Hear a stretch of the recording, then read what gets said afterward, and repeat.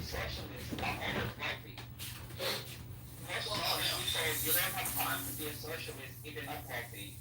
That's all I'm trying to say. But the people don't, a lot of people don't understand. So a lot of these socialists that I meet, or even my missus that talk to, I'll be like, yeah, but you don't understand how it's like to work 5 days a week because you're always wealthy. And then I always find the biggest socialists are the ones that have the most money. It's ridiculous. well, I mean, isn't that how we have precedents in history too, where after all, the Soviet Union, Che Guevara, yeah. you know, but this is what it is. So socialism cannot, in fact, the very theoreticians of socialism have made this very clear. Socialism cannot even come to fruition or come to existence or even emerge and establish itself without riding on the back of capitalism. And when they said, you know, well, I mean, look what socialism did. It actually rode on the back of capitalism and then withered everything away. The state didn't wither, as proposed by Marx, but everything else withered. Millions of lives and suppression and social institutions. Do you know about this girl in the university who wears a hijab and she openly says that we are doing, no, I forgot her name. She was saying that, like, I mean, like, how gangster are you? You don't want to do jihad in the West? Like, and she has a photo with Zohan Mundani and she got restricted from the college. You're not talking about Linda Sarsour, are you? I don't know. She has a sweet face, but she has evil intentions for the West. Does she look inbred? Or does she look normal? Normal. She's a college student and she was openly calling for jihad and then she was ousted from the college, restricted from the college for... African descent or what? No, she's a brown Muslim woman. Yeah, Girl. nah, They all look the same. I don't know what this is. Yeah. Nah, it's not Linda Sarsour. It can't be Linda Sarsour. She's not from African descent. She's not from African descent. But so, what was she calling for exactly? She was saying that no matter the college ousted me. Like real gangsters, or was she just? No. She was saying this on a podcast or something. She was saying this in a YouTube video that you know. I mean, like, how gangster are you? The college ousted you, the college restricted you, and you don't want to do this anymore? No, I will still call for jihad against the West, and I will still do this. I'm a gangster, and I'm like, what? The gangster shit that you're talking about has come from the West, and you call yourself a jihadist? Yeah. What the fuck are you doing there? Was she like a Muslim jihadist, or was she? Yeah. She's a jihadist, but she also calls herself a student. Typical. She had Typical level. Yeah. big tits. Were her tits big? No, her tits are big. Probably small, and then Yo! you never know. With these people, that's why they have like 3% in Basic. How is America allowing this? She openly says that she's doing jihad against the West, jihad against America, and they're not deporting her. Like, what the fuck is happening? It's probably already Why wouldn't you deport her? probably Biden gave her citizenship or some bullshit. That's why. It's sad to see these people. You know what I like though? What I've been seeing lately, Avi, is people like, you know, journalists or just people on YouTube channels have been going into the inner cities. For example, there was this short I watched. If I find it, I'll send you the link. I'm sure I'll find it. They go into Brooklyn, so areas like, you know, Flatbush and, you know, Fifth Avenue and all that stuff. So they're asking people, like people from the quote-unquote hood, right? They're asking them, what do you think of this and that? And many of them don't even know what's going on. They'll have to say, look, bro, I don't got a house. I don't even have a house. And these people are getting that? Why are they getting that? I need to get that. Yeah, but most Americans are dumb. Elon even said it. He said Americans are dumb. But I'm really glad because see, when people like, and this is what saddens me, man, is a lot of the people in these congested neighborhoods, these, governmentally downtrodden neighborhoods, are the ones that bearing the brunt. They're bearing the brunt of all this, and they don't deserve that. When they come out and speak and say, "Look, bro, I need to get those benefits. My family have been living on this land for centuries. Okay, where's my benefit? Well, I need those benefits to help me get off the ground. Don't bring foreigners in." So I'm starting to see that trend, and I think that's great. That's not true. Most Americans need to be deported, and foreigners need to be imported to make the country great again. You gotta get rid of the Import garbage, you become garbage. No, honestly though. Oh, I want to ask off a question actually. Can you tell me what's the woke right? Like everybody's been talking about this topic for Woke right? You want the woke right? Woke right. Yeah, The woke right. People like Candace Owens. Yeah, Charlie Kirk. Charlie Kirk. Yes. Charlie that's Kirk? woke right. Bro, he's my favorite. He's my favorite. What the fuck? Look, How is he I woke don't right? hate the guy. I don't despise the guy. But Charlie Okay. Kirk is Yeah. disingenuous. He's disingenuous. Which one? Which exactly? Okay, but you cannot appeal to science, Charlie Kirk, when it comes to, for example, transgenderism. But then you fall back on it when it comes to the Bible. Don't do that.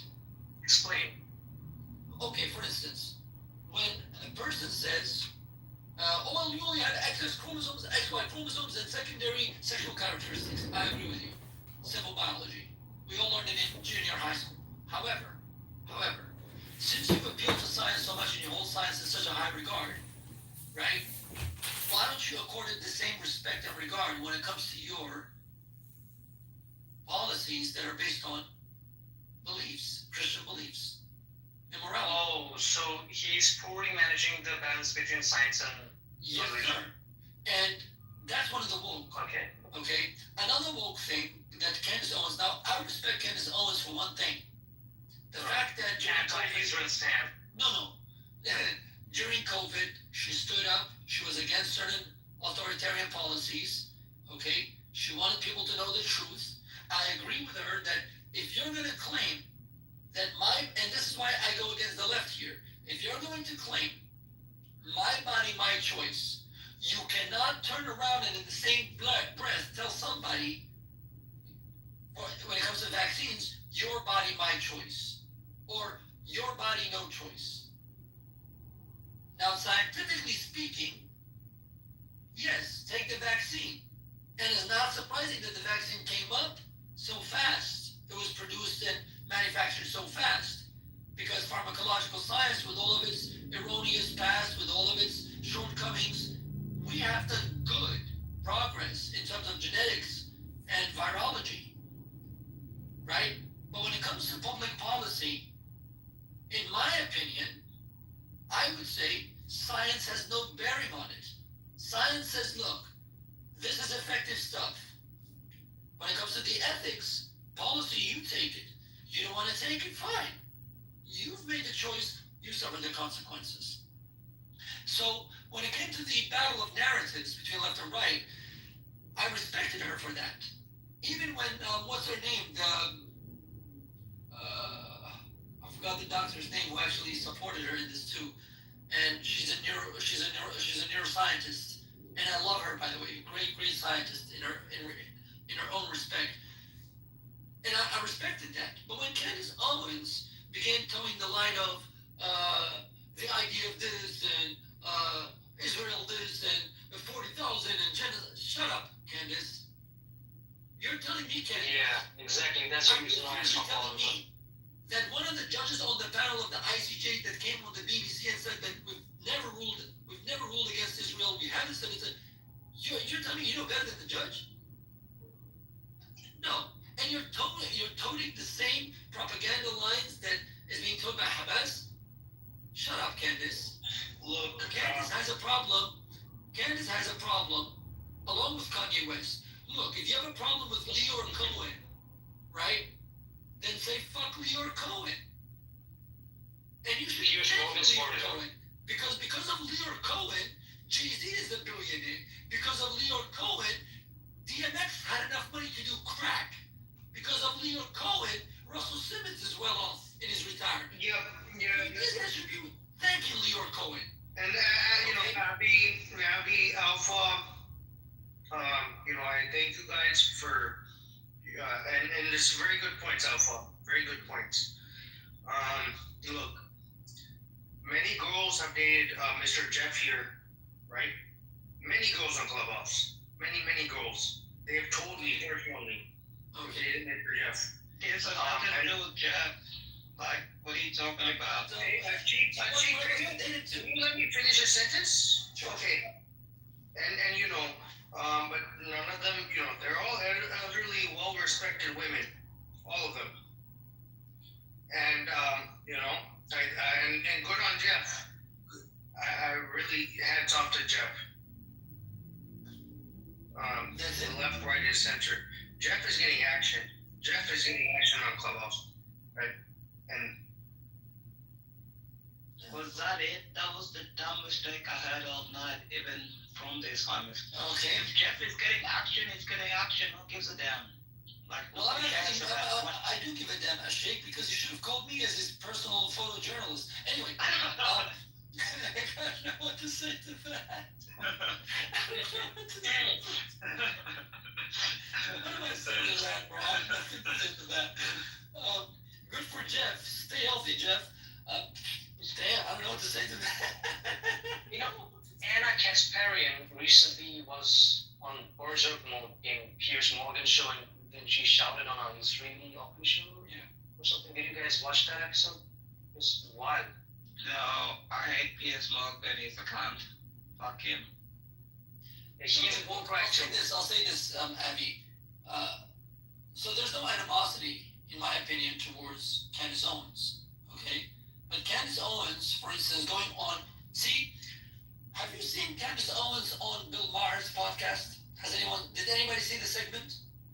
I watched the Jubilee video. Candace Owens versus the liberals. A long time ago. She's just like a soul when I want nothing to do with her. Go watch Candace Owens with Bill Maher. She does not have the audacity, to confront him on controversial issues. That's number one. And she does not have the temerity to make the claims that she does now. Now, when she's trying to pretend this anti-establishmentarianism that she's trying to do, fine. You're trying to be a contrarian, fine, be a contrarian. However, don't start disseminating propagandist and anti-Semitic libels against a nation, poisonous conspiracies, and I mean poisonous because they do cause mental retardation, okay? And rehash the same ones that we've been hearing for decades, if not centuries, okay? So this is the problem. But other than that, you're free to your opinion, man. She hasn't said everything that's unfactual. No, she said things that are also factual. But for Candace Owens, right, with her moralism, come on, Candace. You don't bring 19-year-olds and 20-year-olds from OnlyFans or from any college. Don't do that. Charlie Kirk.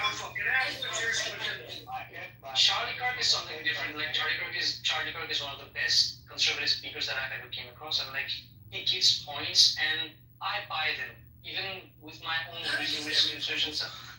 Yeah. Charlie Kirk, especially on the small, like small but strong governments and strong borders and abortion issue and everything. Can we be honest with Alpha? Candace Owens, her audience is black, right? And black male and like primarily black. I'm concerned about her audience. Why do you follow her too? For me, it's just to be consistent. No, look, I don't think anyone watches her who is not black. If you're not black, you don't watch Candace Owens. Nobody really cares what Candace Owens thinks unless you're black. Look. It's a fact. This is the truth about America. This is the truth about America. Candace Owens had a personal. Nobody few black people. Even black people don't even care what she thinks. But for me, it's really not black and white. For me, it's No, not this is the truth. America is racially she had a segregated. disagreement, and she had a very vehement disagreement with Rabbi Shmuley. And after that conversation, Candace Owens cannot speak about Israel without toting Hamas propaganda. Look, Miss Candace, you have a problem with Rabbi Shmuley, that's between you and him. But don't try to demonize a nation, okay, for your own personal vendetta. And then look, Alpha, the only people falling for it are either the blacks or the black sympathizers. There is a black sympathizer community who is not black in America, but who do sympathize, perhaps because, you know, very dark, insecure about their dark skin or That's You know, I think that's one of the funniest things about black sympathizer dude. from this place. I don't know what black sympathizer means. It's like a rage bait thing from who's the white guys that they say it all the time. Candace Owens, I don't like Candace Owens because she's just simply wrong. It has nothing to do with the black-white thing. If I didn't like black people, if I didn't like white people, I didn't like Jewish people, I wouldn't talk to none of y'all. But it's always like a white guy being like, yeah, the black people. Let me land, bro. Calm down. Let me land. You can finish after me. It's always like a white guy being like, yeah, it's a black with a cat. No, actually, the people that push white conservatives be like, yeah, it's a black woman can say everything we want to say, but we can't say it from 2016 until like 2023, when you could finally say what you wanted to say. Because for those years, you were such cowardice about it. You let like trans be in front of magazines. You let like lesbians in front of magazines. You let so many people become magazines. But at that time, you were happy enough to be like, yeah, Candace Owens can just say what we don't want to say. But as soon as she comes out of fashion, you're like, yeah, she just speaks to the black people. No, she doesn't fucking speak to the black people. Most black people detest Candace Owens, and most Catholics detest Candace Owens. I'm a Roman Catholic. She converted to Roman Catholicism last year, and she doesn't even know the Nicene Prayer. What kind of Catholic becomes a Catholic without knowing the Nicene Prayer? It's detestable. No, look, And it's practically journalism. So don't come here and tell me it's like a black people thing to be like, yeah. Well, I think what I'm trying to say, let me get to the core of the issue, right? You moved from Sudan to Australia, fair, right? And Australia is a great country, right? Sudan is a great country. No. Actually, let me correct you. I moved from South Sudan to Australia. Okay, fair enough, and thanks for the correction. However, what I'm trying to get at, you know, you came from majority black nations, South Sudan, and you know that region, but it's very like highly tribalized. You have all your tribal communities, all these divisions, and then you move to a country like Australia, a very cosmopolitan. Okay. Well, let me finish, Alpha. So Australia is like at least 25 years, 20 to 25 years ahead of America in terms of the racial issue. You know, Australians like false. Let me finish. I've seen both countries. In America, race is a very important issue. Okay, and the society and how America works, race is extremely important, and it's a very crucial component of how the society functions. Not so much in Australia. Australia is a little more cosmopolitan, a little more advanced. You know, even ahead of Canada. Canada is ahead of the U.S. and then Australia is ahead of Canada. So that should like put things in perspective a little bit for you.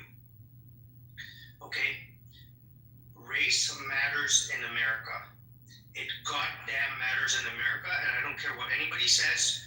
If they say otherwise, they're too much left. They got a little bit of those those horse blinders around their eyes. But don't you think that it's time to get over racism? I gotta go. I can't listen to the wisdom of a retard anymore. He's got about as much sense as I'm someone else. I'm so sorry, Jeff. I understand, Jeff. I understand. Take care, my brother. Thank you, Jeff. Bye bye. Shabbat Yes, sir. shalom. Shabbat shalom. Shabbat shalom. Alpha. Finally. God damn it. Yeah. I can't remember. My son had nothing to do with it. Yeah, I get it. Look, Israel is a great country. Israel is a great country. Okay? Israeli Jews are amazing people. Alpha can attest to this. Israeli Jews are amazing people. You want to say American Jews? Bruh, give me a break. Bitch slap those American Jews. Because like, You can't even bitch slap yourself. What are you doing? Bitch slap, I'm bitch slapping back too. I would bitch slap you back to Cuba right now. Wait a second. I would They've bitch slap been you back to fighting Cuba right for 2 years. You've never put on a single uniform. You're not I gonna would bitch slap you back to Cuba right now. Because you're a white beater. That's I what would you do. I would bitch slap you from Hertz to Cuba.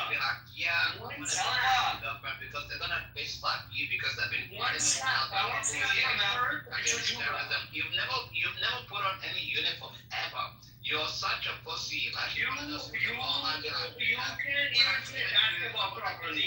But The one talent you have is Wait a second, guys. Please, guys, he's a fucking please. retard. He's thinking like he's just gonna walk up to a random Jew and be like, yeah. I would bitch slap you back to Wait a second, Cuba. wait a second. Armed forces are hard. Wait a sec. Let me mediate. Okay, let me mediate. S500. Shabbat shalom. S500. Shabbat shalom. You're not Yeah. a retard. Sure. I'm calling you. S500. I want to talk to you. Let us speak, brother. Let us speak. What's your ethnicity? Basically, my father's side is from Malawi, okay, and my mother's side is actually Pacific Islander. Pacific Islander and Malawi. Okay. What's your religion? You know, I was raised a Christian, but now I lean more towards Buddhism. That's my So you're ethnically brown or black? Like, what's your race? half African, half Pacific Islander. Which type of Buddhism are you? Theravada. And what year did you become a Buddhist? 2009. 2009. You're old. Fucking hell. But anyway. Yeah, I mean, I was 11 years old at the time. I was 11 years old. I didn't even tell my parents for 7 years, right? So did you get confirmed before you left the Catholic Church? What do you mean? Did I get confirmed before I went to Catholic Church? Did you get confirmed to the Catholic Church? Did you get confirmed to the When I was a Catholic kid, Church? of course. When I was a kid, we used to attend church every Sunday. You're such a liar because you get confirmed to the Catholic Church when you're 10 or 11. So many people lie on here, it's ridiculous. Look, You're such a ridiculous. I'm sick of you. Like, you can't even tell the truth. Shame on you. you know the biggest shame? Shame on you. I'll tell you the biggest shame. Shame on you. I'll tell you the biggest shame. Shame on you. Shut the fuck up. You get confirmed as a Catholic when you're 10 and you're 11 years of age. He's a damn liar. Shame on you. Seriously. Fuck that liar. Alpha. Because at 10 years of age, if you're born a Roman Catholic, that's when you get confirmed. Shame on this disgusting liar for trying to bring shame on people. If you're going to tell the truth, just tell the truth. It's a disgusting thing to do. Pretending you're somebody else. What a shameful thing to do. Is that even allowed in Buddhism? I don't even think it's a Buddhist. Malawi and Pacific Islander. You know how many islands are in the Pacific? It's retarded and ridiculous. Just gone. It's ridiculous. She's a liar because If you ask any Catholic woman, you confirm, they'll be like, yeah, 10 years of age, 11 years of age, this is my pope, this is the No, bishop. the thing is, he was hardly speaking English. He can't even speak English. He was hardly doing the American accent. He's retarded. He's not even American. He's not American. He's probably like Bangladeshi or something. I don't even know. But it's not American or something else like that. It's ridiculous. I can't listen to these people, Abby. If you want to listen to these people, I'll make you a No, moderator. I'm not. If I don't moderate it, then I would have kicked him. I don't want to listen to these liars. They just lie. It's terrible what they say. It's terrible. I don't know why I have to lie to people. It's terrible. Alpha, you there? Look, bro, I'll make you a mod and you can listen to these people, but I don't want to listen to these people. They're just No, I don't want to listen to him. I don't want to listen to him. It's beyond the pale. It's terrible. See, either you take the mod and you talk to him, or I'm just gonna end the room. Look, just have the room. It's okay, fine. I've added you, add me back, okay, brother? Alright, let me add you back. That's a terrible Where you from, thing to lie like that. Huh? Where you from, by the way? South Sudan? I'm from South Sudan, but raised in Australia. Western Australia. Okay, so you're a Christian. Brisbane, Queensland. That's why I'm Christian. Okay. Yeah. Okay. Sure. Alright. I just hope that we get rid of jihadism in this planet, That's Bro, fine. I fought against jihadism. There's a reason South Sudan exists, because we won. Yeah. We won. And So there's no national religion or something in South Sudan. So the religion is Christian, about 80%. Okay. The rest of the 19% is animist. And then like 0.1% is Muslim, because we deported them all to the north because we don't want any Muslims in our country. So terrible Yeah, thing to have in any country. Sure. Exactly. So- You're gonna save yourselves. Yeah. You don't want that, because don't start having babies. A Muslim woman has like fucking 20 kids, so you don't. Yeah. If you're making don't- 1.5 babies and they're making 5 babies, they're just gonna overpopulate you. Yeah, they have like 20 kids. We have like 12 million in our country, and we need to keep Muslim men and Muslim women in our country. We're gonna have like 20 million babies in like 10 fucking years or 20 fucking years, because all they do is breed and they call their kids Muhammad or Yahya, a terrorist name. So we don't want any of that, and that's the reason why we deported them to the north. Now they have a civil war, but that's none of our problem, you know. So when they say pray for Sudan, it's none of our business. It's just Muslims again. It's not our problem, you know. So since you're from the African continent, I just want to shortly, I want to let you go, but there's a last question. I'm just curious, just because you're an African, so I want to ask you. You can ask me a question. There's somebody called A that wants to come. Do you want me to bring it up? Okay. Maybe because So, he's one of your people.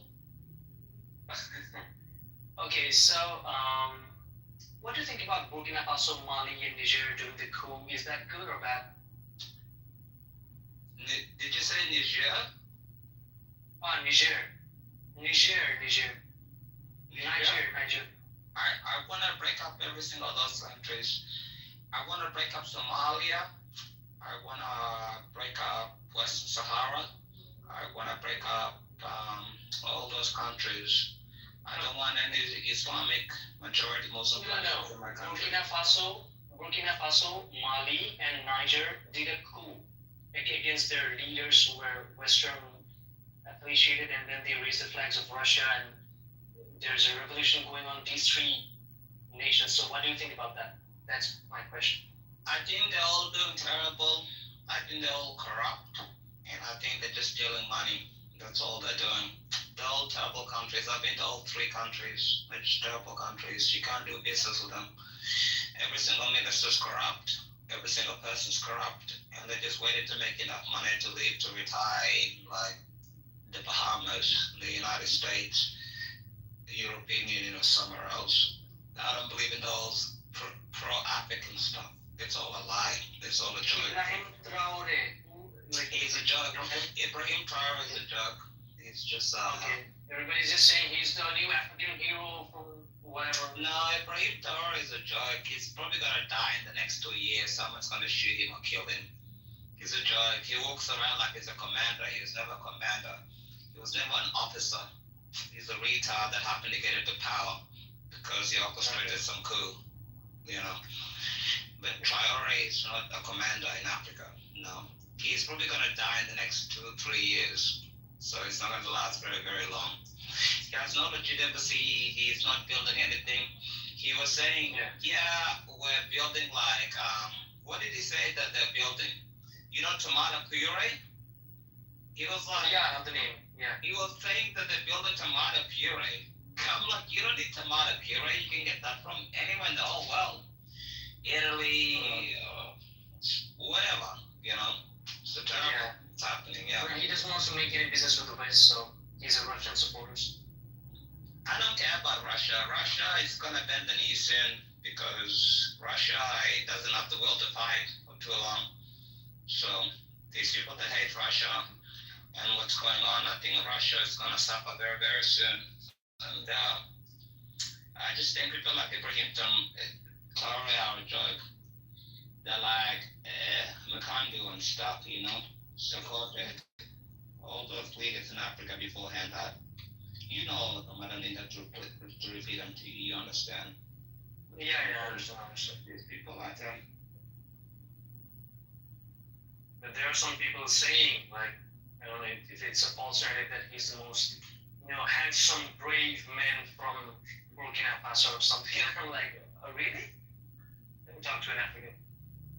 Bro, Burkina Faso, did you know had a dictatorship for the last 40 years? Before that? What? Yeah, before Traore, they had a dictatorship for the last 40 years. Can you repeat it again? I didn't get your accent. Burkina Faso is Yeah. a terrorist country. Terrorist country? Yeah, Thomas Sankara is the first president of Burkina Faso. Okay. And he lasted until his best friend killed him until 2014. Burkina Faso has always been, how do I call it? A military dictatorship. It's nothing new. You know? But he's anti-jihadist. He says like he Muslim or Christian doesn't matter. He just wants to.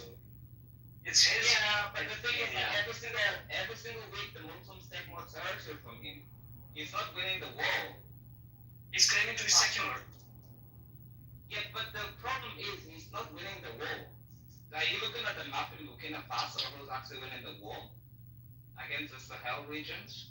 He's not winning. He's losing. Okay. He's losing against terrorism. And if he doesn't give up his seat, Burkina Faso is going to become a full-fledged jihadist state. That's what's going to happen. I hope you know that, right? Yeah.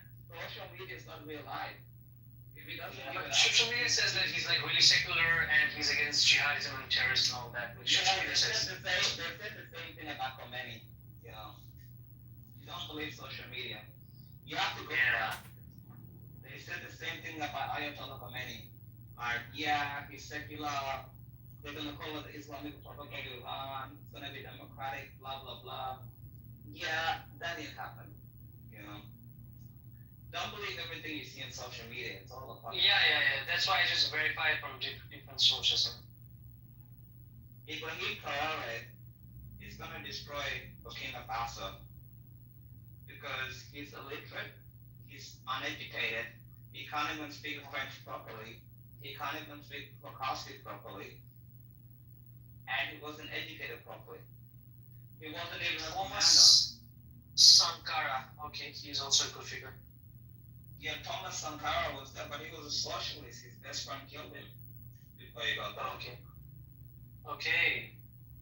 Socialist. Yeah, he's a socialist. Where are you from originally, so I can compare it to your country, so you understand what I'm saying? I'm from India. All right, it's like Nehru betraying you to the Muslims. Now you have 200 million Muslims in your country. It's like that. Yeah. our country has been facing this for the past 1,000 years. The Mughals, they came here, butchered our people, raped our women, destroyed our temples, forcefully converted them. Ask me about it. 1,000 years of brutality. That's what I'm talking about. That's what exactly he's gonna do. Because he's losing the Sahel, and he's losing areas next to Mali, and he's losing the north part of Nigeria, and he's losing the north part of the Gambia, and he's losing Senegal, because Senegal is a majority Muslim country. He's losing everywhere. He just has a good social media campaign. There's nothing badass about him. He's a weak and a pathetic loser, and eventually he's gonna lose, and you're gonna see it maybe in 2 months, 3 months, maybe Christmas, but you'll see it. The jihadis are gonna take over that part of the world. You'll see what happens. It's gonna be like ISIS all over.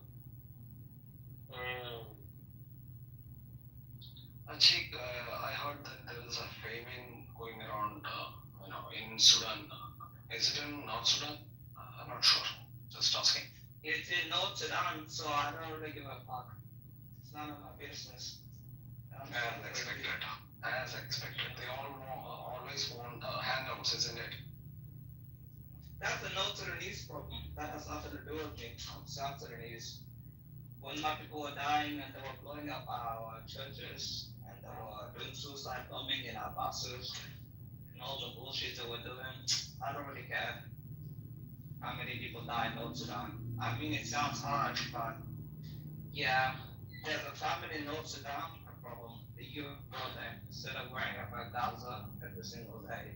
Gaza and all these terrorist organizations that work with Gaza, Humanitarian Foundation, and other ones.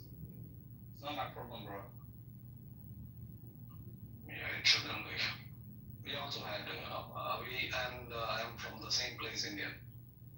And we had a chance in 1947 to, for total population transfer. They asked for a separate nation, we gave it to Bangladesh and Pakistan. But the founding fathers of India, to be frank, were stupid enough not to, ask for total population transfer, and a lot of them stayed there. Nehru and Gandhi screwed you guys. What they did to you guys is unforgivable. It's terrible. They gave you borders. One was Bangladesh, a terrorist state, another border, and one was Pakistan, another terrible state. The greatest mistake that we did while our freedom struggle from the freedom struggle is we created a jihadi state for the jihadists, and then we created a secular state for the Hindus, and it was like, what the fuck, dude? Just make India a Hindu country. Exactly. That would have been nice. Why didn't you do that? The political party, is the greatest bastard of all time. His name is Jawaharlal Nehru. He destroyed everything in our country. They From gave the it beginning. they gave it the Congress party, which is the worst party ever in the history of Worst the world. party ever. Now BJP is tightening the balls. Now BJP is doing the good, and BJP is becoming the largest political party in the entire planet. It's doing some good, and it's also doing some bad. But But what look what hand they gave him. They gave him the Joker. They didn't give him a king or a 10 or a 9 or an 8 or a 7. They gave the BJP a Joker.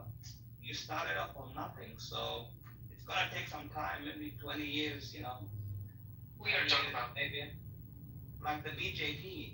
Look what the BJP have to reverse. All this terrorism. Look what happened in Kashmir. Like Kashmir is India. And then we retaliated, and then we, destroyed the terrorist areas in Pakistan. And we're doing, but that's not enough. Bro, your people screwed you over, bro. I feel for you. That's why Yeah. hope it happened in Australia. I said, we have to bring in the Indian people because Indian people in Australia are hardworking. They're very good people. I don't want any more Muslims, Pakistanis, speaking and all of- these terrorists. I want the Yeah. Indians to come back to Australia, because they cancelled this. Speaking about Australia, I really like Avi Yemeni. He has my same name, yeah? You heard about it? Avi Yemeni? He's the best. He's He's the best. He's one of the best. He's in Melbourne. He's one of the best, right? Oh my god, he's such a great guy. No, he's a great dude. Abiy Yemeni is one of the best.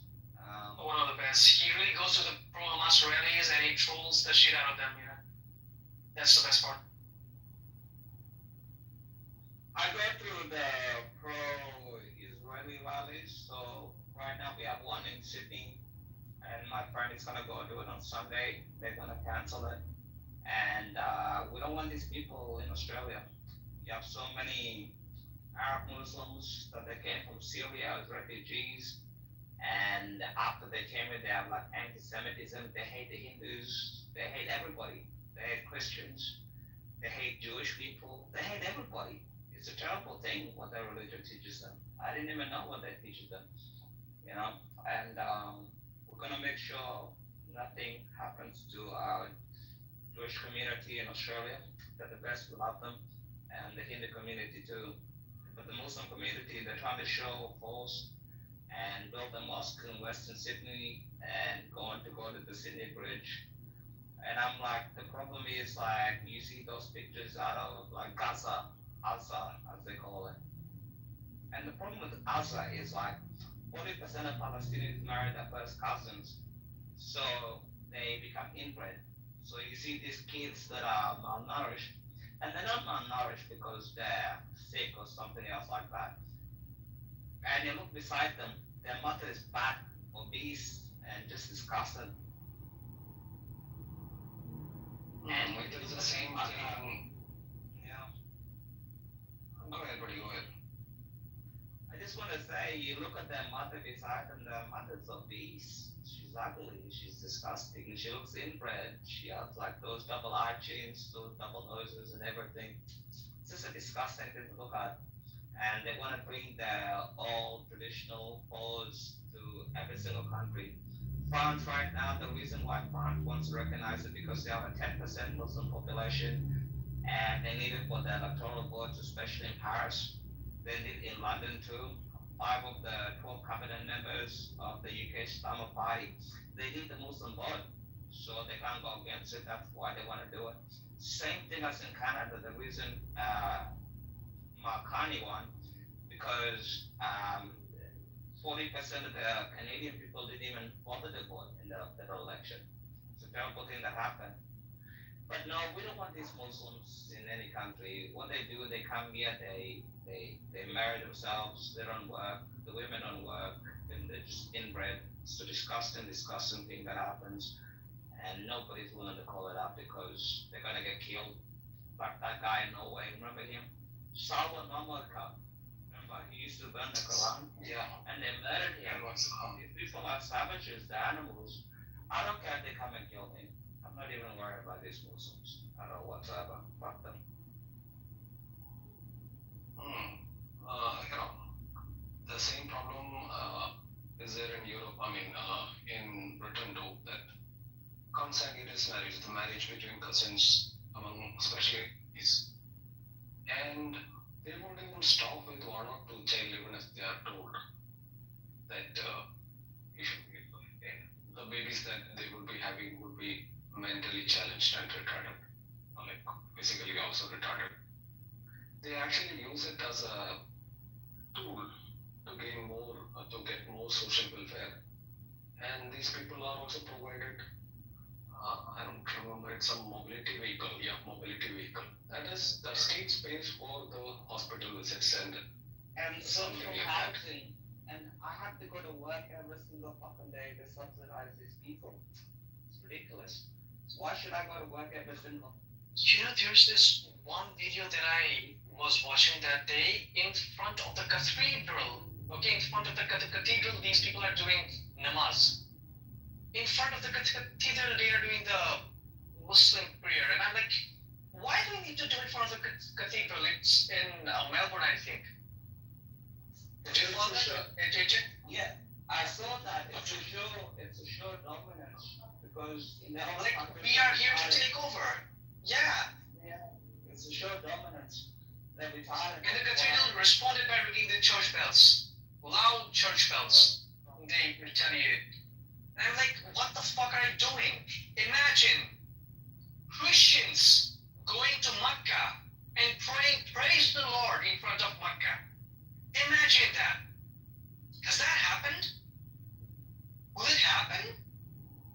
No, the only reason it happened is the Pope said, yeah, we need to do another crusade. I mean, it took the people in Spain and Portugal 800 years to get their country back. Sometimes it takes a long time, but these Muslims are just retarded. All they do, they just come here and they just have many kids. They breed, they live on social welfare, and then they go and pray. Like on a Thursday at 4 p.m., I'm in my office working. I'm not in the fucking street because I'm not unemployed or doing some bullshit. It's ridiculous. It's ridiculous what they're doing. And that's what they're trying to do in the country. Like in France, they threatened them. That's what the France president said. He's going to recognize a Palestinian state. It's ridiculous. Why would you reward terrorism? And even here, all the Muslim chicks, they're the biggest hoes. If you go to university in Australia, all the Muslim chicks, they. My favorite is the people that always put it on their belt and then they have it clamped there and they just have it on the side. And look at them and going, I wonder how many times that thing has been knocked off, bumped into, just ripped from your pants and just fall to the floor. And this is why you're paying like whatever price it is for one of these cases when you could have just removed the case and it would have slid easily into your pockets. Yes. Yes. What do you guys think of the feature, the polling feature? We've only been using it for 3 years. I think it's interesting that Chatter was able to deliver it on day one, and it took Clubhouse like 5 years to make. It's crazy. I noticed that Kristen, Serendipity, and Brad have not answered the poll. Norman's not answered the poll either. I can't make up my mind between two. No, Mm, 4, 3. I think they should roll out the video streaming next, like Chatter has. Ooh, I'm not a big fan of the video. I think audio is diminished when you turn on the video. And if you on Chatter when they were rolling it out, I think Dawn Fields uses it in a good way, like when she's doing the movie trailer stuff, that works. But outside of that, like you get people like Dr. Catherine that'll just make duck lips at the camera and drink wine and play with their hair, and it's just and then just do these random white girl dance moves. I've been in rooms where they were like, hey, everybody turn the camera on. There are 300 people in the room and like 5 people will turn it on, and it's the same 5 people. It's the ones that it's basically the older women that have Botox. It's very interesting. The choice was I think it was with you, Roger, right? Like, I'm gonna be honest with you guys, I'm ugly. I mean, you don't need a live feed if you really want to know. Just You're not that ugly. Oh yeah. And so like, no one needs to see that. And plus, what I find fascinating is the people that turn it on. I mean, I'm for it at times because I'm gonna be like, hey, some of the guys who like some of the guys out there going, I'm 6'8" and I can bench 500 pounds. I'm just gonna kind of say I've been calling Cat for a while.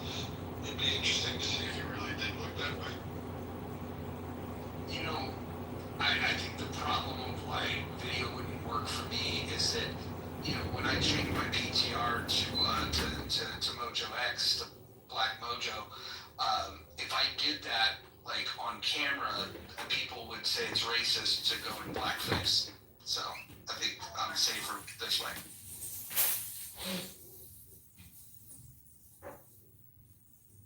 The voting's tight, man. Voting is tight.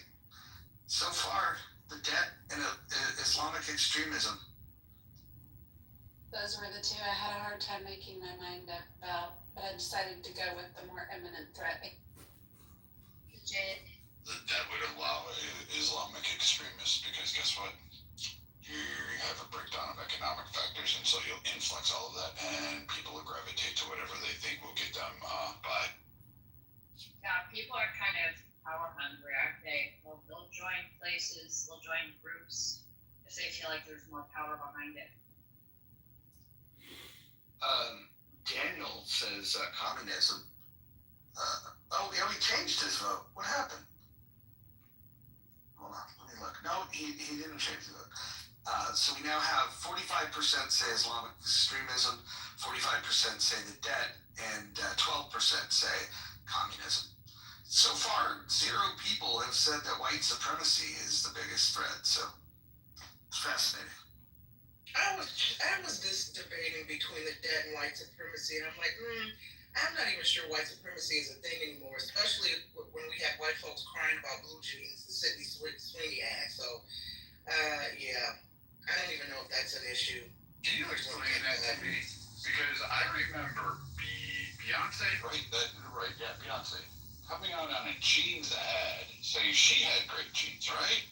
I mean, didn't she do that? Like, she was laying down, she had a jean jacket on, like, bedazzled fucking jeans. Sorry, I'm old. My kids never had a bedazzler. But I mean, I recall that. Oh, so you're saying, so you think that the ad was a nod to Beyonce or like a diss? No, I just think it was a fucking ad. It put a hot girl in jeans again. I mean, do you want Hunter Shackelford in jeans or do you want Sydney Sweeney? Oh my God. Yeah, nobody made a big deal about Beyonce's jean ad, but Sydney Sweeney, who I happen to think is smoking hot. Mojo, if you don't mind, I interviewed her. If you don't mind if I post a link to my Sydney Sweeney interview in the chat, because I'm actually quite proud of that.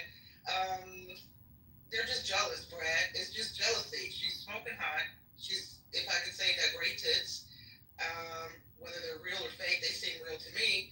And folks are just tripped out. We have a hot young blonde woman promoting blue jeans and a pun on jeans, and you have tripped out, colorful haired, fringe progressives angry over no reason. I'm glad the jeans sold out in response to this jeans video.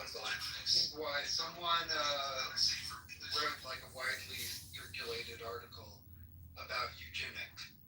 It's like fucking ridiculous. America's become really, I don't like eugenics, but America's become very, very anti-intellectual. We should be. Yeah, we're in the middle of an anti-intellectual swing. Actually, Austin, you would really enjoy this book written by a dude named Hofstadter. He was a professor at Yale in the 50s. And the book is called American Anti-Intellectualism. And what it does is it tracks the tendency in our country from the start to swing. Hey, People are kind of power hungry, aren't they? Brett.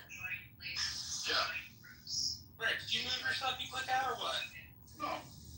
Oh, I thought for some reason I thought you moved You went down there, but Anyway, it's called Anti-Intellectualism, and the whole point of the book is to point out that the anti-intellectual tendency in America is the one that goes on a pendulum. Sometimes we are hyper-intellectual in the trend of, say, a Madison or a Hamilton, and other times we are utterly unintellectual, as in a Washington. I don't know if you knew that, but Washington never had any formal schooling. It was a third air by trade. Temporally, I think geographically, it's even more of a phenomenon. I think these days it's a huge thing. But I want to talk about my genetics. That does not mean I'm into eugenics. But yeah, there was a widely circulated article about that. I mean, it's like such a sensationalist, populist bullshit world. Like, I'd like to be able to talk about genetics without people being like, eugenics, blue jeans and eugenics. Just for everybody that is unaware, there is a poll feature. Some of you might not be able to see it because you might have to update your app. If you can see it, up above there is a poll. We're asking the question, what is the biggest threat to America?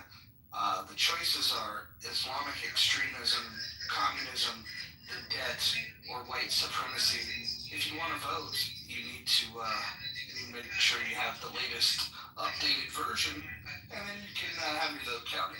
I don't, but it's the white supremacists and the Islamic terrorists. Yeah, they're both pretty bad. I would say 3 of the 4 are legitimate threats, and one of the 4 is no threat at all. But I'll let you guys decide. Hey, Roger, you gotta take a look in the chat at what Deacon says about the quote Jewish influence in America. Apparently, we're controlled by the Jews. Oh, amazing. Amazing. Why doesn't he come up here? Like being an anti-Semite. Why doesn't he come up here and tell us about this? That'd be amazing. Because he knows Brad's gonna rip him to shreds. Let's hear about it. It's interesting. The campus protest worked because people like anonymized themselves by wrapping themselves in keffiyehs. Hi everyone. Sorry, wrapping themselves in what? Sorry. And I don't mean to say, mean to say worked in a good way. I'm saying the science behind it. Like, very few people are proud of being anti-Semites, and they just put on keffiyehs and became like raging redneck anti-Semites. Yeah, that's the thing. Mark Rubio was just talking about this. Hi everyone, and he was saying that it doesn't make sense to protest against a government that you're not a citizen of, because they're finding that there are protesters who are on student visas. I thought that was a good point. I mean, I would not go to Japan and protest their laws because I would consider myself a guest and not a citizen, right? So I don't understand why. Sorry? Back in the States when I was studying in Republican, I'm sorry? I was very conscientious about that.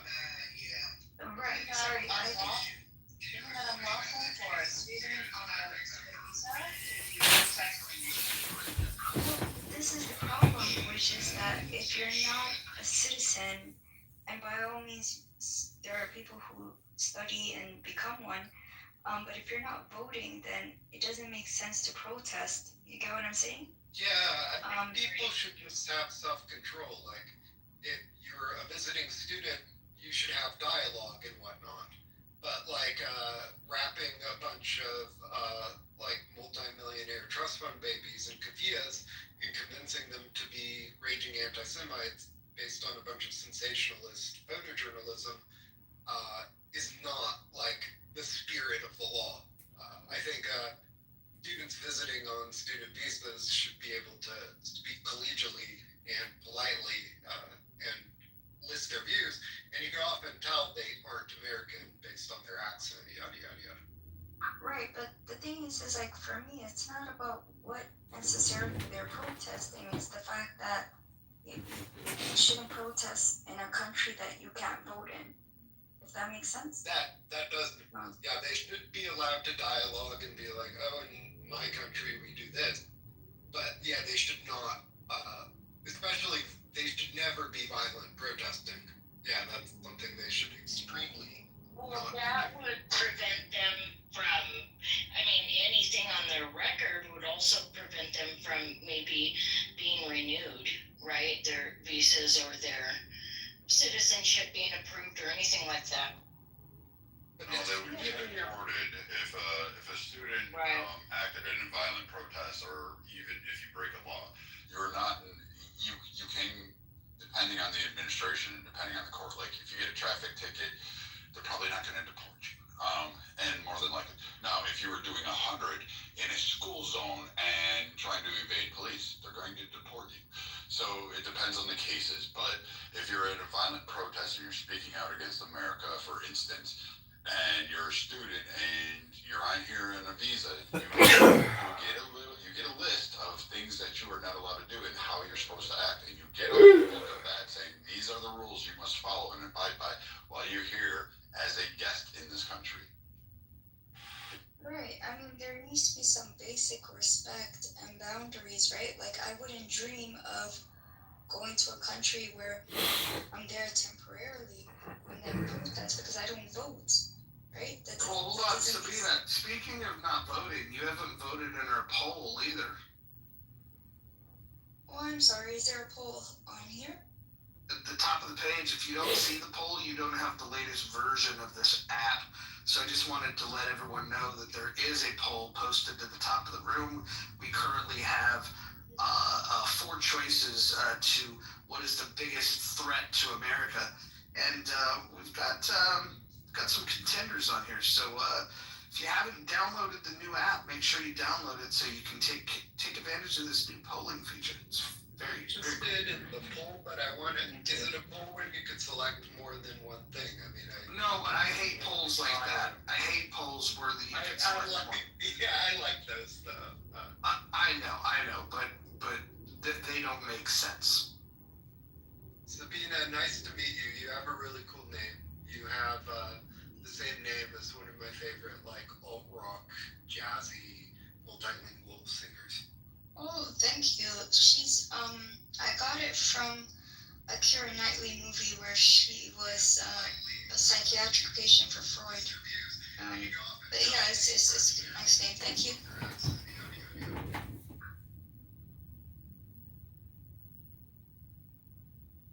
But before I was Samia, but what I was gonna say was yeah, Mark Rubio spoke about this because it's just unheard of that you come to a country and you protest, you know? Sorry, Unheard of, because you have protests going on in Europe right now, all over. You have Ireland, you have England, you have Sweden.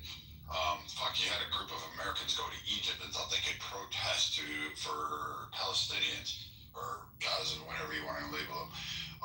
And they thought they could violate the laws. You have protests going all over the world with immigrants. And it's interesting, people in the Northeast, like, why don't they protest at the United Nations? Like, that's like an international diplomatic zone. Like, they could be there and protest. Not that I encourage, like, tons of protesters to be there, but it's good designed architecture. They have the gun tied in a knot sculpture, which is pretty neat looking.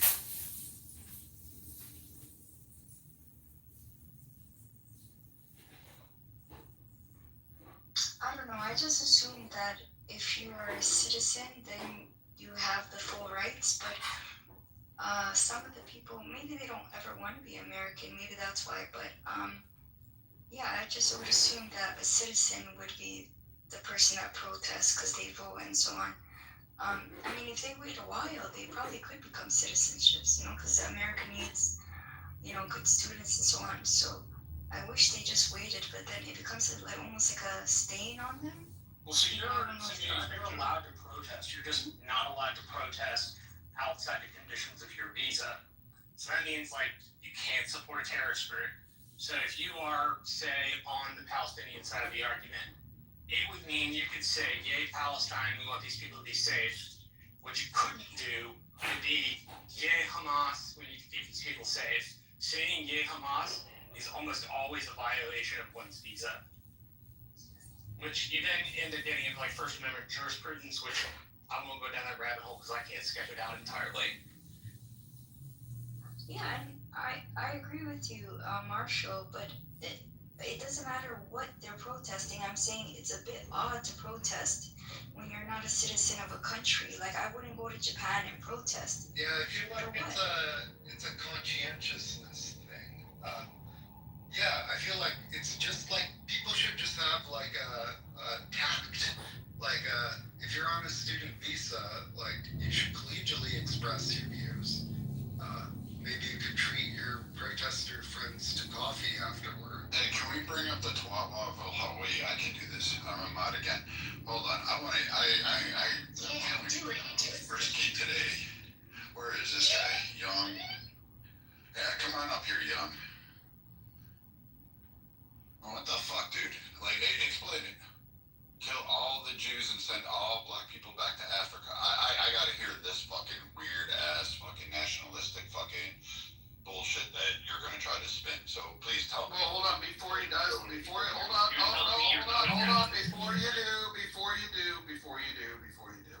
I just want, while he's talking, everybody to go ahead and report the comment that he has in the chat so we can get him kicked off the app. Go.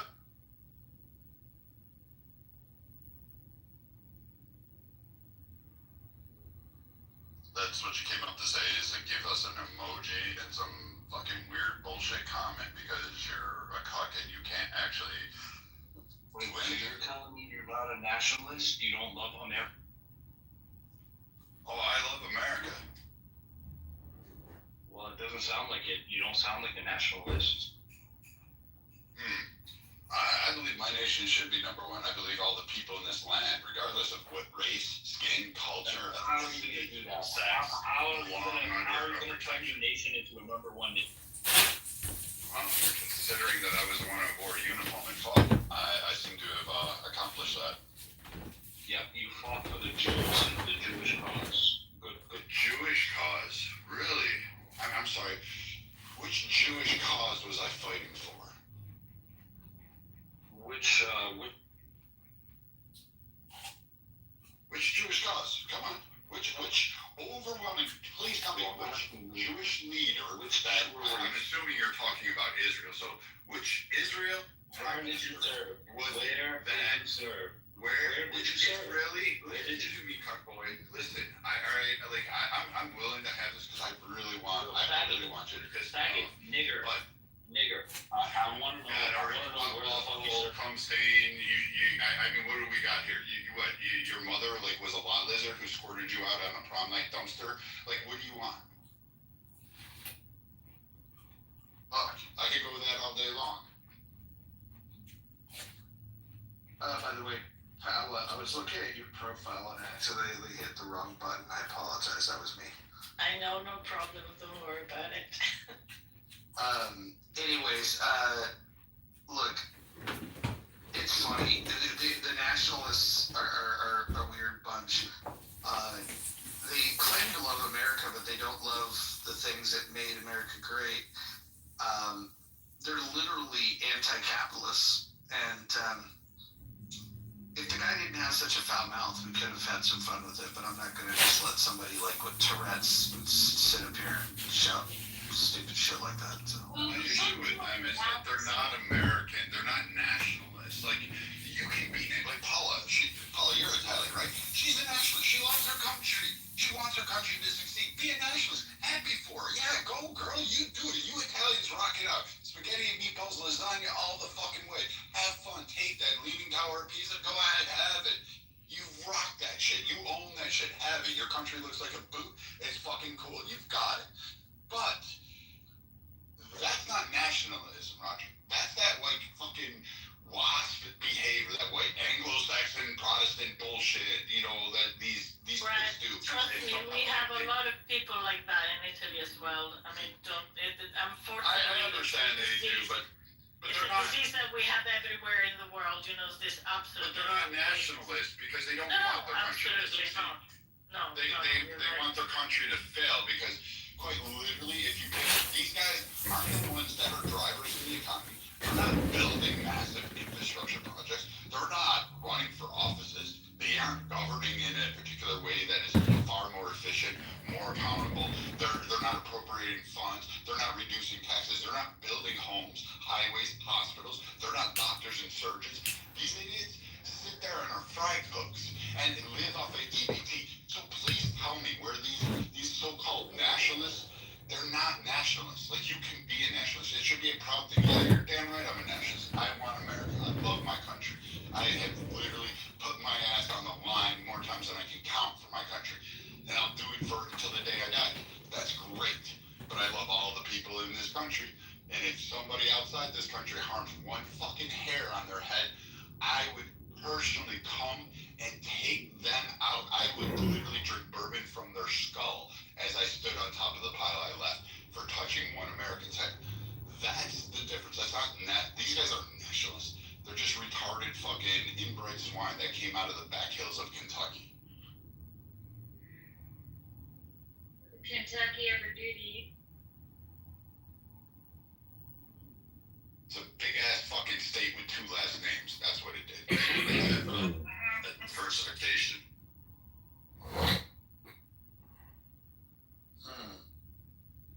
What do you guys think of the poll feature so far? You guys like it? Yeah, I do, actually. If this was season 1 of Clubhouse, there's no way the poll would be holding up the way it is. We would definitely see a different choice that would be number 1. I have a suggestion.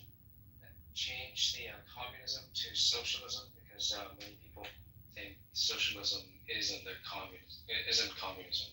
So No, communism is the middle state before you get to the end state of socialism. Right, thank you, Mark. I had good teachers in college. I learned stuff. I would say the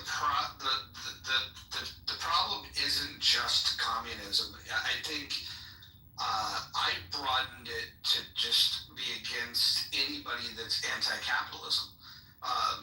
Like you can have whatever economic theory that you have, but if it's not superior to free market capitalism, then what the fuck is the point? Now some are more dangerous than others, but we now got these damn Republicans running around, bragging about being anti-capitalist.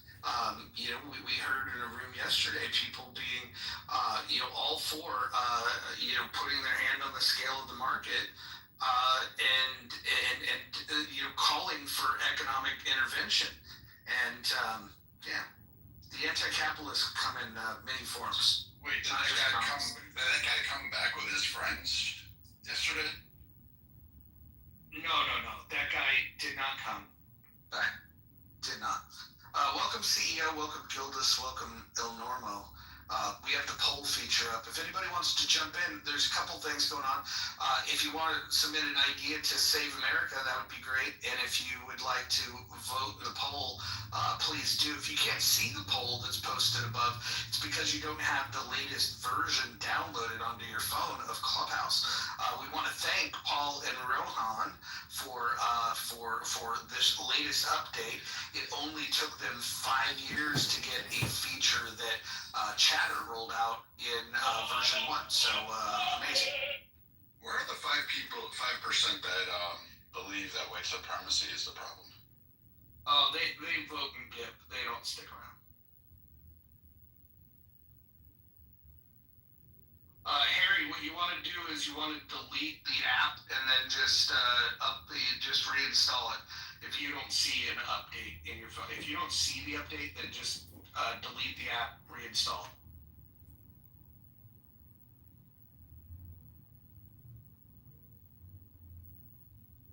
I've never done deleting the app, but what's gonna happen? If you go to the App Store and then just click update, you'll be kicked out, but you can come right back if you have an iPhone. That's how it works for me, and it worked perfectly. All right. Okay. So I'll go on to the App Store and.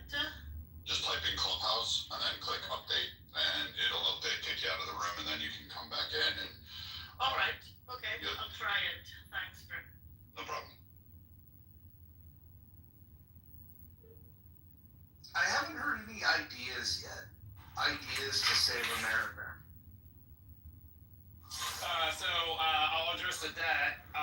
So you can reduce non-Medicare Social Security spending by 5% for 5 consecutive years, increase the corporate tax rate by 5%, and you would get us close to a balanced budget. We'd only be about $300 billion in the hole, so that would go a long way in saving America. Except you'd have to lock down the borders. You couldn't allow any immigrants in that time frame. You couldn't bring in any immigration because they would be added to a lot of those programs upon entry or upon gaining citizenship, etc. Yeah, I think that's not a bad idea, CEO. Anything directionally towards an improvement is something that I would support. That being said, that in order to pay off right now $37 trillion, let's just say that interest was waived on the debt somehow. It would still have $1 trillion surplus for 37 years, or $500 billion surplus for 74 years. We're not paying off this debt unless we do something dramatic, and so maybe we should start talking about ending Medicare and Social Security? Well, you don't have to pay off the debt. All you got to do is stop it from exploding. So we lose 1.7 to 2.1 trillion a year. If we drop that to losing 300 billion, then number one, you'd be within range to be able to get to a balanced budget, and number two, your GDP growth can handle the slower amount of adding debt. Why do we accept that we should spend more than we take in, though? So we shouldn't, but the issue is that, like, we dug a grave for ourselves, right? It's like when you do a corporate turnaround, if your company is losing $100 million a year, then your first goal is to reduce that significantly. You're not just going to get it to zero the next year because you've got too many sunk costs you got to deal with. In our case, the sunk costs are even more complex and more burdensome than what a company has. Yeah, I think the problem that we face is that not only do we have 37 trillion in debt, but we still have a $2 trillion annual deficit. The third largest line item in the budget is interest on the debt. So we're not even paying the debt, we're just paying the interest on the debt.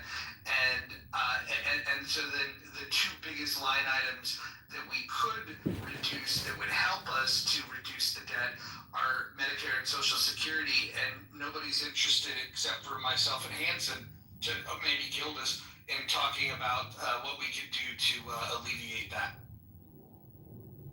I mean, if you're going to cut Medicare overall, which you could, I think shifting it to the states for a matriculation program, because we don't have, how do I word this a little better?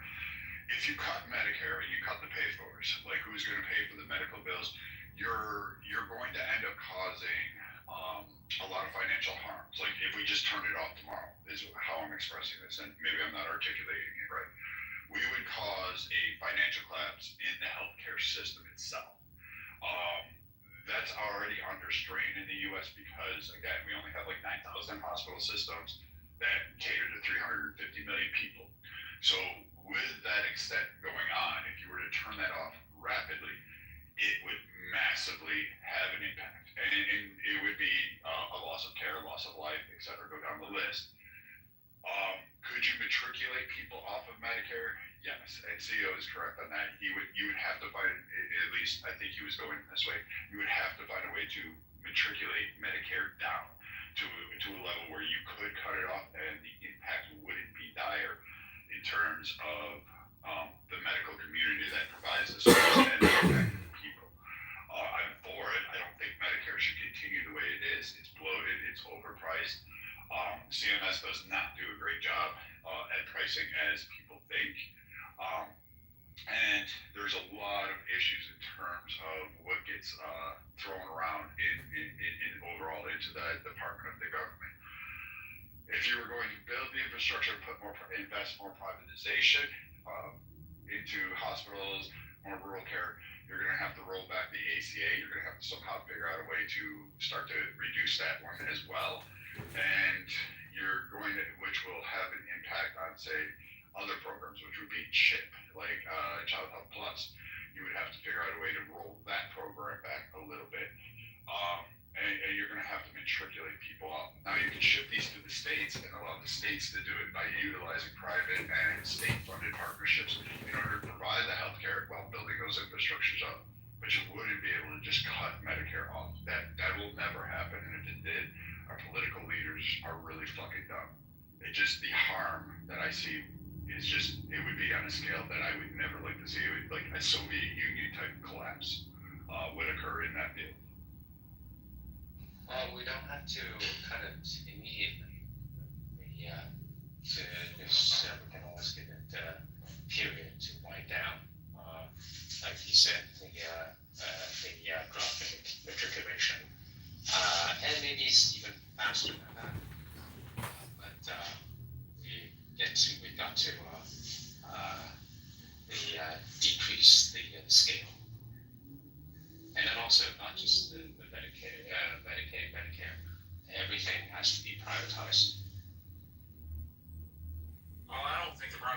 such a good idea, but you like if the only thing the United States government decides to do with its social programs is privatize them and get rid of the debt, I like privatizing, but I do love getting rid of the debt part. So. Well, here's another related idea is you could privatize like 33, 40% of Social Security in terms of giving people the option to have it invested in the market, and then the government could get some sort of management fee, just like any institution does for that, right? And it could be simple Dow Jones Index Fund or whatever it is, but that would lower some costs. Two, it would actually increase the amount of people are getting out of Social Security, and then number three, it would increase revenue for the government. So that would get a lot of money. Why wouldn't we just say anyone born in 2026 going forward will not be taxed for Social Security, nor be able to receive benefits in Social Security, and when the last person that dies off that contributed to the system, if there's any funds left, will receive whatever is left over on that, and then that's it, and we just end the program. That one, I would just say cut Social Security, give the money back to the people. Yeah, so the issue with that is you create a buzzsaw, right? And in 18 years, you end up having less people contributing to Social Security than you normally would, and so therefore, there's going to be sets of people who don't get it. So you basically are screwing everybody who is under 46 at the time that you put that plan together. So that's the challenge with that. Not necessarily. I mean, Social Security is defunct now, right? Like it's not operating on a positive ratio. It doesn't have a 1-for-1 match. It doesn't have a 2-for-1 match. I think it has a 2-for-1 match on the inverse, right? So like it's being withdrawn and monopolized for multiple uses, and the income stream that's coming into it is not being replenished. It's not able to replenish now. So my solution is just like let it go, and we'll see the end of this program, and I'll put accountability back on people. Like I'm sorry if you were expecting when you reached what is the age of retirement? I don't know, fucking 60, 65. For it, I'm gonna say, hey, you know what? You don't get this program. You're not gonna, you're responsible for your retirement or what you're going to do with your life.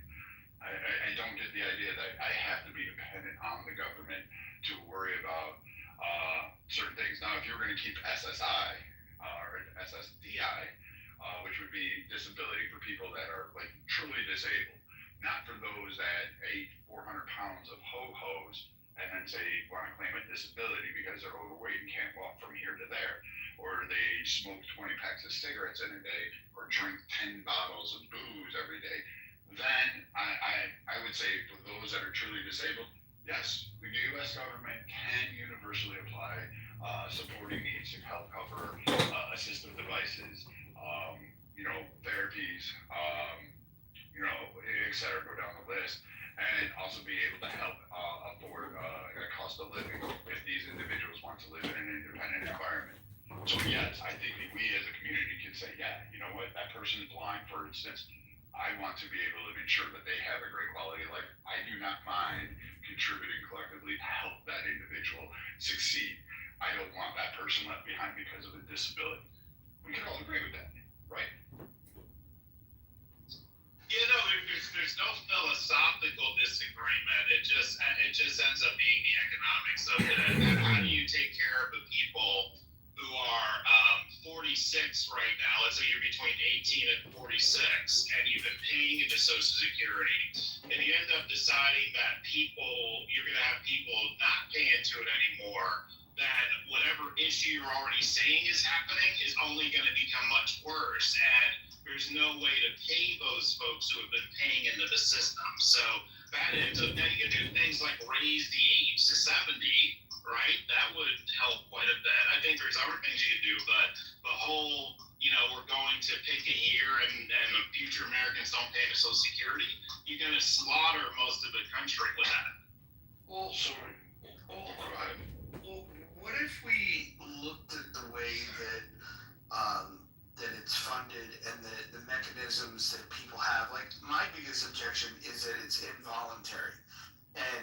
say, well, yeah, it has to be involuntary because we have to get everyone to pay into it. The truth is like we only get people to pay into it. What is it, like 175,000 is the cap or something like that? So not everybody's paying into it. It's 6.25%. Medicare, the way it's taxed, is half of it is taxed to the employer, half of it's taxed to the employee, and if you're self-employed, then you pay the full thing. And your end is 1.45% unless you are a high income earner, and that in that case, then you add 0.9%.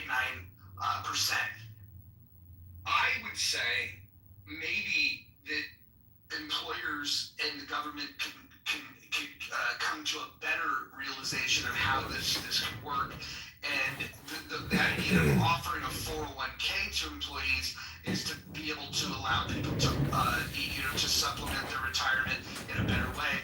I would say let's get rid of one of those plans and maybe kind of merge the two concepts where you allow people to opt in, and whether you call it a 401k or Social Security, you allow them to opt in, or maybe you make it mandatory where you have to put 1%.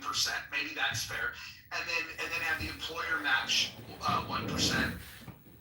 If the goal is to get 6.25% in there, and for people that are using 401ks, they typically get an employer match of about 4%. What if we just had a retirement plan that was completely optional, get rid of Social Security completely, and then the option would be mandatory, you put 1% in, and the mandatory, the employer matches 1%. Boom, then you get something that's going in there, and then you have some control over what you do when the money is in your account.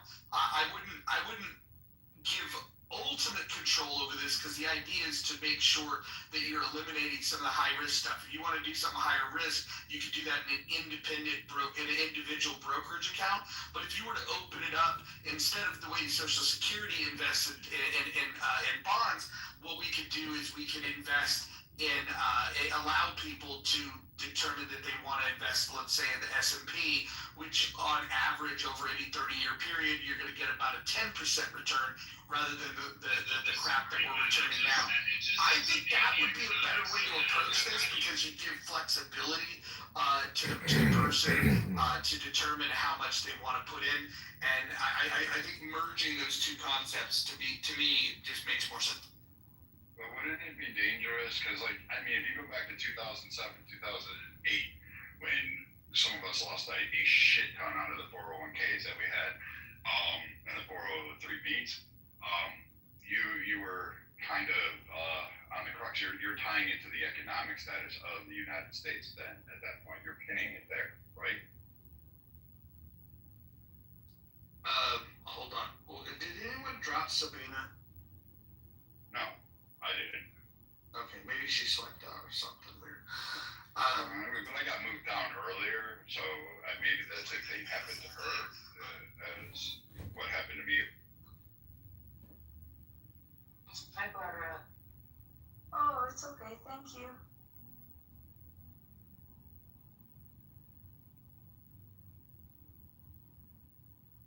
So what would people do with a Ponzi scheme?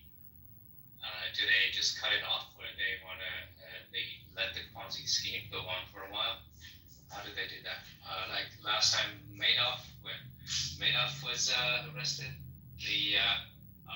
what did they do with the Ponzi scheme? The people who were in the later stage of the Ponzi scheme, did they let the Ponzi scheme go on for a while, so let them off the hook slowly, or did they cut it off immediately?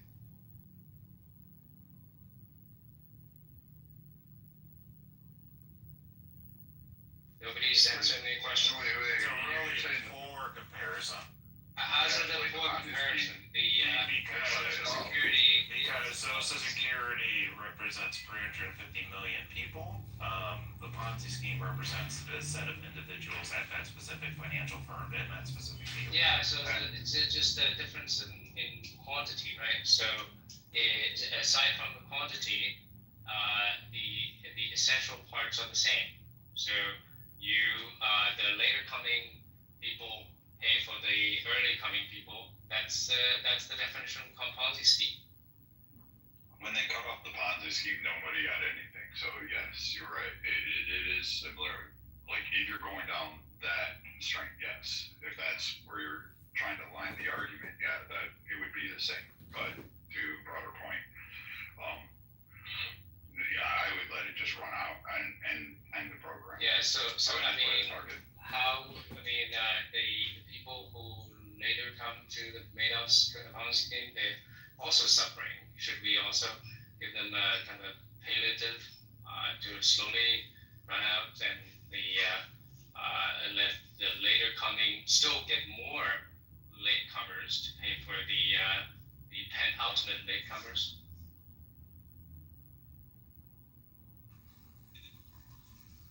Yeah, so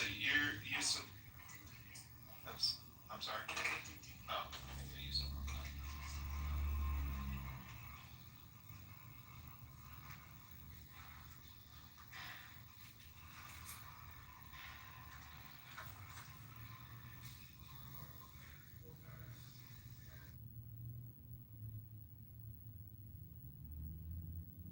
And the number of people shouldn't be a factor, right? So just because you have more people, let's say Madoff included more people, should we also treat the Ponzi scheme differently? Okay, I'm sorry. Okay, so your solution is let's just cut it off. And so all of you folks that have been paying in since you're 18, whether you're 66, 65, 58, whatever you are, good luck to you. You put everything into the system. Thanks for playing. That wasn't my CEO. Not you. That's the other guy. Not you, Brad. That's not you. I'm not addressing you. I'm addressing the other guy. Yeah, well, so you can say the same thing to the later comer of the Madoff Ponzi scheme, right? You still have to answer that question. Except for there isn't a public fiduciary responsibility mandated by law. There's a difference. Well, yeah, I mean, you have a bad law that actually erected the Ponzi scheme. So what's the difference? All right, the erection of Social Security in 1932, you can take two looks at it. Number one, FDR put it in because he genuinely gave a shit that people at the end of their lives who couldn't work anymore needed to live with dignity. Or, well, three ways. Or you can look at it and say he was just a cynical SOB because the median age of life was 61 and you could only collect when you were 62. Or it's a mix of the two. I tend to think personally, it's a mix of it was both good politically and it helped other people. Look, man, my mother and father have paid into Social Security for, 30 or 40 years now. If you just end it with them, they're going to have every right to be mad and they're going to have every right to demand that the government write them a check. Yeah, well, if you're going to take them. Oh my God, that too. All right. No, that's not the point. My point is people in my generation will not receive Social Security, but the people currently receiving Social Security, they've been made a promise, and that promise has to be kept. It won't be kept for my generation. Here's a sample. Hanson. You can just say the same thing. Okay, so Hanson, let's make this really easy. Doing a chess game, you can think two steps ahead. Yeah, Hanson, let's make this really easy. For any idea to be useful, there has to be some percentage that it could be implemented, right? Tell me which presidential candidate, which member of Congress would support this and know that they're going to be voted out of office, if not immediately, or house burned down. So tell me who does it. Who shut down the Madoff scheme would incur ire from the latecomers. It's the same in principle. You're so dumb, I can't talk to you. Oh, you're an idiot. You're preparing public policy.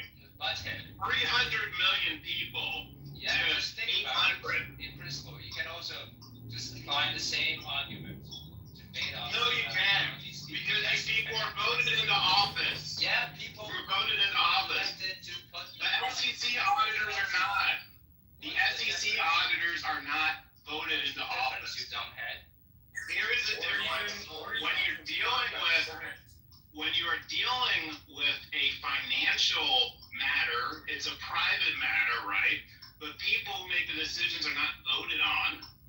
So it's a totally different. Voted to put the money in his fund. You're not listening to me. I'm saying the people who decided to pull the plug on it. The people who decided to pull the plug on it. You have what you have as a 0% chance of ever happening. So why are you wasting our years? But it has a 0% chance of that. Hanson, do you think what you're recommending will ever happen in the United States of America? Yes or no? Maybe. It may happen. Okay. And what scenario would it happen? What scenario would it happen? Hanson, spell out the scenario it would happen. Spell out the scenario when it would happen, Hanson. Spell out the scenario when it would happen. Tell me what politician today would be on board with such a thing, Hanson. If the people are fed up with it, they will vote for people who will terminate it. You just don't have the imagination. So this is your fairy tale unicorn scenario. Okay, when we get unicorns, I get it. Yeah, you got it.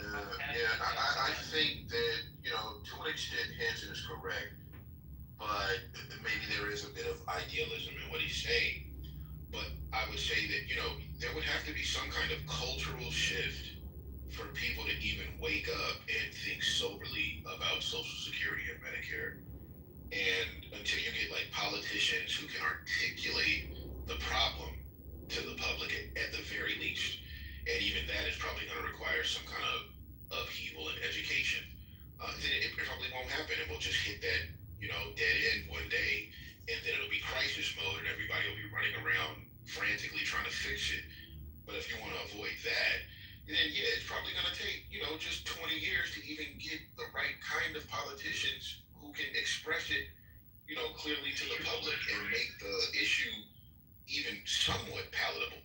Because yeah, if you've been paying into it all your life, you're going to expect it, and you can't just turn it off like a spigot overnight. That would lead to some kind of crisis. Yeah, and those people who lost their money would have a legal financial claim that the U.S. government owed them cash. And they would be correct. Because it is a governmental, because a government has the money. That's the other issue. They have a revenue source. They would have to pay it. Hanson's scenario of you just say good luck to everyone, thanks for playing. There's no legal world where that can actually play out. Well, there is some legal world. Okay, that's what the Madoff funds were cheated. And unless you apply the same principle, that they have the same, you can apply the same argument. Okay, we can apply it. Madoff's clients. Okay, great. They also deserve that, right? They also deserve there's a contract, and then they should be let it off slowly. I mean, let's apply it, Hanson. Consistent. You should act. I'll be consistent. Okay. That's the thing. I mean, every fund should have that mechanism. I'm not saying that we shouldn't let people down a bit slowly. But we should be consistent. We should apply the same principle to all these cases. So, Hanson, let's be consistent. Are you saying that in the scenario with Bernie Madoff, if he was generating an extra $1 trillion a year, he wouldn't have to pay back everyone in the Ponzi scheme? What $1 trillion a year? If Bernie Madoff kept generating revenue, it's also making some revenue. It's just because it's far short of the payoff. But that's a disconnect. You want to be consistent, but consistency is this: is that if Bernie Madoff kept generating revenue, he would have to earmark that to the people in the Ponzi scheme. So the federal government, if you're going to cut it off, it would be responsible to reimburse those people because it would have revenue to do so. You can go with any court of law ever. Assets were confiscated, right, and distributed to however many people he was responsible, right? So it's the same principle should apply. So you're saying all those people should get their Social Security then? You're in agreement with that? Well, within the bounds of the asset that can be confiscated. Well, U.S. has, you know, I don't know, 40 trillion worth of assets or so. So there's a bunch of things. And then we have revenue. And then we have revenue coming in annually. We have a couple trillion of revenue coming in. So let's say the Madoff's kids asset, they're not seizable, right? So the whatever's seizable, that should be distributed.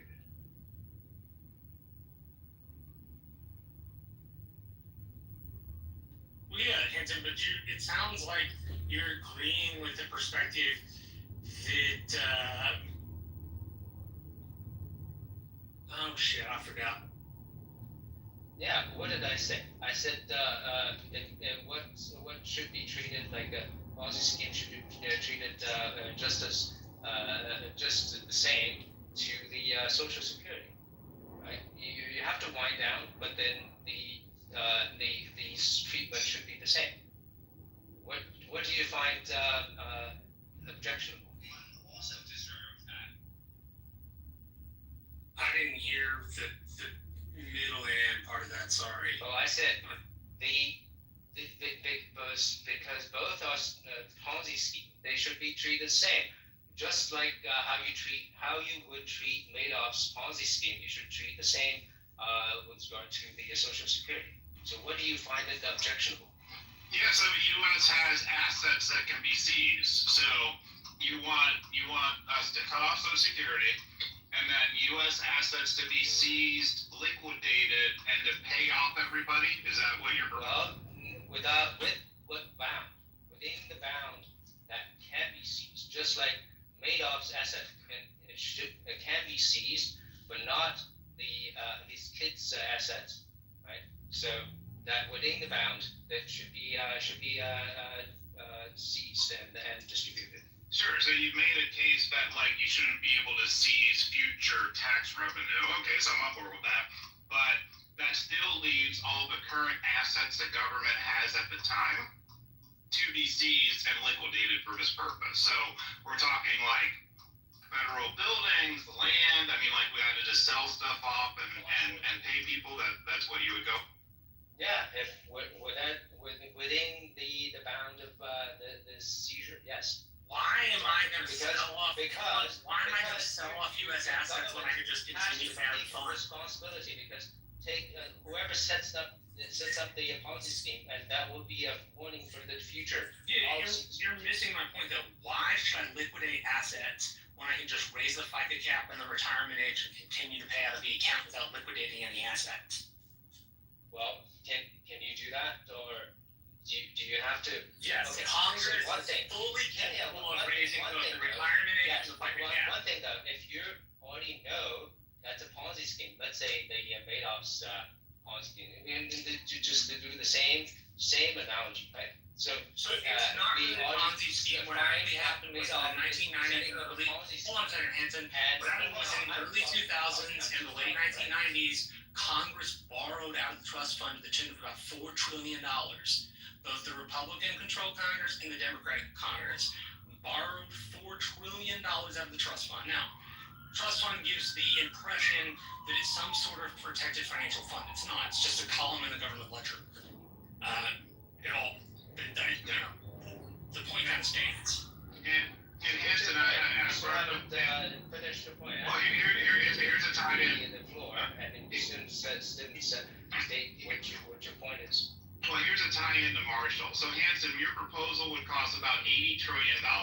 Would you want this $80 trillion to all be paid out in 1 year, so the U.S. government is doing like a fire sale, or should it be paid out like over a certain amount of time? Like, how would you handle this $80 trillion expense that you just? Well, that's a different question, right? You're talking about how we execute it, how we do this. That's a different question. So long as we agree on the principle, these can be resolved. Yes, I think my point overall was part of the reason there's not like the fund is a solvent isn't because it's a Ponzi scheme. It's because Congress took money out of the fund. No, it is a Ponzi scheme. How are you going to both parties? taking the money off of people who contributed. And what's the difference? I mean, I think the difference is one, you have to liquidate assets, and the other you don't. So I don't understand why you you're just liquidate assets. grabbing the straws. You're just grabbing the straws. I mean, you said on the one hand you're saying that it is a Ponzi scheme, and then the other hand you're asking me what should we what should we grab some line items, and you just like finding excuses. Well, I think Marshall actually shared something interesting with you. You could look at this differently. So it's only a Ponzi scheme because of what Congress did. So what if there were a law that you can't pull any money out of Social Security for any other purpose, and that you have to take with that $4 trillion or $8 trillion you took out of it, you have to put back into it? That is not a Ponzi scheme. Well, what's the issue? It is still a Ponzi scheme. Yeah, it's even so if you don't embezzle the fund, it is still a Ponzi scheme. It's a Ponzi scheme all the same, but it made it even worse when you steal it from the Ponzi scheme. I mean, technically a Ponzi scheme is you pay out with later contributors' contributions. Exactly, that's the definition. And that's the definition. And the big problem with Social Security is the population and growth and so on are not as high as they were. And so we have less and less this Ponzi scheme model works as long as you always have more contributors. Just like Madoff. So right. long as Yes. they're more latecomers. So how's it different than an annuity? How's it different than an annuity? Well, please hear me out, okay? The way that this was designed to work is based on growth in population. And as long as there's always more latecomers, then there will always be more people to pay out with. But this is a less and less valid assumption. We have falling population growth all over the world. And you're saying, how is it different from an annuity? I mean, there's many different kinds of annuities, and some of them are backed with investments and some are not, and there's all kinds of stuff to that. But Social Security is really just investing in the population of the United States, if you want to view it that way. And that's the kind of the fundamental problem, is that's not the kind of investment that it used to be. So, help me out here. To create a Ponzi scheme like in the private market is illegal? Yes. Okay. All right. I didn't know if it was illegal or not, or if there's a way to do it where it's not illegal if you're in a private market. If you could just change the definition of it. Well, technically there is. Yeah, technically there is. Never run out of money, right? I mean, because like Bernie Madoff never ran out of money and people just kept getting paid and everything. Right. But we wouldn't know anything about him today. Yeah, so the answer is to keep it going. Yeah, well, I can understand that. And I can understand Hanson's, view that it's a Ponzi scheme, And if it's going to become insolvent in 10 or 15 years, well, how do you prepare the American public to recognize that fact? Well, it only becomes insolvent if we don't cut our annual deficit. If we could cut our annual deficit, then it won't be insolvent in 10 or 20. Well, we have until 2034 where the system goes from 1-to-1 payee to 1-to-2 payee. And at that point, we're going to run into some serious trouble if we haven't. And I'm a fan of doing both of these things. I think you have to. You have to raise the retirement age to 70 some odd, and you have to raise the FICA cap. Otherwise, the fund itself won't be solvent. Congress then needs to pass a law which says that it can't dip into the fund it can't dip into the Social Security fund whenever it wants to, because that's how we got here in the first place.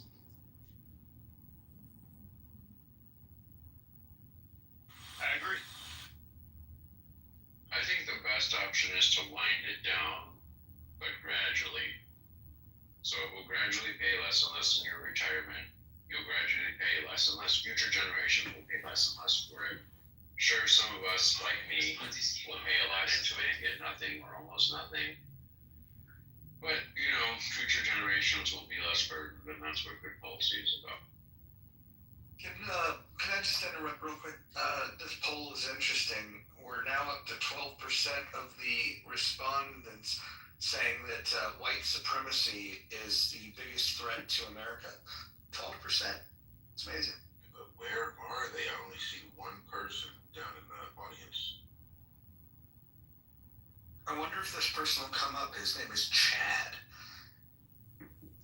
Richard C. Caldwell. Let's invite him up.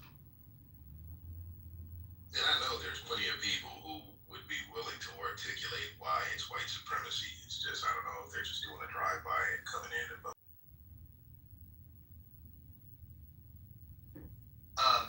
I'm going to throw an idea out there, and I want you guys to tell me if you think I'm crazy.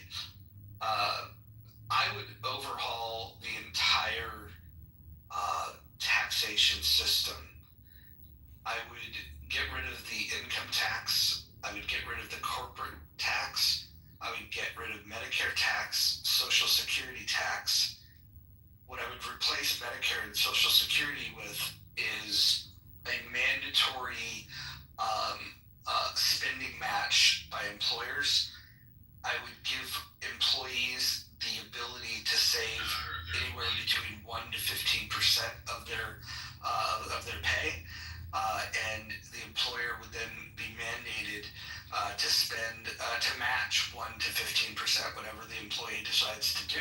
You might think, well, that's crazy, but keep in mind we're also getting rid of the corporate tax. So instead of them spending money on this ridiculous tax, they would be investing in the employee's future.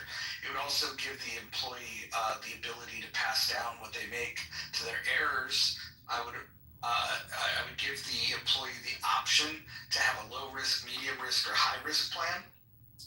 Right now, the government guarantees Social Security. I would institute where the low risk plan, they map it to T-bills.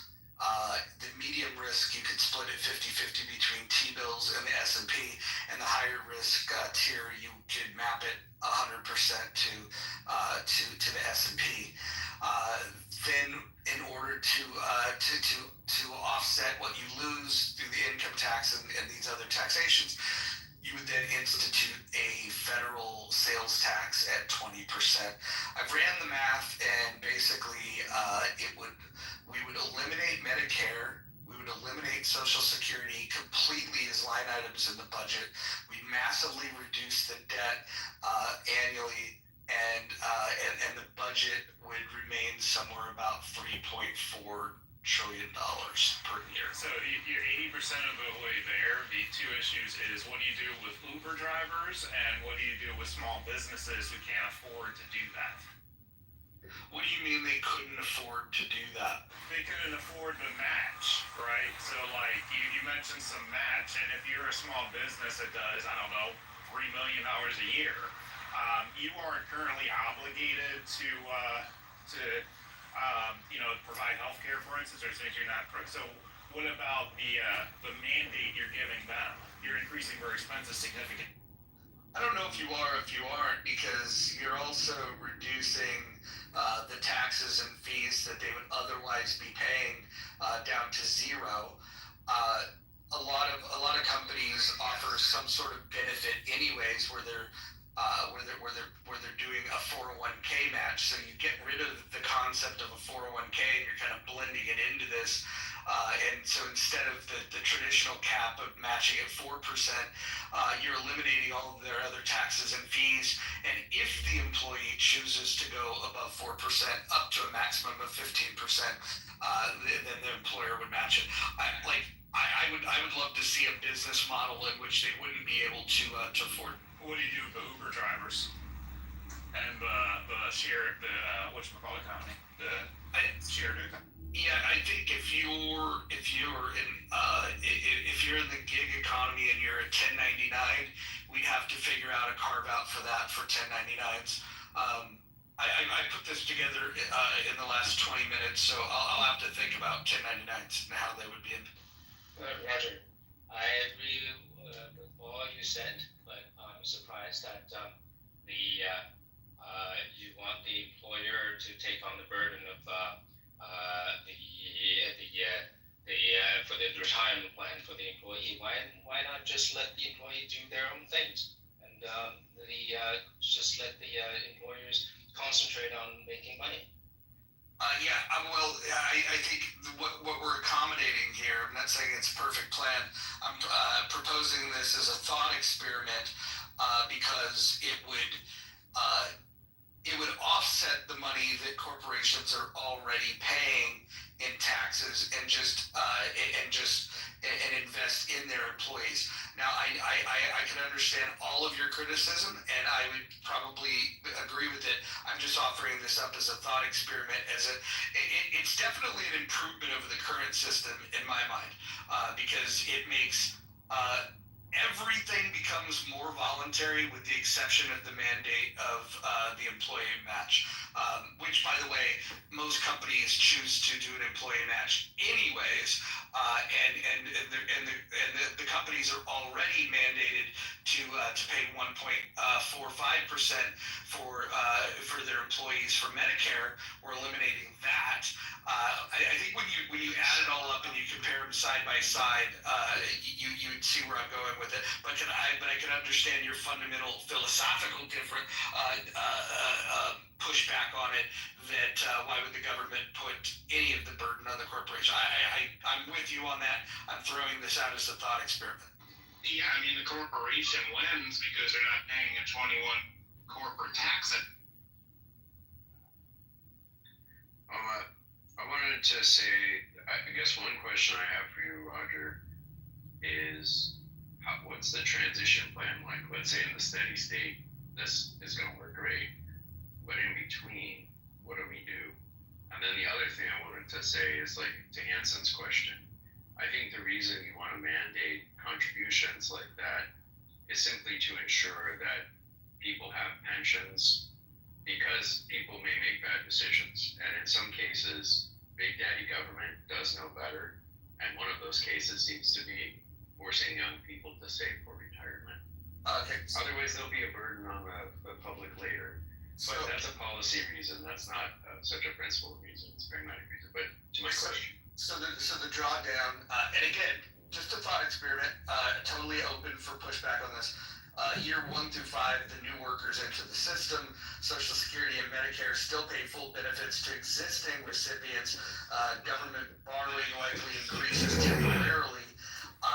Years 6 through 15, entitlement spending levels off, then gradually declines. More workers in the system equals fewer new obligations. Years 16 to 30, as current retirees pass, entitlement spending drops sharply. Budget pressure eases dramatically. National debt levels off, maybe even shrinks. What do you think? Yeah, I think, okay, I see. So, like, the idea is to do it by cohort. Is new people enter the new system, old people are still in the old system, but new people don't go into the old system. It's not correct. We have a legacy system that will slowly transition out through death. Awesome. And if I wanted to, like, maybe if I wanted to buy into the new system, I'm like, hey, I'm done with Social Security. You know, I don't believe in it anymore. Maybe you still need to pay into it, otherwise that would be a problem. Yeah, it needs a lot of work. I put 20 minutes of thought into this, but definitely needs some work. I mean, the one thing to it, Rod, is like at some point this will have to happen because the U.S. population is declining, and so at some point a solution like this will the politicians will be forced to think of something like this.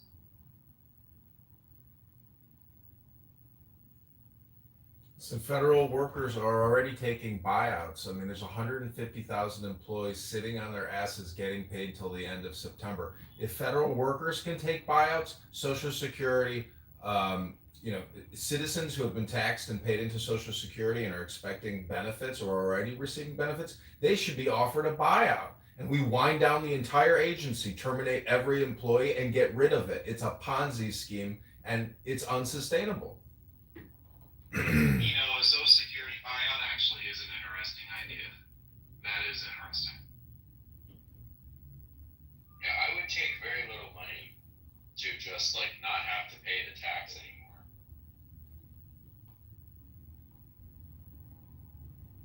It's an unfair system. If it was actually protected, and let's say all the money you put in was invested in some S&P 500 vehicle or some type of index, okay, well that makes sense. But it's not. It's just a fucking line item budget. It's a non-existent system. It's all tied into the overall debt system. So it's illegitimate to begin with, and we're lying to ourselves. This is a fraud and a deception. Well, it's not. It was passed by FDR. Wait, hold on. Well, it was passed by FDR, but here's the point that I think a lot of people miss when they think about Social Security. The Supreme Court's already said that this is not a guarantee. If the government at any point in time decides to not pay it, there's no recourse for the American people. Period. This is not a guarantee. The Supreme Court's already ruled on this. So the average American contributes $400,000 over her lifetime, which the companies match. So if you offered buyouts of $250,000, I wonder what percentage of the public would take that. I bet you would be a significant portion.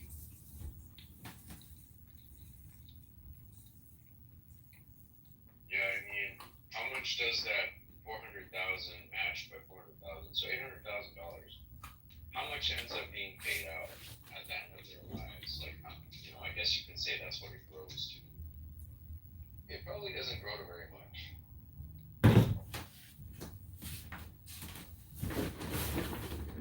Can I run some ignorant ideas that I thought about Social Security when I was younger?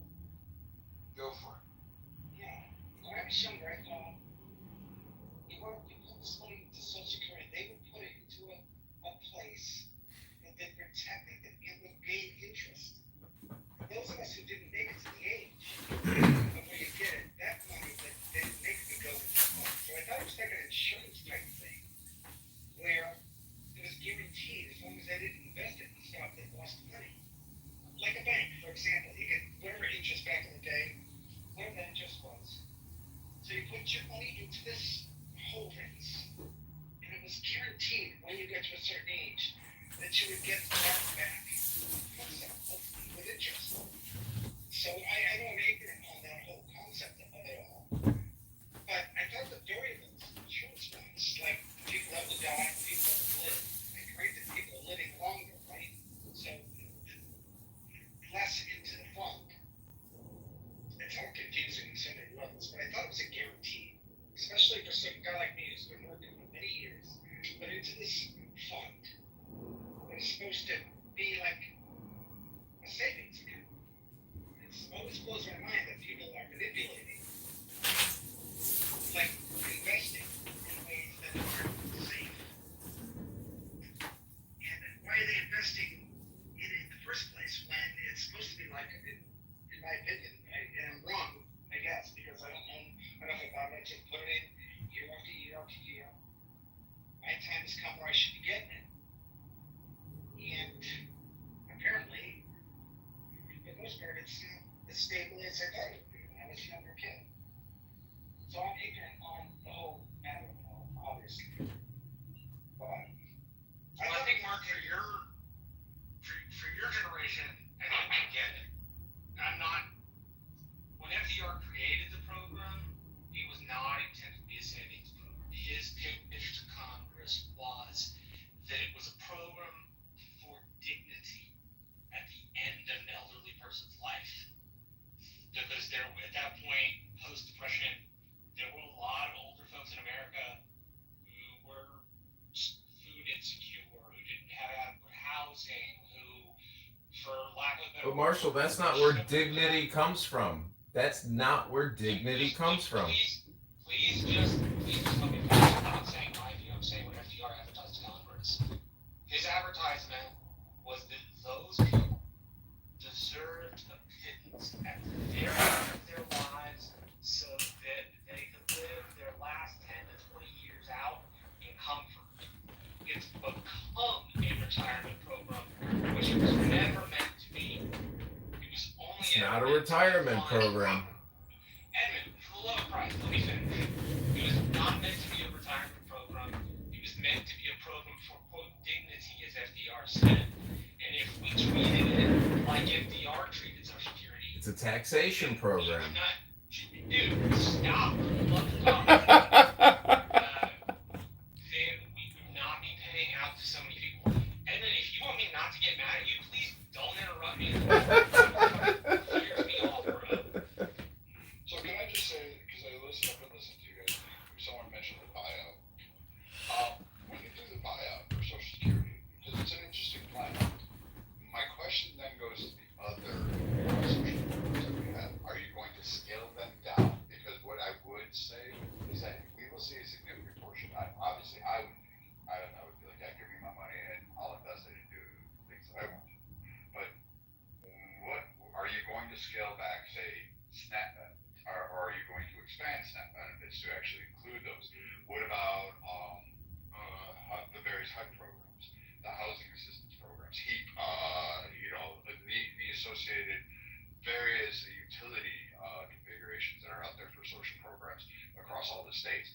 Are you going to then reduce those? Because what I would see is a significant jump on reliance on those services, and what we will have is a very dynamic political spectrum that will broadly expand those, thus massively increasing taxation for all of these different programs, and they would actually raise taxes, saying, don't you want to keep people's heat on up in the north?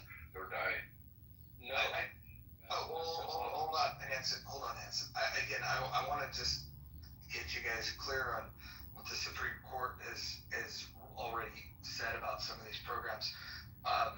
There's three really important points. Social Security and Medicare are tax-funded government programs. They're not personal contracts. Number two, you have no legal property right to the money you paid in. And number three, and this is the most important part, Congress can legally change, reduce, or even eliminate benefits at any time for any group. Yeah, that's all the reason for not having all of these, none of these. Before we can agree on what gets cut, can't we agree that spending $2 trillion that we don't have annually and borrowing it has to stop, and then we distribute the cuts based on $2 trillion that we're no longer borrowing? Isn't that a good place to start from agreement? Once you get the fat from the top, the third-party management company that makes billions of dollars, right? Why don't we do that? Well, Don, because what you just said was you were addressing billions of dollars, and what American Party indicated is that we have a deficit annually of $2 trillion. What he's saying is, why couldn't we restrict our spending to what we generate in terms of tax revenue? So if we're pulling in, say, like in 2024, $5 trillion, do you think it would have been a bad idea to say that spending should be no more than $5 trillion? I mean, if we already have $37 trillion in debt, moving forward, what would be a valid argument in support of adding additional debt? I think common sense would dictate that within your own budget, you would stick within your means. Why is it that we're allowed to at a government level spend $2 trillion more than what we take in? It makes no sense. And the only way that it makes sense is if the government is literally saying, we don't care because at the end of the day we have no plan of repaying this debt. And maybe there's been talk about looking at past models of debt jubilee, and just erasing the debt and just saying, okay, hey, things have gotten out of control. We need to do a reset. We're just gonna ignore all this previous debt. I'm not smart enough to calculate what the unintended consequences of doing such a thing would be, because we live in different times from hundreds and thousands of years ago when this was actually a common practice. I would hate for the conversation to move too far beyond like the point Brad raised before we come back to it, I guess, because I think he raised a serious question, which is, if we eliminate Social Security, maybe for reasons of public policy, not because we're obligated to, but just pragmatically, we may end up having to increase SNAP benefits and other things. I'm not sure that's true, but I think it's a legitimate question. Like if we removed some elements of the social safety net, well, what is going to prevent us from having to make it up through other elements of the social safety net? Maybe we just need a society, maybe that just needs to be our steely-eyed, glare and like hardness and tough love. Maybe that's what's going to prevent it. But then we need to be prepared to do that. Jason, my point in bringing that up is because I'll also add the dose of realism into the political fray that we have. So if the success is to say, hey, we're going to offer a buyout, but the Social Security program is definitely ending. So you get your buyout now, collect your money, move on, and then we'll focus on that. I think it's an interesting one. I think you'd have to work on it, but I think it's a good rabbit hole to go down, and it could be fruitful. But my concern is then on the political spectrum, because remember, we're not the only ones in charge. We're not the only ones that are focused on the debt, because there's massive amounts of other people that don't give a shit about the debt.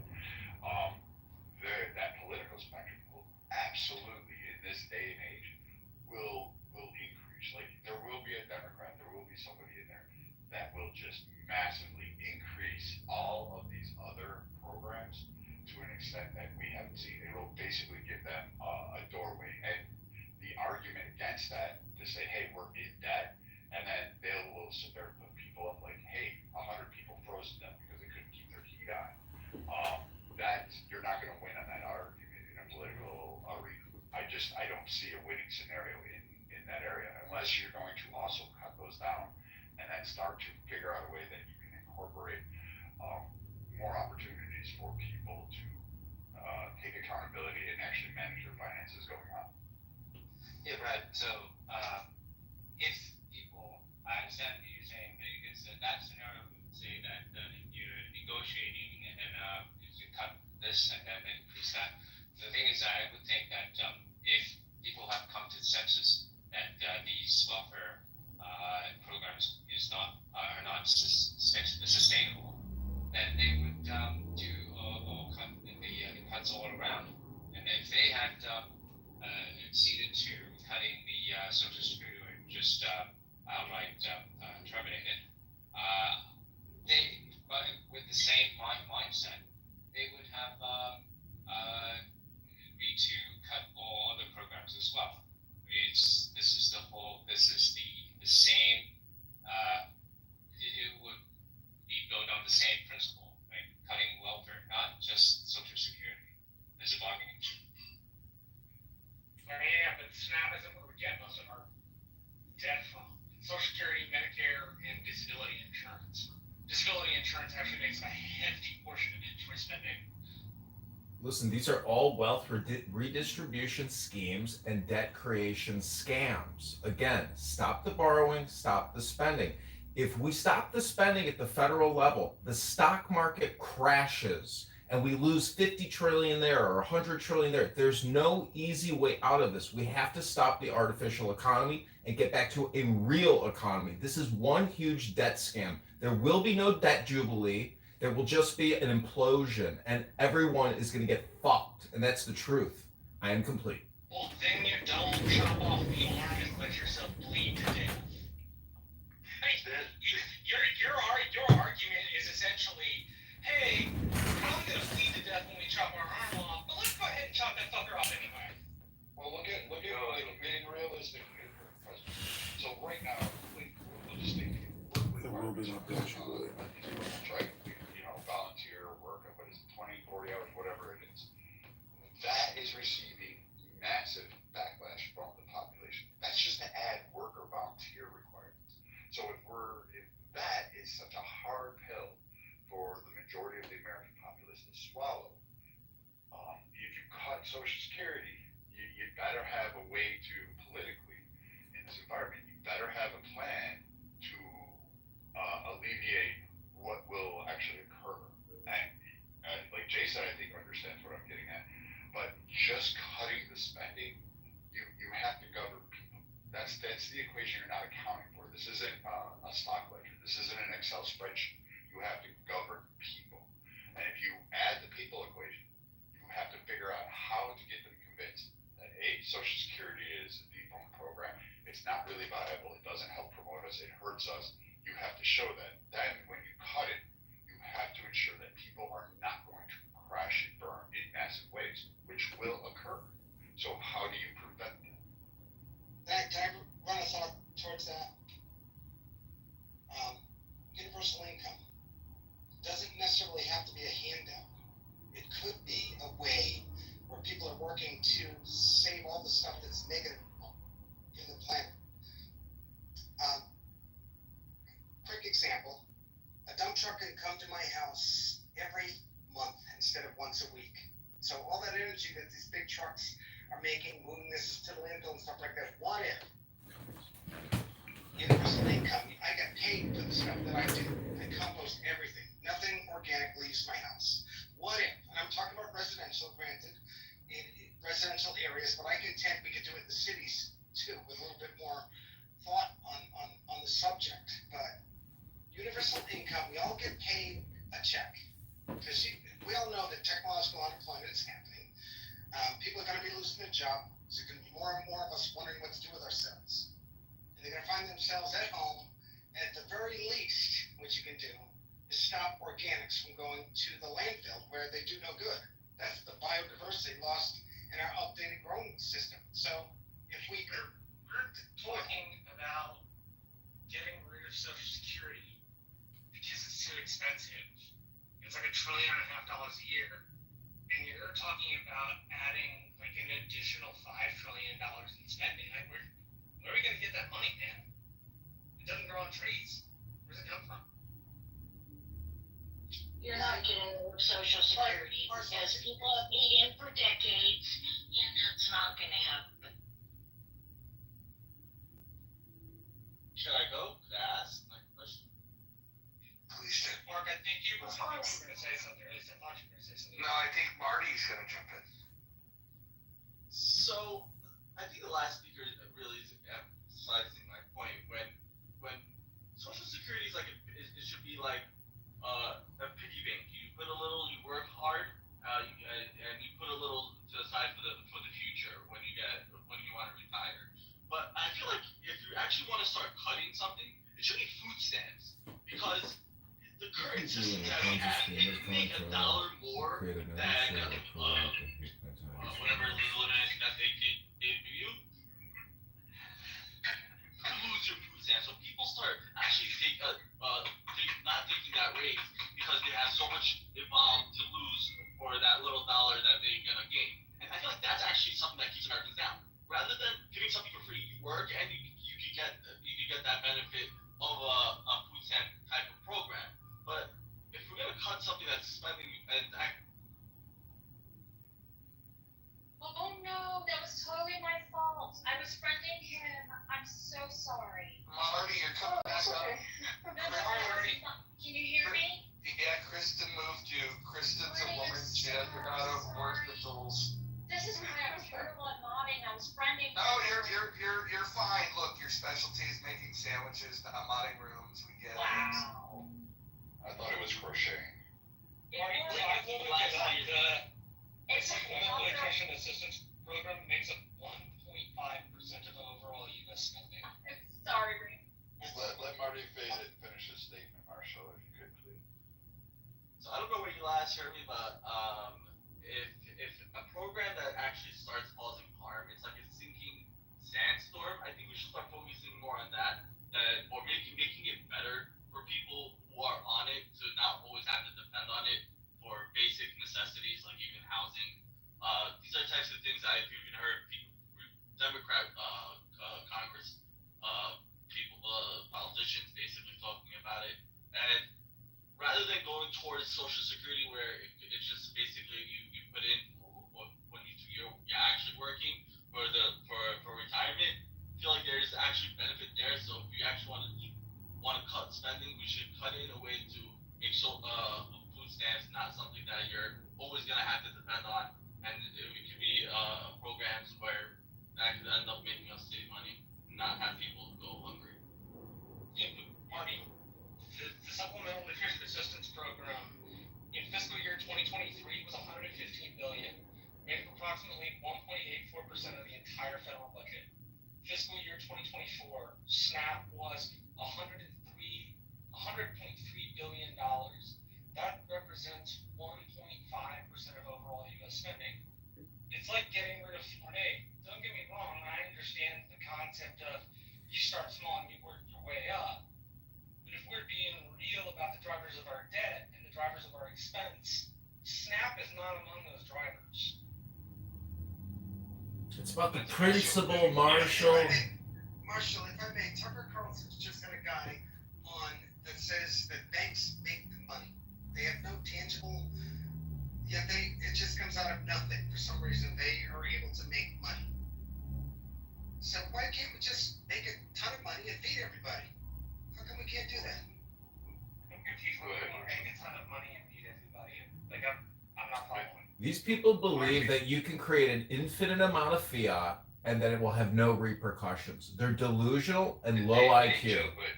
But let's try to explain to him why, okay? And Mark is correct that banks can make money. How do they make money? By issuing loans on existing money. And that's why banks have what is called a controller, which is some kind of government officer installed there to control what they're doing with the currency.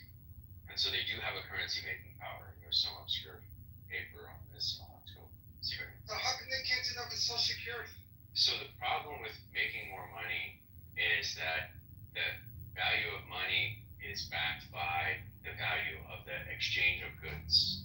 Okay, and then you cannot increase the value of the exchange of goods by increasing the number of units of money in the world. So it doesn't solve the problem. You don't create more food by creating more money to buy it with. So the real question is, how do you get the food to the places where it needs to go, and how do you get this surplus of food that you need to give to unproductive people and so on? That's not a problem that's solved by making money. So by manufacturing money. So this is the basic misunderstanding of what you're talking about. You're saying, let's devalue everyone's money, basically, so that we can take this extra money we created and use it to get the food and whatever. Then you are basically taxing the whole economy in an extremely uniform way. And then you have to ask yourself, is this the right way? You still have to ask yourself, is this the right tax policy? That's an extremely regressive tax, by the way. And I mean, is that the right tax policy? And you don't get away from asking and answering that question just by saying, let's make more money. You're saying, okay, we're going to tax everyone a uniform rate and then give that to people who don't have food. Okay, that's a proposal, but that's not like a hand-wavy solution that does away with all these questions we're asking. So that's still taxing and then spending. That's what that amounts to. I'm curious if we're going to talk about, so obviously the debt is number one here in this poll. I'm curious if anyone's interested in talking about what was the second voted poll of Islamic extremism, as in what is the biggest threat to America? Do you all still believe that Islamic extremism is the number one, it's just a question, is the number one threat to America? According to the polls, it's, at least according to this room, it's number two. U.S. Finance establishment establishing their annual threat assessment and budget assessment to Congress. They rank Islamic terrorism third, I believe, in the list of priorities. It's first China, then Russia, then either Iran or terrorism or both. Sabina, do you think that there's a Muslim congressman or senator that ever voted to be a fiscal conservative and to be prudent with spending money? Or do you think Muslim senators and congresspeople have no problem borrowing and spending on behalf of the American people? What do you think, Sabina? Spending money to whether one is a Muslim or Quick question, sorry, Sabina, super quick question, just one clarification. So Marshall, do you know what the criteria that the government faces these threats on? They come under the National Defense Authorization Act, and it's a combination of internal research and external research. Would you like me to? I'm in a pharmacy where I'm kind of able to do it. You want me to pull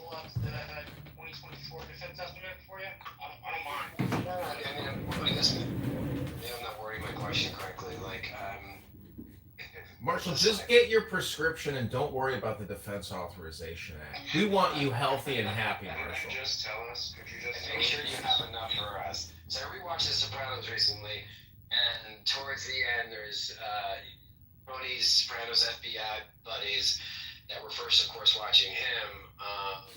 One of his FBI guys got reassigned to Middle East affairs, and so he's not hawking Tony anymore. But as a favor, he says, "We know that there's action, that there's works that are being taken against you." Because they're bugging, they're bugging phones and such of the New York family or whatever. So is it that kind of level where our CIA agents are gathering intel and they're basing the level of threat on bugging Al Qaeda or whoever might be the threat? Intelligence, signals intelligence, and financial intelligence all go into making up the Defense Authorization Act, as well as the National Defense Estimate. So it's National Defense Act. Yeah, the NDAA is $1 trillion line item a year. $1 trillion a year. Look, people, it's just analysts estimated. Yeah. There's no signal intelligence that's going to tell you these guys are 10% threat. That's Okay. my point. You So, need to ask what all they use. right. So They do use signal intelligence to write that. No, American. they use signal intelligence to produce their estimate, but they take a bunch of analysts. And they say, analyst, give me an estimate. Analyst 2, give me an estimate. Analyst 3, give me an estimate. Right, I get that, Jason. I get that. They take the median or What something. numbers, what factors do they change from year to year? Is it We the spend- conflict in Israel? If No, I could just, they if I may could look just, at that, they may look at that, but there's not like a number that says if there's a conflict in Israel, there is a 70% chance or something like that. There is not something like that. They just have estimates. yeah, I would argue that Islamic aggression in the Middle East would be a threat to America's allies, which would include Israel. But I'm not sure if it's like a direct threat to America. But Mark Rubio was just recently talking about mass migration from South America, and I would assume probably that's more of a immediate threat to America. I We mean, I spend could be wrong. $2.7 billion a day on a security force to defend the United States of America. $2.7 billion a day for a police department? Well, Marsha, I would assume that you would agree with that, right? Because there's a difference between, just real quick, if I could just get my question across, right?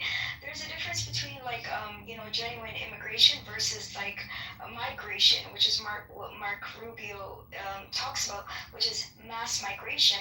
And one of the few people I heard about that were talking about that was you, Marshall, and the need for a more secure border in the South. So you don't consider that? Okay. So I see the necessity for the border to be controlled, and I see the necessity for people to come legally, provided you're able to update our legal process in an efficient manner.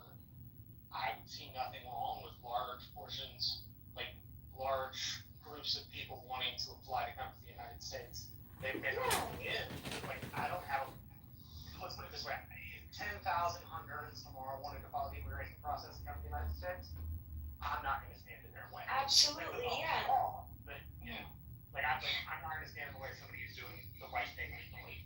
Okay, because the reason I asked you is because before Clubhouse, I wasn't aware of the level that was coming from that region. So my thing is that unless America gets involved in fixing the issues that are not fixing, but collaborating with South America to not all of the countries obviously, but the ones that do create a problem.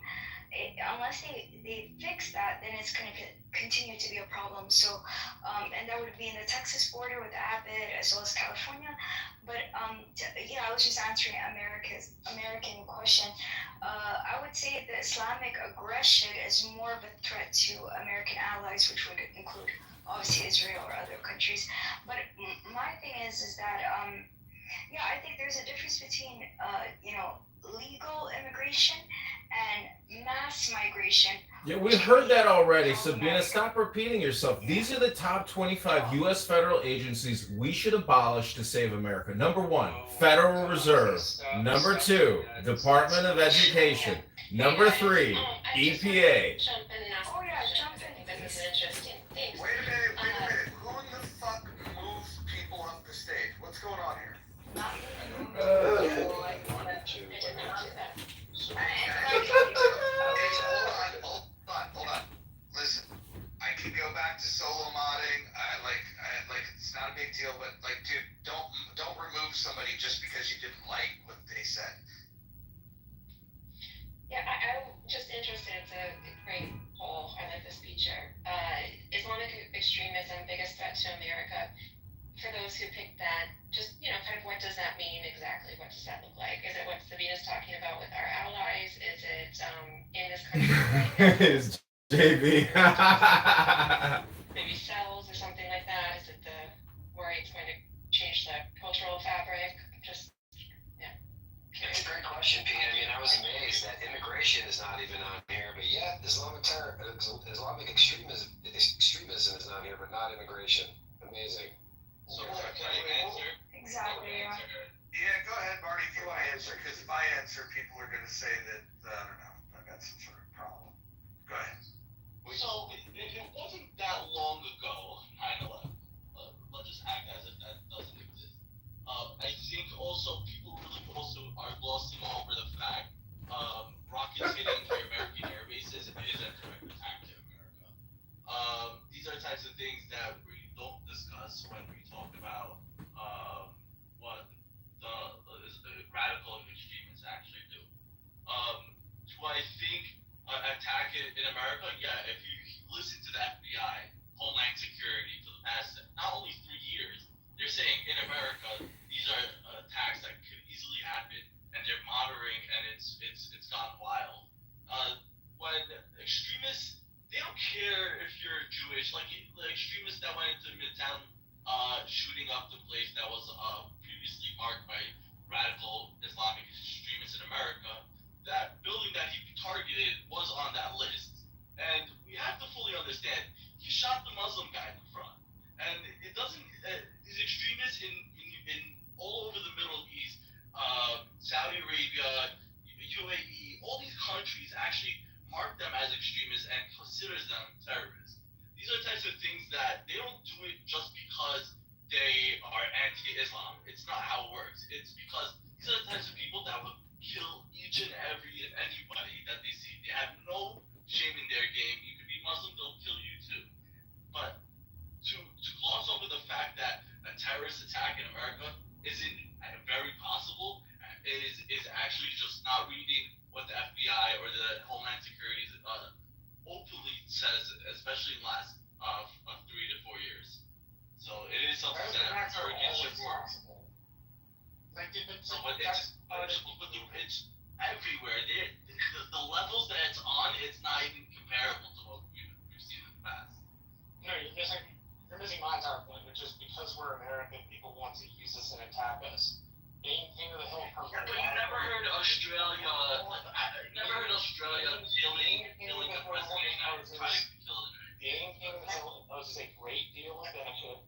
It also imposes a great deal of cost. Marshall, you know there's a reason for that, right? Why people want to attack America? I hope you know that.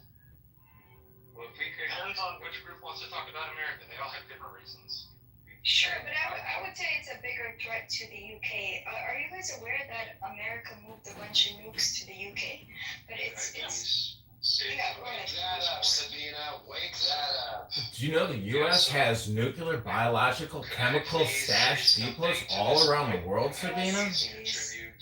Yeah, they moved. Go ahead, Jason. And yeah, I ultimately have to agree that Islamic extremism is a great threat to America. I mean, Islamic extremism is organized and it is present all over the world, and it's clearly a threat in other first world countries. To the degree that it's less present in the United States, that's in part because of very active intervention on the part of the FBI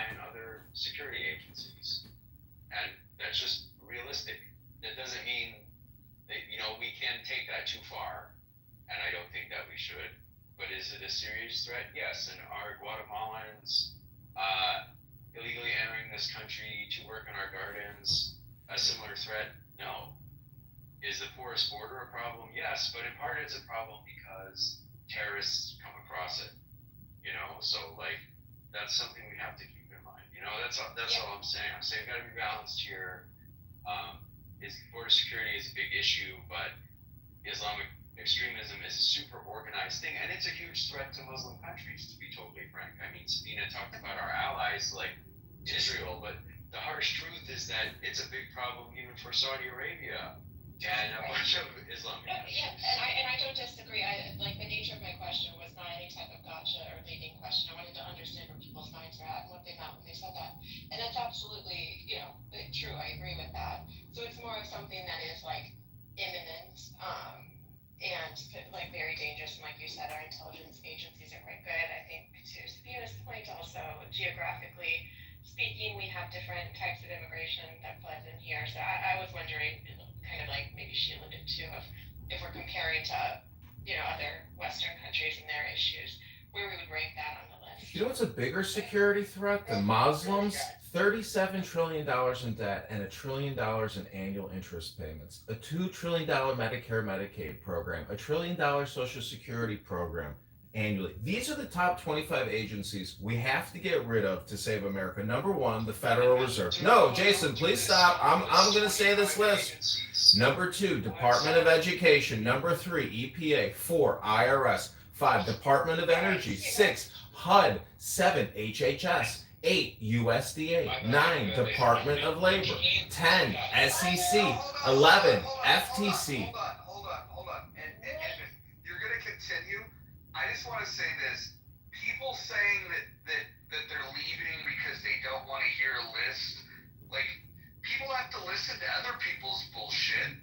I mean, like, so what you're really saying when you don't want to listen to that, which is fine. You can go ahead and move yourself. You can remove yourself from the read. Do whatever you want. But when you feel the need to say that, oh, I'm out, what you're saying is bullshit, is that you think that your ideas, your thoughts, your words are supremely important and nobody else's are. I mean, honestly, like, and then the mob catches it. One person says it, another person repeats it, and then another person, then another. I heard one person make a comment. I heard 3 people add on. You guys are such fucking followers. American Party, please continue. Okay. SEC, FTC, these are the agencies we have to get rid of to cut the debt, stop borrowing, stop spending, and save America. FDA, CFPB, OSHA, NLRB, SSA, CMS, FBI, CIA, NSA, Department of Transportation, Department of Commerce, SBA, and Exim Bank. The name of this query was based on Mises Institute, Austrian economics, emphasizing free markets, sound money, and minimal government. Here's my ranked top 25 U.S. federal agencies to abolish, prioritized by economic distortion and intervention. That was a question to Grok and Representative Thomas Massey and the Mises Institute. Thank you. I am complete. Want to chop off your arm to save the patient? Hold on. For those of you that think that this is unrealistic, I just want you to look. Everyone that thinks that this is crazy, go and look at what Javier Milei has done in Argentina, and go look at the results of it. I get that in the United States of America, with our checks and balances and whatnot, it's a lot more difficult to do it, and it's a slower process. But there's no questioning that when you get rid of these agencies, the government actually works better. Go look at what's happening in Argentina. I know it's hard because some of you don't even know what's going on in our country, but if you go look at what's happening in Argentina since Javier Milei was elected, it's fucking amazing. If I could specifically look at what happened with those who barely putting any of the federal programs. You like how we all number one, you have to be able to sell it, and number two, you have to be able to retain power to pass the legislation. Part of the problem with Edwin's analogy is that while he is right, you need to get rid of those programs to balance out the spending. If you just chop the arm off, you're gonna lose power, and you're not gonna be able to make the corrections you want to make. Again, look, Marshall, so what you're saying, let me translate what you're saying. You're saying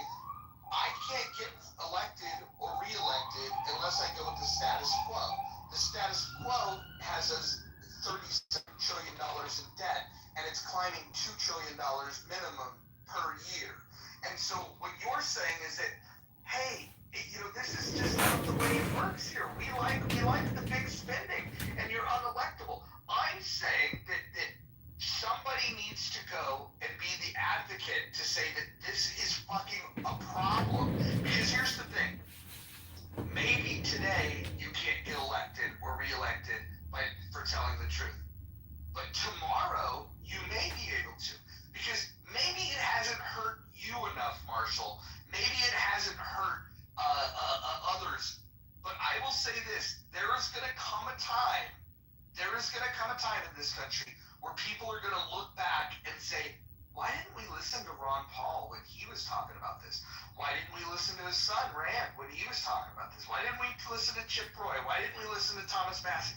There's going to come a time when people are going to say, why are we now fixing the problem and talking about the problem? And then there's going to be people like myself that are going to go, well, guys, we've been talking about this for quite some time. You didn't want to listen. And in fact, when it was brought up, we were said, oh, well, you'll be unelectable with those policies. I say that we need to address this. We need to. An idea, but that really wasn't trying to make a point. Yes, you are unelectable. But again, the fundamental problem with Edmund's prescription is if you did that tomorrow, you would have any number of problems in any number of federal courts that would require us to bring people back to work, as has happened. I'm not opposed to the cutting government, Roger. I'm opposed to chopping off the arm while not thinking that you're going to bleed out because you sliced your main vein. If we're going to do it, let's do it in a way that is... Marshall, what do you think we're doing now? We've already sliced the vein at $37 trillion. We're not slicing. Our president put forward the $7 trillion budget. Mojo, quick thought. I mean, we have the ability to change our government. We're a part of a country. Yeah, you and I have argued before, and I don't agree with you in any way, shape, or form. Taking Congress and making it all digital, bad idea. You know, Marshall, why don't you try to listen to people? You're kind of smug, Marshall. Because he has made this argument to me. And I have. Marshall's right about that. You don't agree with it. I get that. You don't agree with that idea. But I contend that it's a valid one still. That we have the technology now. Marshall, we have the technology now. We don't need to send people to Washington to speak for us anymore. We can set up a system of government where we, the people, are finally in control, like our founding fathers wanted it to be. Initially, we have the technology now, and so you want all of our stuff to be done by government? With all these congressmen, we don't have to pay anymore. And it's all about a room like this where we can talk about it and how we could, how can we set something up like that? You gotta think outside the box. You want the United States to be led by referendum? I want the United States to be run by we the people. No. Referendum means that you vote on everything. So you're saying we should have a United States in which all 220 million eligible voters should vote on every single thing the government does. Okay, I'm just going to pass over that ridiculous statement. Rand Paul just wrote on X, the Fed has been cloaked in secrecy for years. What my Federal Reserve Transparency Act would mandate a full audit of this powerful organization. He was in the middle of talking to me. Can I just pause you guys for a second and just say that I don't think this poll feature works very well because I'm counting up the math here, and 30 plus 12 is 42. Plus 40 is 82. It just changed. God damn it. I was counting it, you guys. Weird. Anyways, it was adding up to 102%. Just wanted to say. Breaking news, the Federal Reserve Transparency Act has been put forth in the Senate by Rand Paul. So the reason I asked if you wanted everything to be referendum is because one of the cardinal things our founders warned us against doing was having mob rule. Mob rule is people vote on everything, and you go with the wisdom of the crowd. That's a bad Marshall, we have a borrowing and a spending problem. I don't want me to speak, Marshall. I hear what you're saying, and I get that. I get what you're saying, but there's a way we, the people, can figure out a system where martial rule is even a problem. You know, when I say talk about system government, and we have to sit down and talk about it. The beauty about America is we have a right to change it. It's not only a right, it's a duty. And when you talk about martial rule, I get what you're saying. You you might be right, but what if we set up a little different? And that takes some time to talk about. It's not martial rule, it's not martial law, it's called mob rule, and it's what happens when you go with a pure democracy. It is the evil of a pure democracy. Mobs in America have been responsible for some of the most heinous mass murders in our country's history. That is what, no, I'm not talking about mob rule. that is what happened. You were talking about, when I said it's a mob rule. And that's. Sounds like that's your Democrats to own me. interpretation of what would Are happen. the Democrats a mob? Direct democracy is literally mob rule. Every founder argues that. Every person from the Enlightenment argues that. Every Roman argues that. Gentlemen, there's other people in the room. Maybe we could open up the conversation. Does anybody else have any ideas to save America? Artificial general intelligence. And everybody's predicting, what the prosperity is going to bring. So that would change this whole situation, right? Transhumanism is my goal. No, I don't mean changing our bodies. I'm just saying that it will affect the economy. But they're talking about having everybody losing their jobs but getting basic income or something. I mean, all that stuff, if it happens, is going to affect this whole discussion. Listen, robots building robots, AI and robots is a utopian hypnosis nonsense. We have a borrowing and we have a spending problem in America. We're spending $20 billion a day. Do you think that's enough? $2.7 billion to fund the military daily? We have a borrowing and a spending problem, not a robotic AI problem. It's not robots. Don't you know how they predict that the whole economy is going to be changed from this? People will be losing their jobs. White collar people will be losing their jobs. The whole economy is going to shift. Maybe for the Well, worse. if we do UBI, we just add to the debt. We go to 40 trillion, then we go to 50 trillion, then we go to 60 trillion, 70 trillion, 80 trillion, 90 trillion, and then $100 trillion in debt. Where will we be then? Yeah, well, the whole economy is going to have to adapt to that. I don't know how you can even predict without adding that in as a factor. I think it's an important one, and I think universal income, not as a handout, again, I must say it, it's not a handout. It's a payment that we all should get because we're stopping a lot of the nasty stuff that happens with the environment. If we all understand, and someone encouraged, don't get me wrong, if everybody understands the art of making soil, the art of turning organic waste into soil on an individual level without having machinery do it, people know how to do it, especially again, as I said, in residential areas. We definitely could do it in the cities, no doubt. It's a little harder. That's another conversation. But here in the residential areas, if we could stop this heavy weight from going to the landfill, people would make a lot of money moving that weight to the landfills. Imagine if that money came to we the people, to the system. What if I get paid universally? Income. What if we could cut your income tax by 80%? What if we could cut your property taxes by 80%? Well, no. Universal basic income is a denial of fiscal reality. You fiscally can't support 350 million Americans with money. Not like if you erased every amount of money the federal government spent, you took all $6.7 trillion we just spent, it still wouldn't be enough money to make up a universal basic income. First, if we got rid of all these congressmen that we don't need anymore because we the people You're missing the point. Congress because is of all always this out of system, then we don't need that. No. Because somebody would say if I get rid of all these Their congressmen, salaries it's out nothing of for less us. than $1 trillion. You need more than $6.7 trillion I think to do what you're talking we about. talked about it more, we can easily solve the problem by not No, having money Congress is people finite. You cannot spend Of course,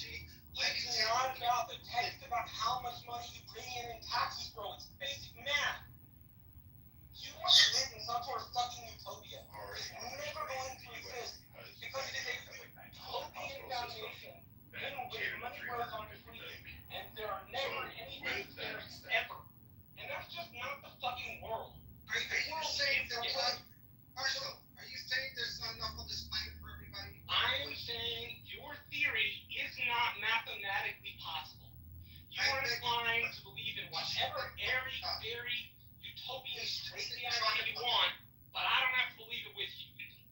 Mark, no, flip it around. Mark, you are the expert now. How is AI going to substantiate? Like, how is it going to sustain the American public by just making money? How? Why don't you say I'm an expert? No, but you're the one proposing this. Why don't you say I'm an expert? But you're saying this is going to solve everything. So how is it going to solve everything? Yeah, first of all, AI will most certainly help us on so many damn levels, and it's going to show it. And it's going to take a lot of jobs. Yeah, but it's going to and if it takes those jobs, what does that do to the economy? Right, but it leaves us open to experiment, taking care of the planet. Yeah, but We who the pays people. you to experiment? Universal income. Yeah, okay, so this is a circular argument. No, it's not necessarily circular, guys. Yeah, What is the thought? First of all, the title of the room is Ideas Save America. I contend that with today's technology that's getting ready to happen, even white collar, somebody mentioned it, doctors and lawyers, they're going to lose their jobs because the computer, obviously, is a lot smarter and faster. Y'all have been talking to AI right now, and the answers they give are pretty amazing. Yes, On so many levels. agree, Mark. But this is the most boomer take ever. How is it going to generate money? The money becomes, first of all, the way it generates money is You put it into fermented poop in your backyard. well, that's not it, guys. When I can't believe you make fun of that, but hopefully this room is recorded, and one day AI will look into it and say, "Wow, Mark, you really started something here."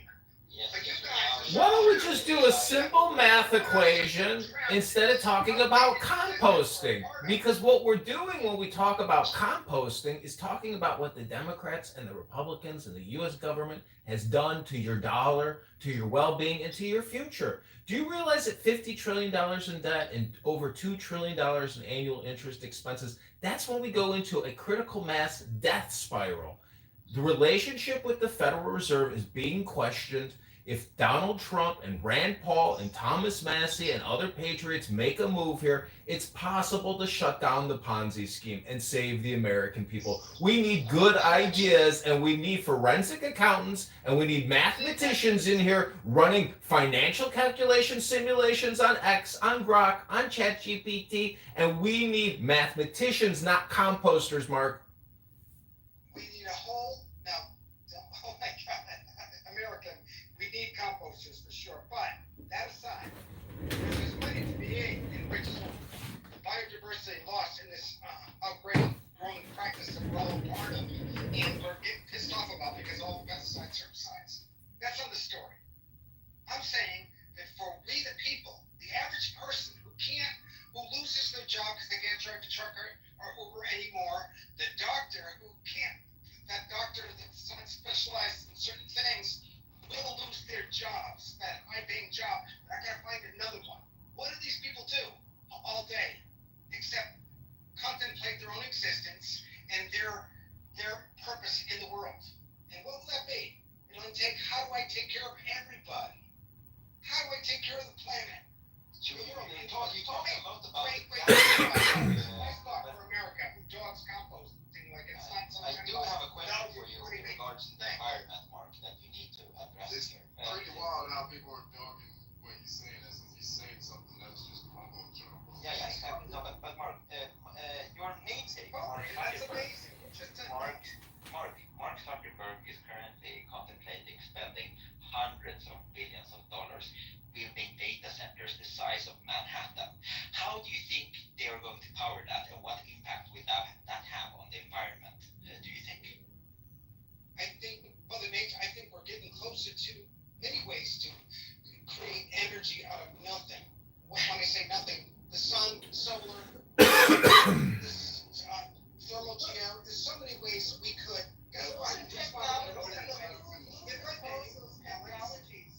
We don't go that far because there's no money to be made. Hold on.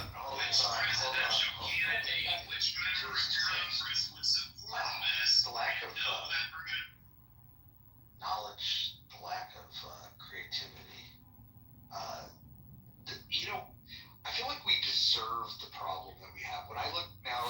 $27 trillion budget, and I hear what's happening in this room, and the things that people blame, the reluctance that people have to even solving the problem, I think we deserve this. I actually think that the government and their stupidity and their corruption is not a them problem. I think they're a reflection of what the American people are. This is what George Carlin said. Oh, Joe, don't talk about yourself. He said, did you ever think maybe it's not the politicians that suck? Maybe it's you that sucks. Maybe it's just You, the people, the citizens of America. Why do you think we got a problem in Congress and the Senate? Maybe it's we, the people, that suck. Maybe it's you that suck. America, chill out, bro. You know what I recognize about Americans, bro? It's like everybody loves just pointing the finger, but nobody solves no fucking problems. All you guys do is sit on this app. Great. So hold on. So solve the problem. Hold on. Let me talk. Hey, shut your fucking mouth, bitch. Listen. No, I'm gonna ask you. No, you did. You got it. You said then offer a solution. Offer a solution, you faggot retard. Go ahead and offer a solution. Go ahead and offer a solution. I bet you he doesn't offer a solution. After all that shit talking, I bet you he doesn't offer a solution. I bet you this faggot retard doesn't offer a solution. Go ahead. You're like the motherfuckers. Where's your solution? Where's your solution? Like the motherfuckers in WWE. Where's your solution? I'm gonna bring this retard back up. He says that the problem with Americans is that they don't talk about solutions. And then he goes on this fucking faggoty retarded rant. I'm gonna bring his retard ass back up, and I guarantee fucking tell me your solution. If you don't get to your solution, I'm just gonna fucking love you and faggot Stop retard. sucking your own dick, dude. Stop being gay and sucking your own dick. Try to stroke your own ego because you're running a room where you get attention. Correct. So don't bring him back up. Nobody invite him back up. If you guys invite him back up, I'm unmod all of you. I will invite him back up, and he will have one chance to get to the solution. He wanted to say that nobody talks about solutions, so this is a guy that has solutions. I'm gonna bring him up, and if he doesn't mention solutions in the first fucking 30 seconds of what he has to say, I'll just move his faggot retarded ass out of the room. He's obviously not interested in offering a solution. We'll bring him up and we'll see. Joe, if I may, I think it's a great solution that nobody wants to touch upon. I don't know if it was so great, but we can touch upon it. Here's the deal. Before we I'm gonna bring him up. Hold on, respectfully. Wait, Mojo, before you bring up, can you ask him the question, if he was president of America, what he would do for we the people? Yeah, that's the question that's on the table. I'm gonna bring him up, and I'll bet you what comes out of his mouth is a personal attack on me rather than a solution, which is what he said he was here to provide.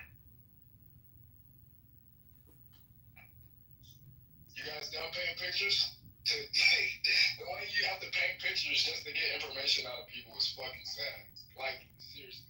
You literally painted, dogged the shit out of me and think I'm not gonna say anything about all the bullshit your ass just said. Nobody can come up with a solution because of dumbasses like you, bro.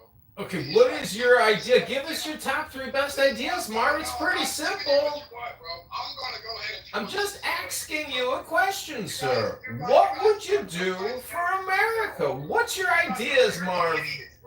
Because I'm not giving you my fucking ideas just for you guys to still play stupid. You guys sit on the stage just the same way Mark said a bunch of practical, logical stuff, and you're literally trying to just troll everything. This is how I know you. Who keeps modding him? That's what I'm like. He's not even a member of the House. Why is he? I did. I kept modding him. I like what he was saying. But he's not a member of the House. Mark, he wasn't saying anything. It was just word salad. That's what it was. So, do you think, I really like that quote from that movie with Cool Hand Luke where he's like, what I think we have here is a failure to communicate. So what I'm trying to say is, I think in America, we may have a failure to communicate. And that could be because... Everyone hold on.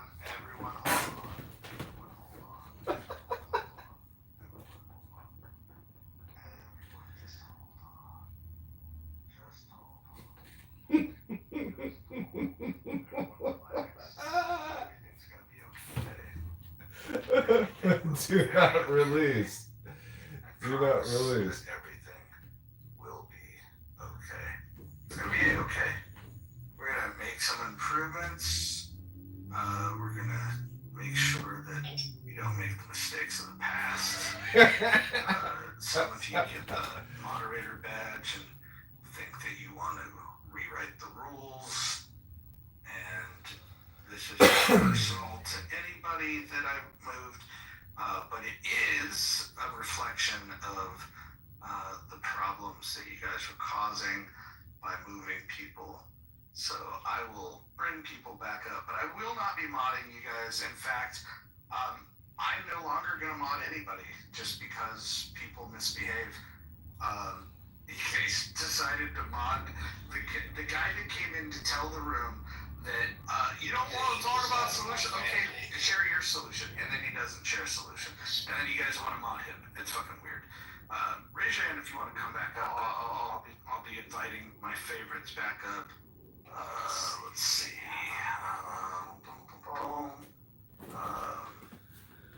This is crazy.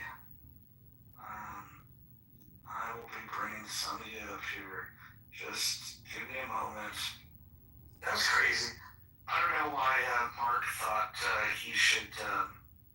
He said, I like what the guy was saying, and all the guy was doing was making personal attacks and didn't offer a solution. And when given an opportunity to, to call out directly, hey, what's your solution? He had nothing to say. He literally had nothing to say. So, anyways, we are now back to a world where Mojo solo mods. The downside of that is, like, if I have to, like, eat or walk the dog or take a shit or whatever I might have to do in my life, I might not be here to properly mod, and so sometimes there can be chaos because of a lack of mod. Good God, can you just stop? Just stop. Well, what's your solution? Yeah, that's my point. What's your solution? Shut the fuck up. Don't repeat yourself like a monkey. What's your solution? I will tell you if you stop repeating yourself like a monkey, bro. It's like literally you was ready to say that when I got on the stage and said one stage. Well, what's the solution? Let me do it real quick. What's the solution? This faggot already know what he's going to say. He doesn't. Like, bro, how the fuck did I get into a solution? I thought I came and introduce and say one sentence before you start fucking. You said 30, you're still not saying a solution. Yeah, you know why? Because we're not. What is the point of me saying anything when you faggots? Okay, then why did you come up? Because I'm hoping to break through the trollism so you guys can get real with it. It's like people out of the Just say the fucking point, dude. No shit. Just say the fucking point. All the way to cheese. Yeah. So, even though Mark's gone and you guys want to troll, and I probably won't get anywhere with this, I'm going to just go ahead and say, bro, shut the fuck up. No one gives a fuck. Oh, shut the fuck up. Shut the fuck up. I got a picture for y'all. I'm going to talk about myself. Shut the fuck up. Just say the fucking point. I'm not arguing. I'm tough. Your dog's tougher than you. All right, chill out. At the end of the day, my whole fucking point is, I agree. You look like a metrosexual. Everybody knows what I look like, pussy. At least they know what I look like, pussy. Shut up. I know what you look like, and I know what You look like a late 90s R&B album. And you look like a fucking faggot who beats off in his room and probably lets his dog lick his balls with peanut butter. Shut the fuck up. I have no clue what you're talking about. Just I have no clue what you're talking about. You ass in the fucking room. Don't mean to eat up to me. Everyone mute up. Everyone mute up. Listen, we're gonna let one mic on Mark. Yeah. Mark. All right, bro. Look, at the end of the day, Hold on. It's not going to give respect. Listen, if I move you down again, we won't be able to bring you back up. I think that's what you're hoping for because you don't have nothing to say. Right, yeah, I have nothing to say. There's the condescending attitude. Great. Okay, awesome. Okay, got it. So that was your last chance. People do this on this is like the same thing as suicide by cop. People like come up on the stage and filibuster themselves, hoping to get removed because they actually had nothing to say. He did that to himself purposely. He was given multiple opportunities to speak and chose not to. He is a faggot. He is a The motherfucker, you look like Francis and gone. You want opioids and you're trying to talk to me. I hate bullies. I hate them. I attack them. But yeah, I hate this stuff. But yeah, you should have got on topic after he let himself explain himself. He didn't explain himself. He just went on topic. Because y'all gave him enough time on that. Yeah, I do see people. I know, and there's also some. I feel like solutions. So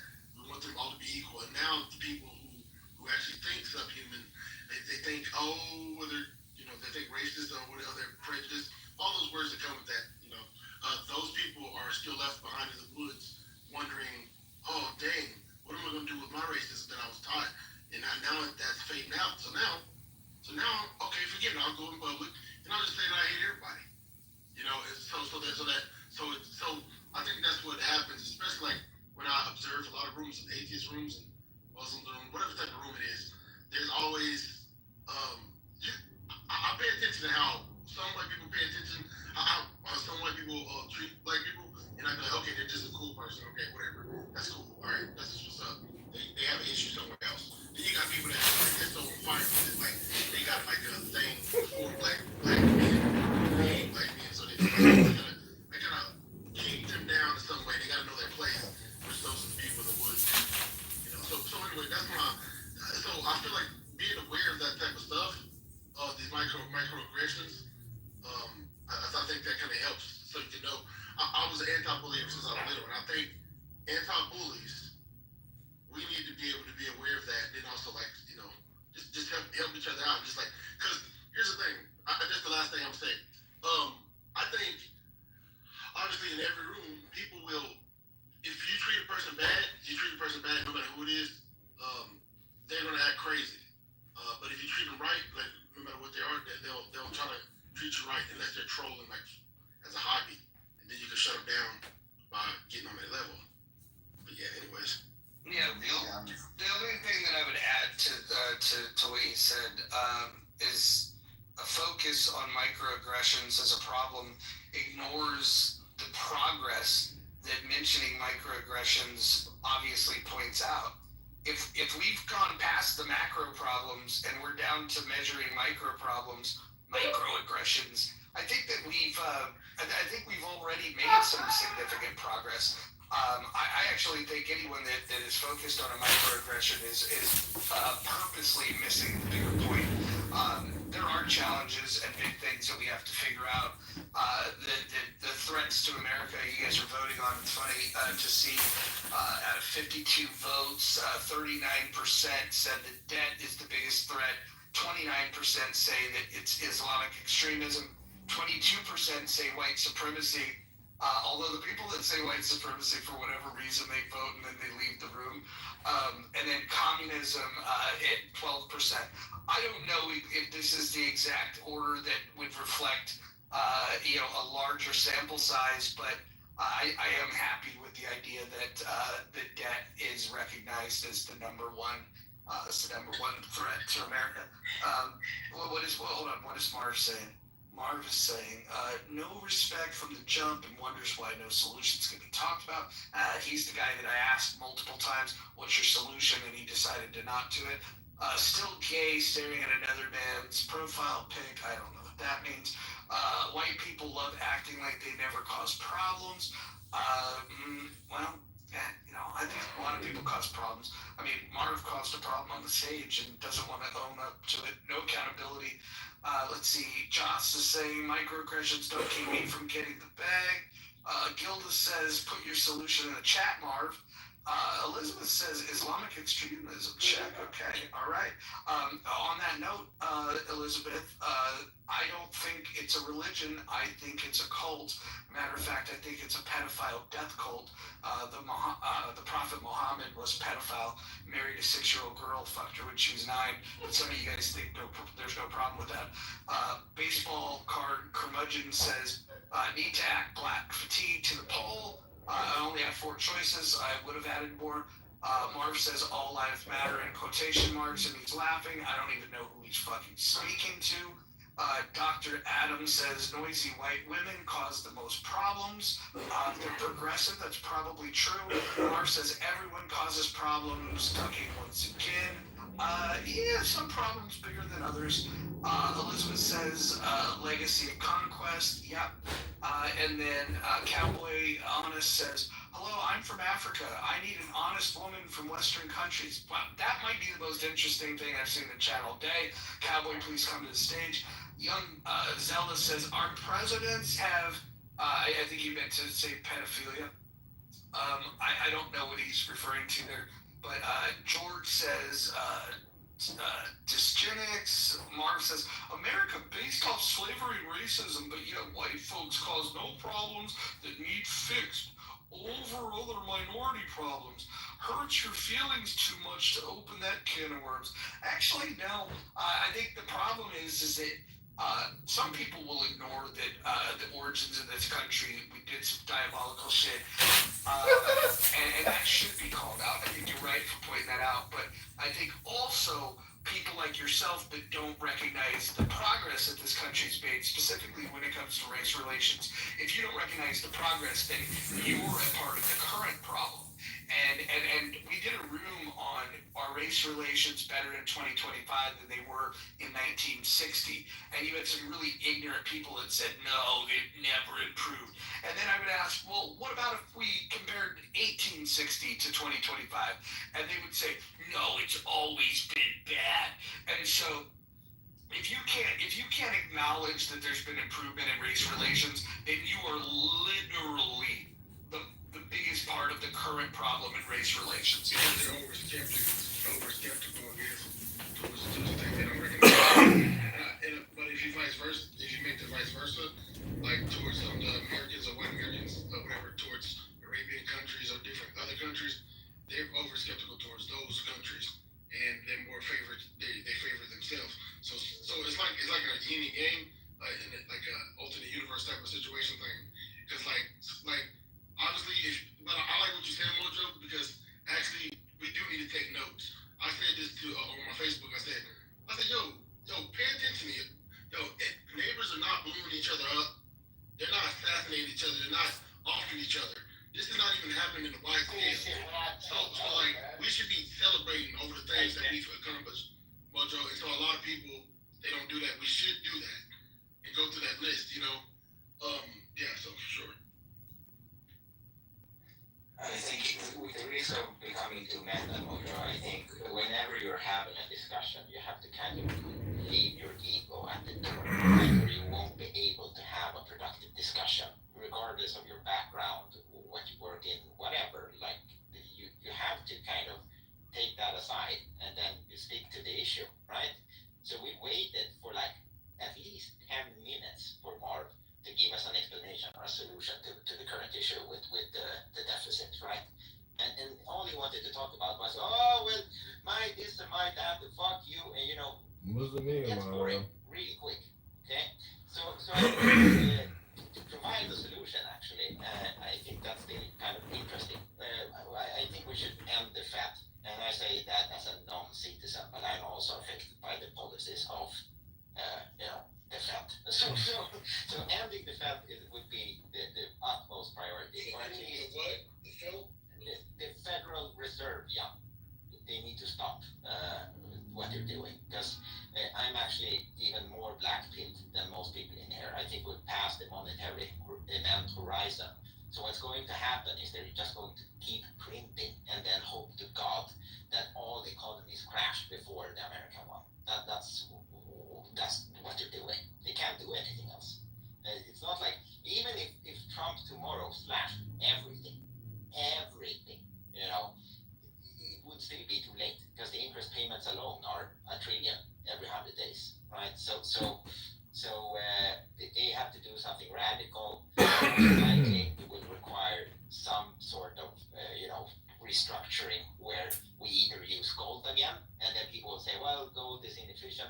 Well, okay, maybe we have to do something, because this paper system that we have now is not sustainable, right? So tangible assets. So maybe we can tie it to land or commodities or like productive real estate or something, But there needs to be a strategic shift from paper promises to real world collateral. That's what needs to happen. Okay, hold on. I want to read the latest from the midwit in the chat. He said, capitalism and Trump and America got the whole world blind to who really is the problem, due to everyone speaking English and our U.S. military threat. So, first of all, Marv, Trump's not a capitalist. Trump actually supports tariffs. Trump actually is an economic interventionist. He's the opposite of capitalism. And so, Marv, if I were able to bring you up on the stage, I would.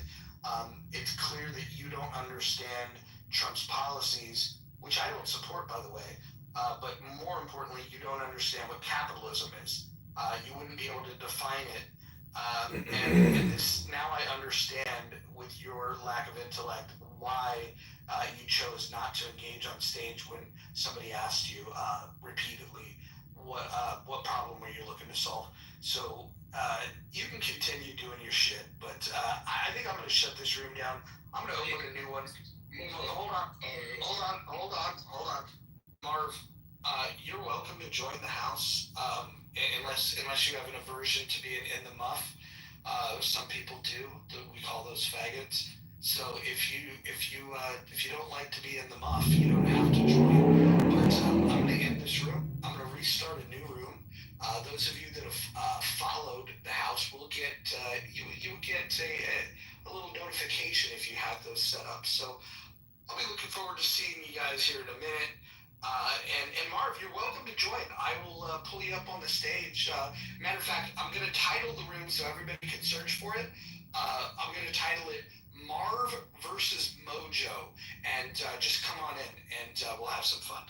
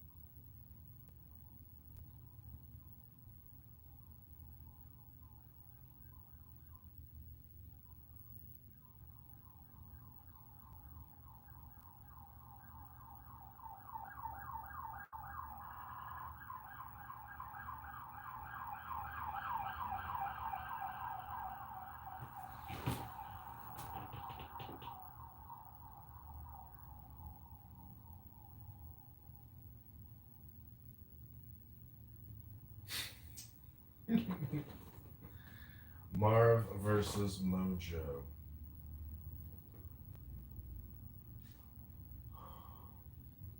I will be bringing people up here in a second.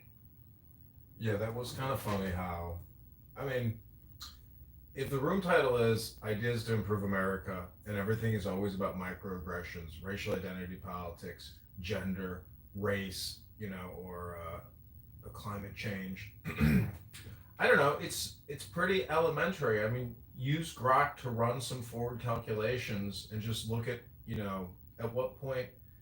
See, the things. How does the Federal Reserve? How are they going to even go along with it if Chairman Powell is balking about what they're wasting the money on, but he says it's stable enough, but it's unsustainable. They know, so it's like again, I think it does go back to status quo and but anyways, this is what I believe is an important issue as somebody who's running, to communicate with people. But I need to do more work outside of Clown House for the campaign. But I thank you for what you're doing and the comedy that you are bringing, the controlled chaos and the controlled comedy is what I appreciate because the sound wall, as you call it, nobody likes banging their head against the sound wall. So I thank you for, doing what you're doing. You're welcome.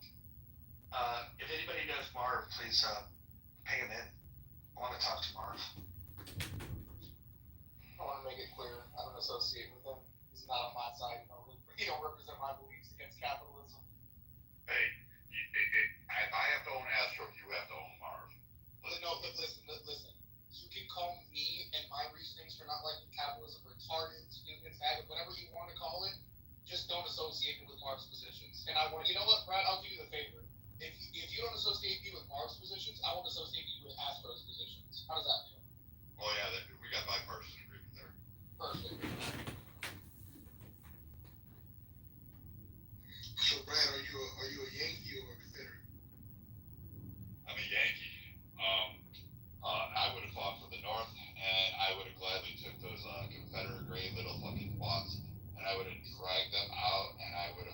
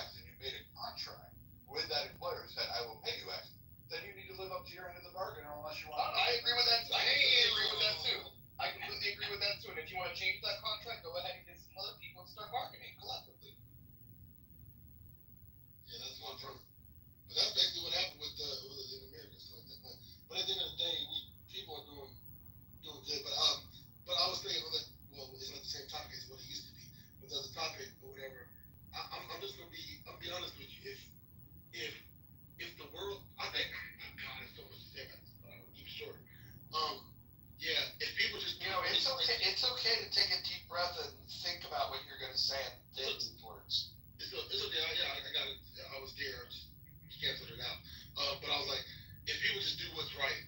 People do what's right. Not just right, but like virtue, like what's up, virtue. If people would take a virtuous type of mindset, not just only morally, because morals are subjective. But if you do a virtuous moral check, then the world will be better. If we just do that first. But Enlightenment America, not is to exactly come America, to but know like the Confederates that there's nowhere to go. America, they are dragging us Enlightenment is along. the understanding that this is all, That this is I perfect, think the old brother, that this is it. the old brother called the Confederates. Enlightenment is not an achievement. Still here. And I think It is an understanding that there is nothing to achieve, nowhere to go. You are already there. You have never been away. You cannot be away from there. No, it's never been missed. Maybe you have forgotten. That's all. Maybe you have fallen asleep. That is all. In the process of burning out these confusions, we discover enlightenment. If the process were otherwise, the awakening might be the product dependent upon cause and effect, and therefore liable to dissolution. Anything which is created must sooner or later die. If enlightenment were created in such a way, there would always be a possibility of ego reasserting itself, causing a return to the confused state. Enlightenment is permanent, because we have not produced it, we have merely discovered it. All the Buddhas of all the ages have been telling you a very simple fact. I'd rather talk about the Yankees and the Red Sox. Don't try to become. Within these two words, be and becoming, your whole life is contained. Being is enlightenment. Becoming is ignorance. Enlightenment appears to come in stages, but in truth, it happens all at once when it happens.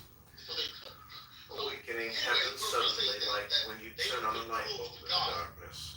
Darkness immediately disappears when you turn on your own light. Maya, ignorance, disappears. You are hope. Happens when you don't want it to happen.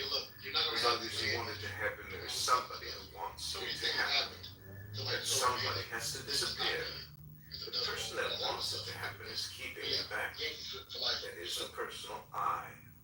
Silence is the best way to wait. You know, I just want to say, as an American, having worked with African Americans, Black people in America, I've had good experiences and bad experiences. But even with the bad experiences, in retrospect and self-analysis, it was a me problem who didn't know how to deal with conflict. And those women, those African American women, those beautiful women, those relationships, it was definitely a lack of maturity, and maybe even lack of wisdom. I think that was probably the biggest thing. Is because I think after enough time, now this may sound ridiculous, but I think this American experience has to be based on enlightenment type of principles and philosophy, because there is no other way to explain or rationalize some DEI encounters that I've had in my professional career. But nonetheless, through great psychology and great wisdom and great philosophy, in retrospect, I see it was a lack of wisdom on my part and why I got angry over those exchanges of communication. It was a me problem. So complete beef with black women on the job, is that the gist of it, sir? I'm just saying, as a fresh lieutenant in the Army, coming out of a military academy and having gone through infantry training, and meeting a Black female major in the Army intelligence, business unit of the Army, as you would call it, it was like watching Oprah in a military uniform, but a meaner and nastier Oprah. So it wasn't it was an eye-opening experience into my lack of esoteric wisdom. So the experience helped you build a little character, some self-reflection? Is that it? That's probably good. No, the only way I can rationalize that experience is based on esoteric philosophy, because any government or any organization that allows people to obtain ranks of power prestige and authority based solely on gender or race display, as opposed to intelligence or, earning it, or even purposeful function of the organization. The military is a fucking police force that is used to kill our enemies and protect our country. And to spend $100 billion on it, because what I've realized after working in the federal government and in the army for many, many years, the whole thing is one giant jobs program. No one ever loses their job, even if they don't show up. So it is a giant bureaucracy, and it is a parasite on the American people and their well being. The people are the host, the government is the parasite. I am complete. Well, actually, I kind of agree with that a little bit. My wife said that. She said that she would work with. There was a gay guy who was just wasn't doing anything like there. He was just smiling, gagging around. And I was like, man, it's crazy you just said that. She told me that story, and I was like, oh, I never. But she said, yeah, it was annoying. And then there was people who stole stuff. And they was like, okay, don't report it, whatever, because something about insurance. I don't know. There's some different stuff. And I was like, huh. So I kind of get what you're saying. I mean, when you get a federal job and you realize that it's like having Social Security for the rest of your life, you're never going to leave it. But the fact of the matter is, if America isn't run like a business, then we are not capitalists. We're not a republic. We are a communist state. And I don't care if you think the Federal Reserve is separate or there's a secret union. We have become the Soviet Union.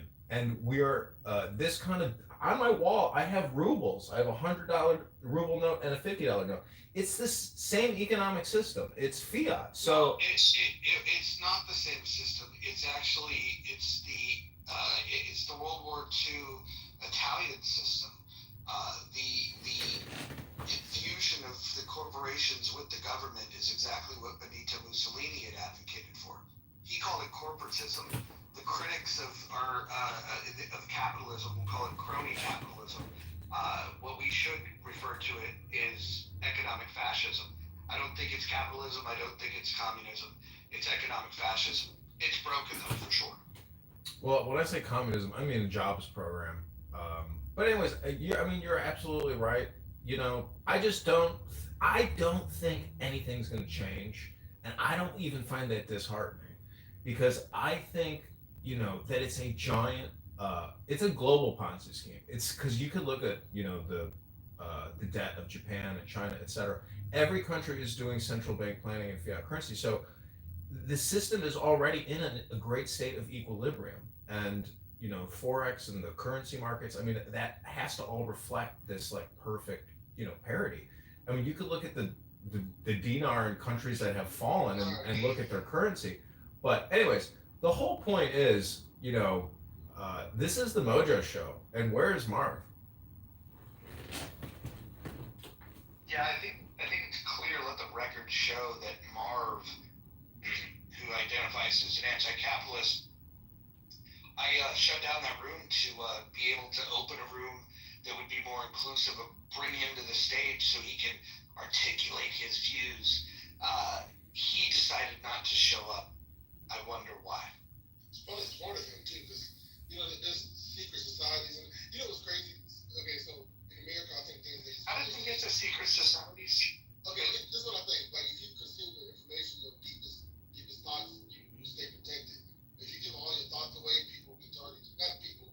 But I feel like there's intelligence behind a lot of things that we don't even know. There's secret societies, and so they get a total of information, polling information, whatever. The analytics of how people think. Then they come up with plans behind the closed doors. I feel like a lot of us who have good thoughts, we let it out, and it's good to let it out to be understood. Things need to change, but there's people right now that are either Freemason, Illuminati, or some kind of Young. many type of things. Yeah, So like young. yeah, What type of medication do you have? there's none. But that's probably what you're on. Young, Young, I live next door to a very large Masonic hall here in Chicago. Do you know what they do in Masonic halls or churches or any religious organization? Do you know what they primarily do? Wow. So there's two things. There's different degrees. No, just give me one word, a summarized word about what these organizations do. Thank you. They form together. They come together. Oh, it's education, dude. What, they're in the education publishing business, the communication business. It's information. What's the problem with it? So you see what I'm saying? So look, so if you study, you need to study the testimonies of used to be Freemason or whatever. And I did this is hold on. Come on, brother. I want to look. Where you let's pretend that the stage is a bowling alley, and let's just pretend that you've like rolled a bunch of gutter balls, and now as a friend, I'm lifting up the Hold on. Listen, I'm lifting up the bumpers. You're gonna knock down some pins. If I do with them, that's why you acting this way. Well, yeah, I have no problem. No, hold on. I have no problem with the Masons, but it sounds to me like you're someone that doesn't understand what Masons are. I haven't explained it yet, so I don't think that's what you're saying. Okay. So walk me through. Okay, what are the two things that you do not discuss in a Masonic hall? I wanted to stay on the topic because this is going to unfold. I was just asking what those two things are. Well, you're an expert on this subject, so I want to understand your question towards what he said. Well, I'm illustrating that you don't know what happens in a Masonic hall. That's part of your bias because you're trying to protect it. That's okay. But you don't know what happens in there. Tell me the two things you can't talk about. Yeah, it's the thing that I could talk about, right? What are the two things you don't talk about in a Masonic hall? If I was to talk to the Mormons, I can talk to them about certain things. And then I'm gonna have to know every secret. And now we're talking about Mormons. No, I'm saying because some of them are Freemasons, right? And you be many things. You can be any religion. Yeah, you just. Hold on. You know what I'm saying? Hold on. Hold on. What are the requirements to being a Mason? Brother, I'm not getting into all of that right now. That was my point. I don't think you know. But you're cutting me off because you're triggered by it. No, I'm asking you to. I'm qualifying your expertise on the topic. Exactly. I probably do remember. I would remember if it wasn't under pressure. But you're the moderator right now, so you don't have that pressure. You only have heat towards being the leader right now. That's all one thing you have right now. I'm trying to pinpoint on what I know. What I do know is what I'm mentioning. And so that's the same place for me. You know what I'm saying? Got it. Okay. So for the record, you don't know the requirements to being a Mason, and you don't know the two things that you don't discuss when you're in a Masonic hall, but you're an expert on Masonry. Go ahead. Are you talking about religion that you don't discuss, right? It's one of the things. Oh, dang, I think you're right. I mean, that came to me because of the lack of pressure. So that's what I'm saying to you. The human brain works different. If you make it safe, they'll be able to get rid of I agree. Your human brain is working much different than mine. Go ahead. But no, I appreciate it, Mojo, but that's good to even say that, though. For some reason, you saw that. But let's see, American. This is what I'm saying. On the point, there's degrees, right? There's many degrees. So if there's like, say, if you're a higher degree, you would know the deeper things. How do you obtain the different degrees? Brother, I'm not going through a questionnaire about it. I know it sounds good. Sounds like it's essential. I'm trying to get to a point. It's the end point that I'm trying to say. Get it and get it out of the way. And it's not even so much about Freemasons exactly. Because I want to pinpoint people as if they're all evil. They're not. That's not the point. I'm saying Freemasons existed before America. And so therefore, if it existed in another place, and now it comes over here, that means that wherever it came from, those people have power over many other places then. And so that would mean, damn, we're fighting. It's like we're trying to get order in chaos. And these people are, some people, the people who are hidden in the deeper parts of it, the people who have the deep degrees, who hide a lot of things because they can't tell it, whatever, those people, like, I don't know how to explain it, man. There's a statement, I don't know if this is Illuminati or Freemasons speak correctly, but it said order out of chaos, meaning you can get order over the earth or order in many situations globally, in many places. Yeah. Hold on. Look, it sounds like you've read like a Facebook post about this. Order de Chao is translates to order out of chaos. It's interesting how like you have like these basically like these headlines, but you know nothing about it. Do you know how to obtain first degree Masonry? ain't claim no knowledge. Got it. Okay, but you know that there's degrees and somehow, somehow you've got an opinion on masonry. The Holy Spirit actually leads me in a lot of stuff. Some weird stuff that happened. It's some weird stuff that happened. So I had dreams about entering the Masonic place. The doors were open, and it was like I walked in. So, anyways, after that dream, I'm fast forward after that dream, I saw it, the Masons and stuff. But when I got out of the dream, a couple days later, when I was living with my roommate, I walked down the street, went walking for a jog or whatever, and then I went to this Elks place. I'm probably giving too much information, but I walked down there, and I walked in. This was important. No, stop me. Elks Lodge? Are you talking about your fattest? Are you talking about your fattest? Okay, so then I walked in. So this one is short. It's very short. I walked in. I knocked on the door. So like I was like, okay, yeah, I would like to learn a little bit about the Elks, whatever. And then then they said I can't remember what it was. They said something like come in, and they said normally we don't let people in, but I'll let you in. And they let the door. The door was open. And so the dude said, what is he doing in here? I mean, like, not to be a. Are you on SNAP benefits? What are you doing in here? That's what he's like basically saying. And because you're supposed to come in, unless you're like a member and stuff. And so you on cash assistance? God's leading me into certain things. It's like deeper things, just like the Apostle John saw things about the countries. Young, when was the last time you read a book? Just recently, I read the Bible a lot. I was reading Romans. It wasn't a specific book. Young, let's talk about the Bible. We finally found something we both know about. So, can you give me your interpretation of 2 Kings chapter 2? What is it? What is the verse, brother? It's when the prophet Elisha was being mocked by the kids, and Elisha prayed to God to do something, and bears came out of the woods and mauled 47 children. Yeah. So are you like an agnostic atheist? What are you? No, I believe in God. I'm a deist. My question is, what are we supposed to learn from that? Are we supposed to say that if children are mocking other children, that violence is the answer? I would say there's times where God is close. There's times where they're paying attention like a lot, and then there's times where, or there's anointing on a person, and then things happen, and then there's times where it's like the opposite. So you weren't familiar with 2 Kings chapter 2? Yeah, I was familiar with it. Yeah, you are familiar. I was diagnosing your belief. That's why I was like saying agnostic almost. What you do, but deism is. That's why when you came into like to ask questions, I knew that you were part of something. Part of something, huh? Actually, I dedicated to being not part of something. But deism is like attached to like the presidents back then. I think it's so for me. Do you know what deism is? Yeah, it's like God doesn't have any involvement, but he's the creator though.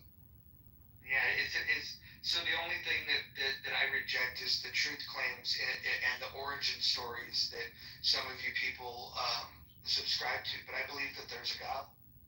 Oh, and somebody just mentioned this at a church that I went to, and he said something like, "Did you know George? I think it's Jefferson who he took out the miraculous things in the Bible." George Jefferson was the star of was the lead character in the TV show The Jeffersons with the theme song "Moving On Up."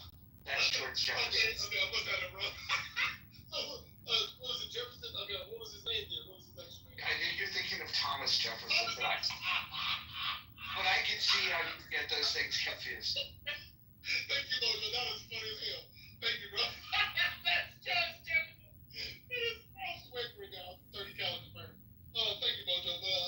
But no, you know, Jefferson, Thomas Jefferson, he took out the miraculous Bible verses in there because he's like a deist, but he just didn't believe in that supernatural stuff. But I think that comes from them conquering so much. They conquered so many other people's land.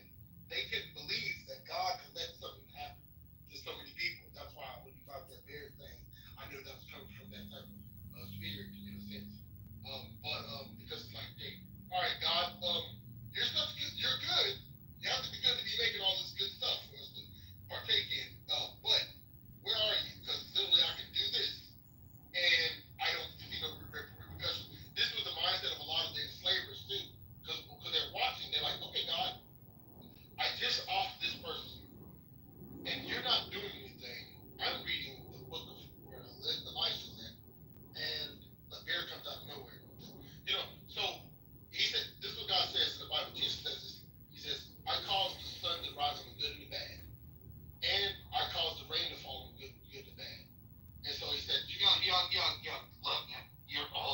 let's put the bumpers back up. You have intelligence. You're denying it, even though that could make sense. You just I want to put the bumpers back up and focus the conversation. So let's get into a scripture that I want to get your opinion on. Leviticus 18:22. What do you think? Okay. Let's see. Clarity, I guess. Okay. Let's see. It's all good. That gets weird. Let's see. Leviticus. 18:22. 22. Depending on what version you're reading, it's if a man lay with a man the way he lay with a woman, that's detestable, saith the Lord. Yeah, I got every version. Let me look at it. Let me see. Let's see. I'm gonna look at the actual Hebrew here. Then we can actually see what's there, not whatever. Alright. Let me see. Fuck was that? Were you ordering something? This is my Latin spells. I'm just joking with you. Let's joke with you, Congressman. And with a male, not you shall lie. Obviously, he's gonna read that. Obviously, but as with a woman is an abomination. You agree with that? Yeah, I agree. So you don't like faggots? Yeah, I don't hate them, but yeah, I don't hate them. Let's put it that way. Yeah. But I don't agree with the thing that laying down with a woman, laying down with a man. Yeah. Okay, fair enough. Look, to each their own. I want to pass the mic around. This has been fun. You feel free to tap back in. You've got a contagious laugh. I think you've won over most of the people in this room with your spirit. There's definitely a kindness about you. Yeah, you're welcome in the muff anytime. Matter of fact, the only people that don't enjoy being in the muff are the people that were referred to in Leviticus 18:22. But that's a whole other story. So, yeah. Brad, Serendipity, Nye, Don Lopez, my favorite person ever. What do you guys want to talk about? I know, right? Thank you. Marv was a no-show, so I don't know what we're going to do with ourselves. I wanna discuss. I wanna find out, and I'm trying to find it, and I can't find the name of that fucking third-party management company for DCFS that the LA Times informed on everyone about back when Gabriel Fernandez was murdered. Poor kid, but yes, and people don't know about it. That we're wasting all that money on a company like that. People knew about it, they'd be like, get it out. Is that the little boy that there was a Netflix documentary made about him? Yeah. Yeah, I can't watch that. It's just I've heard about it, and it sounds horrible. It was boring. Yeah, I can't bring myself to watch that. Everyone felt that child, the parents, the system. Yeah. Right, even the welfare system, the DCFS, yeah. But yeah, defending, they'd rather they're more worried about that than actually defending like our laws and values and kind of, they stay silent in supporting it, and yeah, it's really putting the country's future at like serious doubts. It's quite concerning. Well, it's because the average British citizen does not have any values.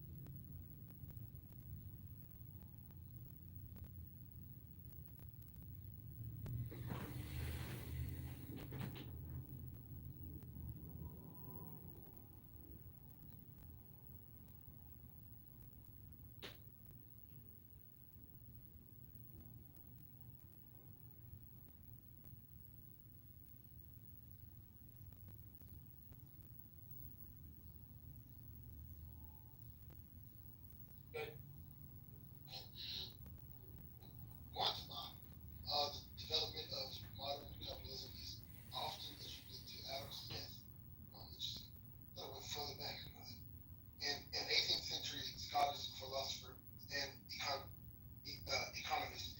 In his book, The Wealth of Nations, Smith argued that free markets and competition could lead to economic growth and prosperity. This is the last paragraph here. As for Adam Smith's religion, I asked him what his religion. He was raised in Presbyterian Church, which is a Protestant Christian denomination. However, noting that the relationship between capitalism and religion is not complex, and different religious traditions have been varying views, had varying views on the subject. Federal building, explaining that you might be able to just sell stuff off. That's where you would go.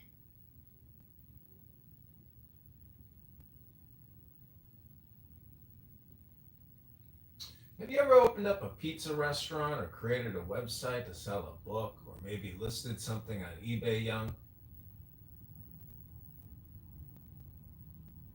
Have you ever worked a job where you had a boss that had investors or a management team that, was in a chronic state of disarray? Young, what I'm trying to say is we've got crony capitalism. You ever watch Gladiator movies? Yeah. You seen a grown man naked? Young, that was a great example of capitalism, by the way. I've heard it. I was down below. Somebody invited me up. Mark, let me ask you a question, Mark. The epitome of capitalism is what Young just talked about. Mark, if everybody in America had a compost heap in their backyard, how much do you think we can knock off the federal national debt in 10 years? Be honest. Oh my God, that's a room in itself, my friend. But guess what? If everybody knew the value of organics, the farming would change so much on so many levels. So when you make fun of me on these different venues that we're talking on, you have no clue the value of organics.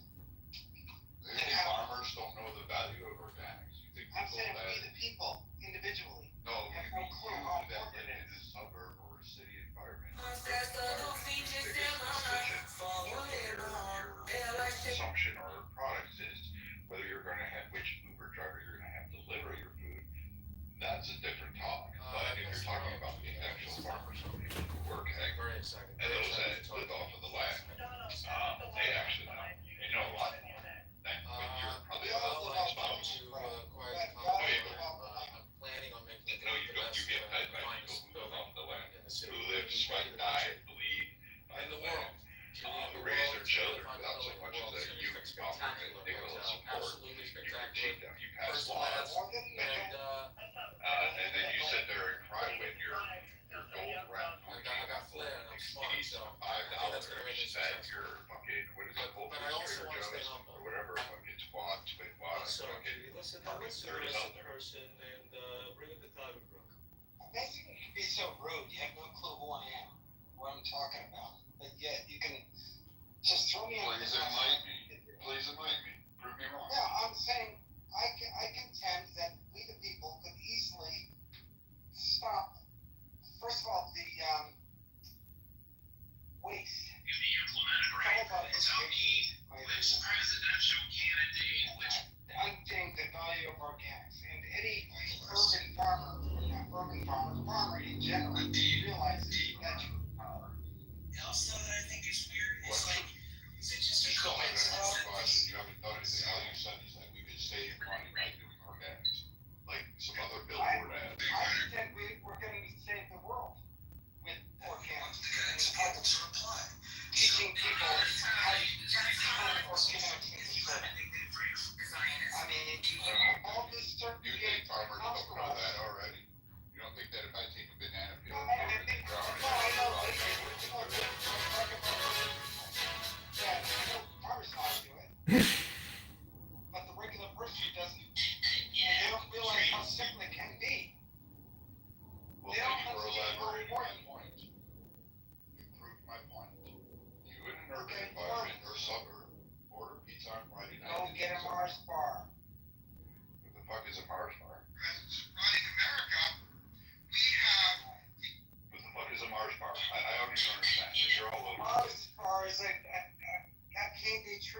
Well, gentlemen, let me interrupt your candy bar conversation. Mark, do you think at $37 trillion over the next 10 years, let's say we get to $50 trillion, do you think, paying $2 trillion on the interest is too much? I mean, what would you do to manage the budget, Mark, and the money supply? So trapped in this system, you are going to be the last person people go to change it all. You, America, have no clue. American. No, I'm asking you, what's your solution to the budget crisis, to the borrowing and spending crisis? What would you do if you were president of America and you had absolute control and you were Mussolini? What would you do, Mark, as a fascist or a communist or a socialist? What would you do? Or a capitalist? You tell us, Mark, what would you do if you had snap your fingers? What would you do? Yeah, first of all, I would live by example. I would take all the injuries we have in war.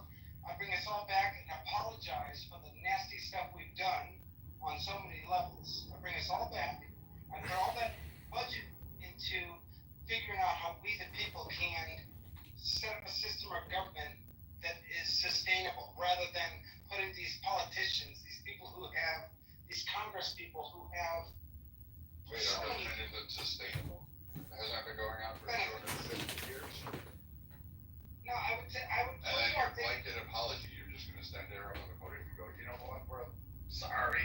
Yeah, but we're good. Well, listen. We didn't want to show you that how cool would it be? You called me Mussolini. You called me Mussolini. How cool would it be? Listen, I apologize for all the stuff we've done. Now we're gonna come back and try to figure out the founding fathers, Thomas Paine especially, of course, the key founding father. Because nobody's read the founding father. Of course. Actually, hold on.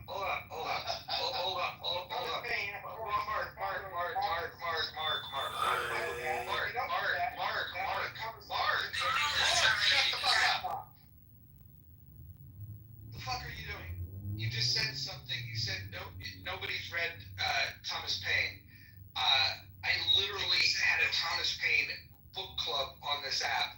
And we went through Age of Reason, we went through Common Sense.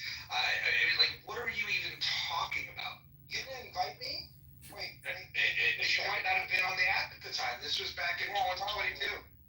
Well, next time you do it, you need to have me on the app with you. Yeah, boy. What are you, the authority on all Thomas Paine? No one I'm this person that is resurrecting him to the founding father. Mark, I asked you about the debt and what you would do to address the debt, but let me ask a different question. Does anybody here have any revenue ideas or business ideas that America could get involved in to generate more income and more revenue? Everything American.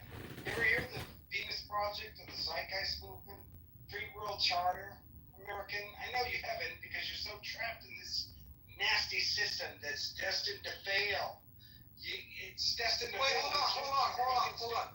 It sounds like both of you reject the current system, but you just have different ideas of what that would look like.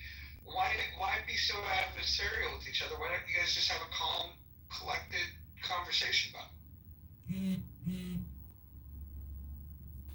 I'm into that. Yeah. But American was in the last room that I was in. Yeah, no, he could be a little trollish, but the question he asked I thought was a fair one. If you were king for a day and you could make these changes, like what would you do that would reduce what would you do that would reduce spending, that would reduce the debt, and it would make Americans more prosperous? Like, what are your ideas? Yeah, thank you. First of all, we're getting ready to get into some where AI is going to be taking many of the jobs, right? So we have to know that that's a fact. Not just blue-collar workers, white-collar workers, job will be gone. These people are going to wonder what to do next. In a job where, no matter how you figure it out, AI is going to do it better than you. And a corporate entity is going to always hire AI. Always. Because you know why? They do it far better. That doesn't answer any of the fucking questions. But how do we make money if money is the standard? How do we make money at it? Maybe money doesn't need to be the standard. Could you imagine that? What if we could all figure out the equal standard of living, where everybody has food, shelter, and clothing? What if we could figure that out? What if you didn't need as much? What if all people need, the youth I think are getting this anyway, is just information, where you can get the information and be able to walk the planet peacefully. So schools? So on planet Earth. So schools that already, you haven't even answered the basic question, but we already have that system. It's called schools, high school, college, elementary school. You have pre-K. You have tutors. You have other institutes. Brad, if everybody understood that information is at the click of the button, all these executive type school board people, we don't need to pay them anymore. They're gone. Bye-bye. You know why? Because I can get information at the click of a button. I don't need any of this bureaucracy bullshit. That's actually deep. What you're saying, because you're on point with that actually. Because everybody's teaching in some way. If you're doing something, you make a proclamation, you're teaching. If you do something over and over again, you're teaching in that way. There's so many things that people are teaching without even being asked to teach. So everything that you do is a teaching point, and everything that you say is a teaching. It's a proclamation. It's preaching and teaching. So that does make sense, bro. If we can figure out stuff from there. Well, Young, let me ask you a question, and Mark, too. What is the difference between subjective and objective? Can anyone tell me maybe what the difference is between objective and subjective, or subjective, objective? Anyone?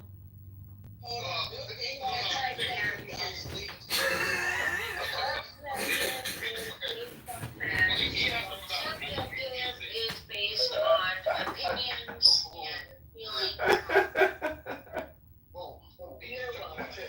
Okay, so he asked for his opinion, and it should be offended that you think that your opinion doesn't matter, right? And I think that's not the case. And I think we should learn unity. How do you deal with diversity? Because America, we haven't dealt with diversity as good as in the past or whatever, but we have today in a sense, right? But sometimes, so this is what I'm saying. School of thoughts. Okay, how do we deal with somebody that has the opposite opinion as me? If you look at those private societies, right? Like what I was mentioning earlier. The private society. Young, what's the difference between objective and subjective? I'm not attacking any of. Wait, hold on, guys. Hold on. See, look, it's almost the one perspective. Hold on. What question are you asking, American? Are you asking just the definition of subjective or objective? I'm asking what's. Hold on.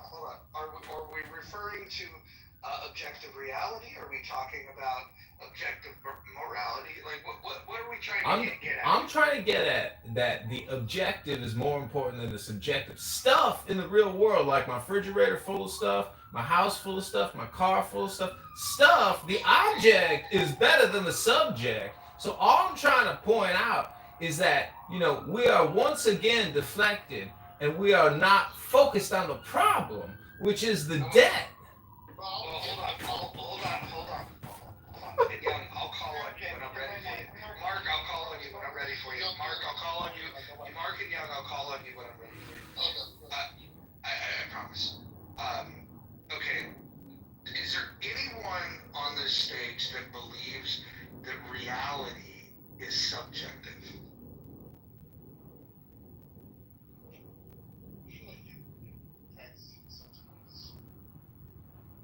I'm just curious if you think that reality is subjective or objective.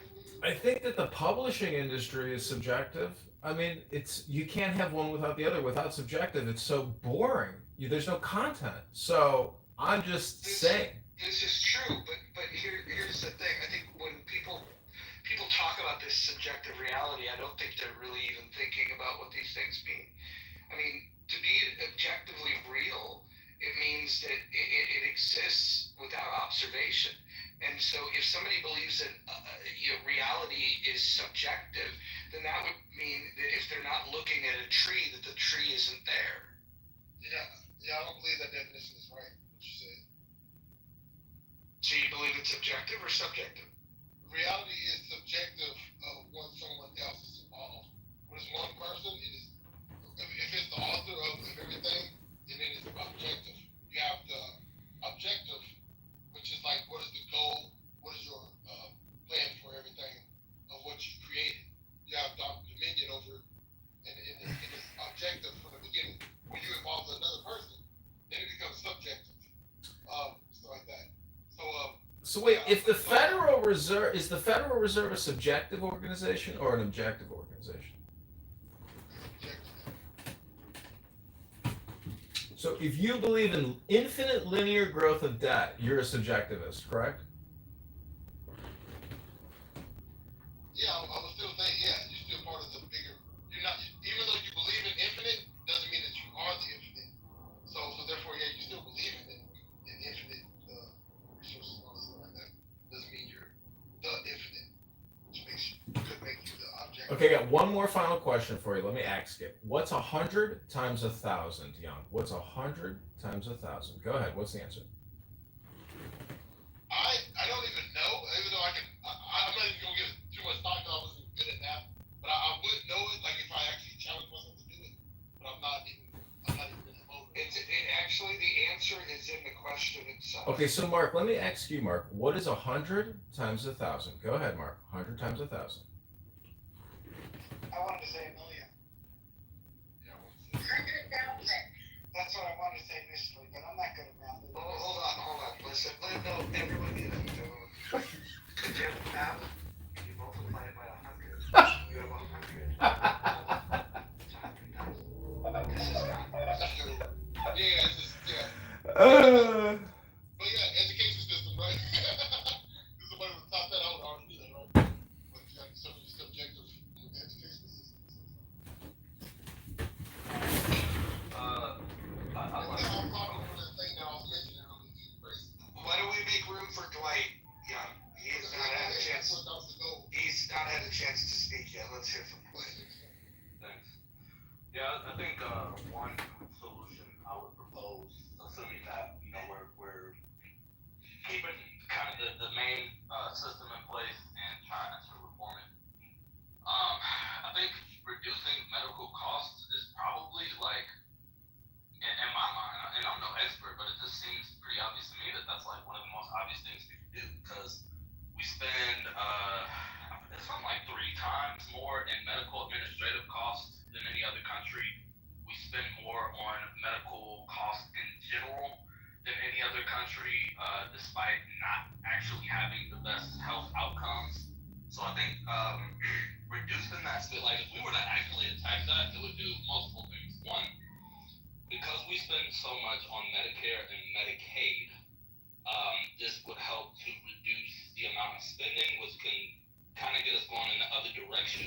Because right now we're spending more and more, and the debt is growing as opposed to shrinking. So I think a couple things happen. One, you literally reduce the amount of money that you're spending out. Get rid of some of these fucking administrative costs. Get rid of some of these fucking outrageous prices. And there's. Yes, I'm aware that there's nuance to that. Yeah. By focusing on that and reducing the cost, it also. Yes. I saw they had some other. No. Yeah. You never know with Norwegians. That's the thing. Yeah. One thing about Norwegian, we don't know what's.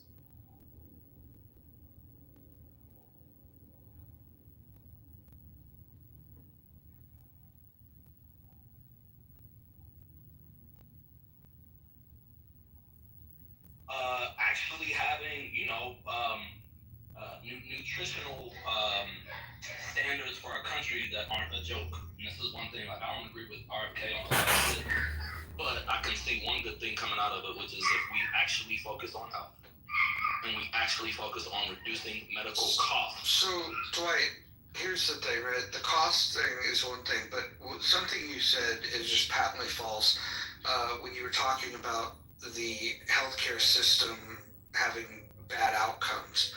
We actually have really good care in this country, really good care. And the other piece of this that people leave out of health outcomes is that a large amount of the outcomes around health are hereditary. The pieces that are not based on heredity are based on lifestyle choices. When you start factoring in the things, so you have things that are out of your control, which is, like your predisposition to certain things, and then when you factor in the things that were in your control, like the lifestyle choices, do you eat healthy? Do you exercise? Do you get enough sleep? Do you get enough water? All those kind of things. Those have a much bigger impact on your overall health than whatever healthcare system you might be in. That being said, where health outcomes do come into play when it comes to the system that you have in play is if you do have something where you need some preventative care, or you need to solve a problem, let's say you need a surgery or something of that nature, you want to be able to have access. You need to be able to afford the care, and then you want the quality of the care to be really, really good. And when you think about those three legs, access, quality of care, and cost of care, you can't have all three optimized. The best you can do is two. Mojo, You're not going to interrupt me, Mark. That's not going to happen. If you're going to have high quality care, and you want to give access to everyone, it's not going to be low cost. If you want access for everyone and you want it to be low cost, it's not going to be high quality. These are trade-offs. We make trade-offs with pretty much everything we do in life, and when it comes to medicine, it's no different. And so anyone that's promising you a system that is low cost, high quality, and access to everybody, they're plain and simply lying. Mojo, Well, Mark, let me, before you, if you don't mind, because we were kind of back and forth. No, I 100% agree, and I think that's why I was saying, like, I think the RK thing, the RK Jr. thing, even though I think he's like a fucking idiot, I think like that could work out because, yeah, I agree, like our lifestyles are a huge factor, and I think that is probably more tied to our health outcomes than we probably give credit for. I mean, the fact that we have so many people obese, and have all of these conditions that put this burden on our healthcare system, and then on top of that, we have all these other exacerbating factors like administrative costs and that sort of thing. My only thing that I would say, I get you, and that may be right. You've got to choose that put this burden on our healthcare system, and then on top of that, they have all these other countries that we can look to take ideas from. We don't necessarily have to emulate them. It's not that other countries are necessarily perfect, but we can definitely do it better than, like, I think most people would agree we can do this much better than how we're doing it. We can be much more efficient, and with that being the largest, if I remember, I think that's like our largest governmental expense, fucking Medicare and Medicaid, and like all of this huge burden of medical expenses for our citizens. Yeah, Mark, jump in. Yeah, if I may, real quick. With today's technology, I go to the doctor. I go and he seems to leave the room all the time. I always think he goes, like I tell him what my problem is, I think he goes and he leaves the room, and then I think he goes to the internet and punches in what I said to him, which I could do myself. And I think all of us can do that with today's technology. We can punch in our symptoms and make. The only thing we can't do is prescribe. As if we can't prescribe certain drugs for ourselves. But if we could, that would be kind of cool, I think, in my personal opinion. But we don't need, with AI, we don't need any of that baggage either. If all of us are attuned to our own self. Like, whatever I feel, I have pain, fractured, like a broken arm or something like that, that's different. I gotta go to a doctor, somebody's gonna fix my arm. But when it comes to being sick or something, I punch this is my ailment, I gotta go to a machine, right? That more and more of these these machines they're coming to us.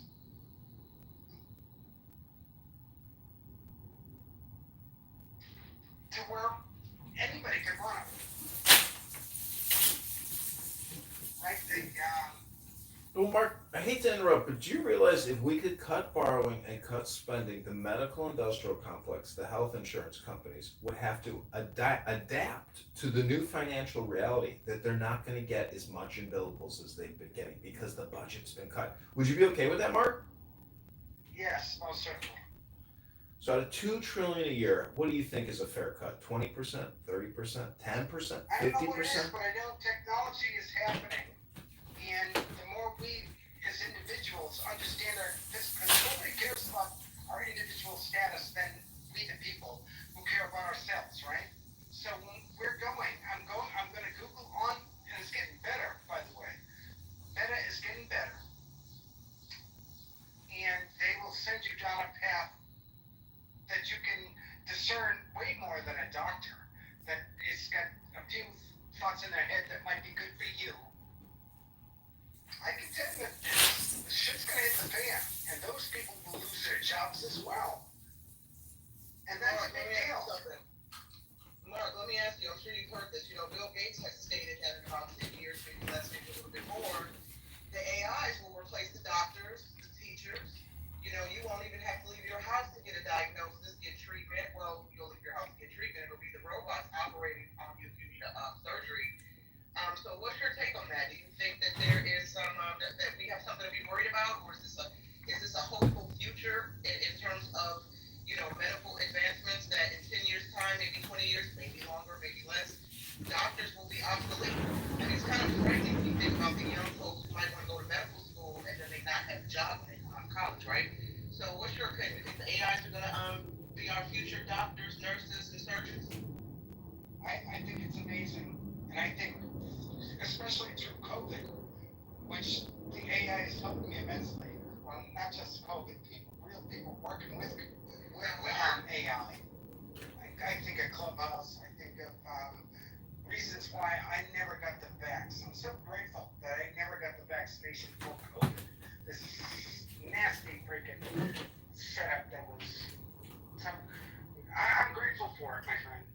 Mark, I gotta jump in here. Mark, do you think the government should immediately fund medical AI technology? Do you think the government should continue funding and spend as much money to figure out medical AI? What do you think, Mark?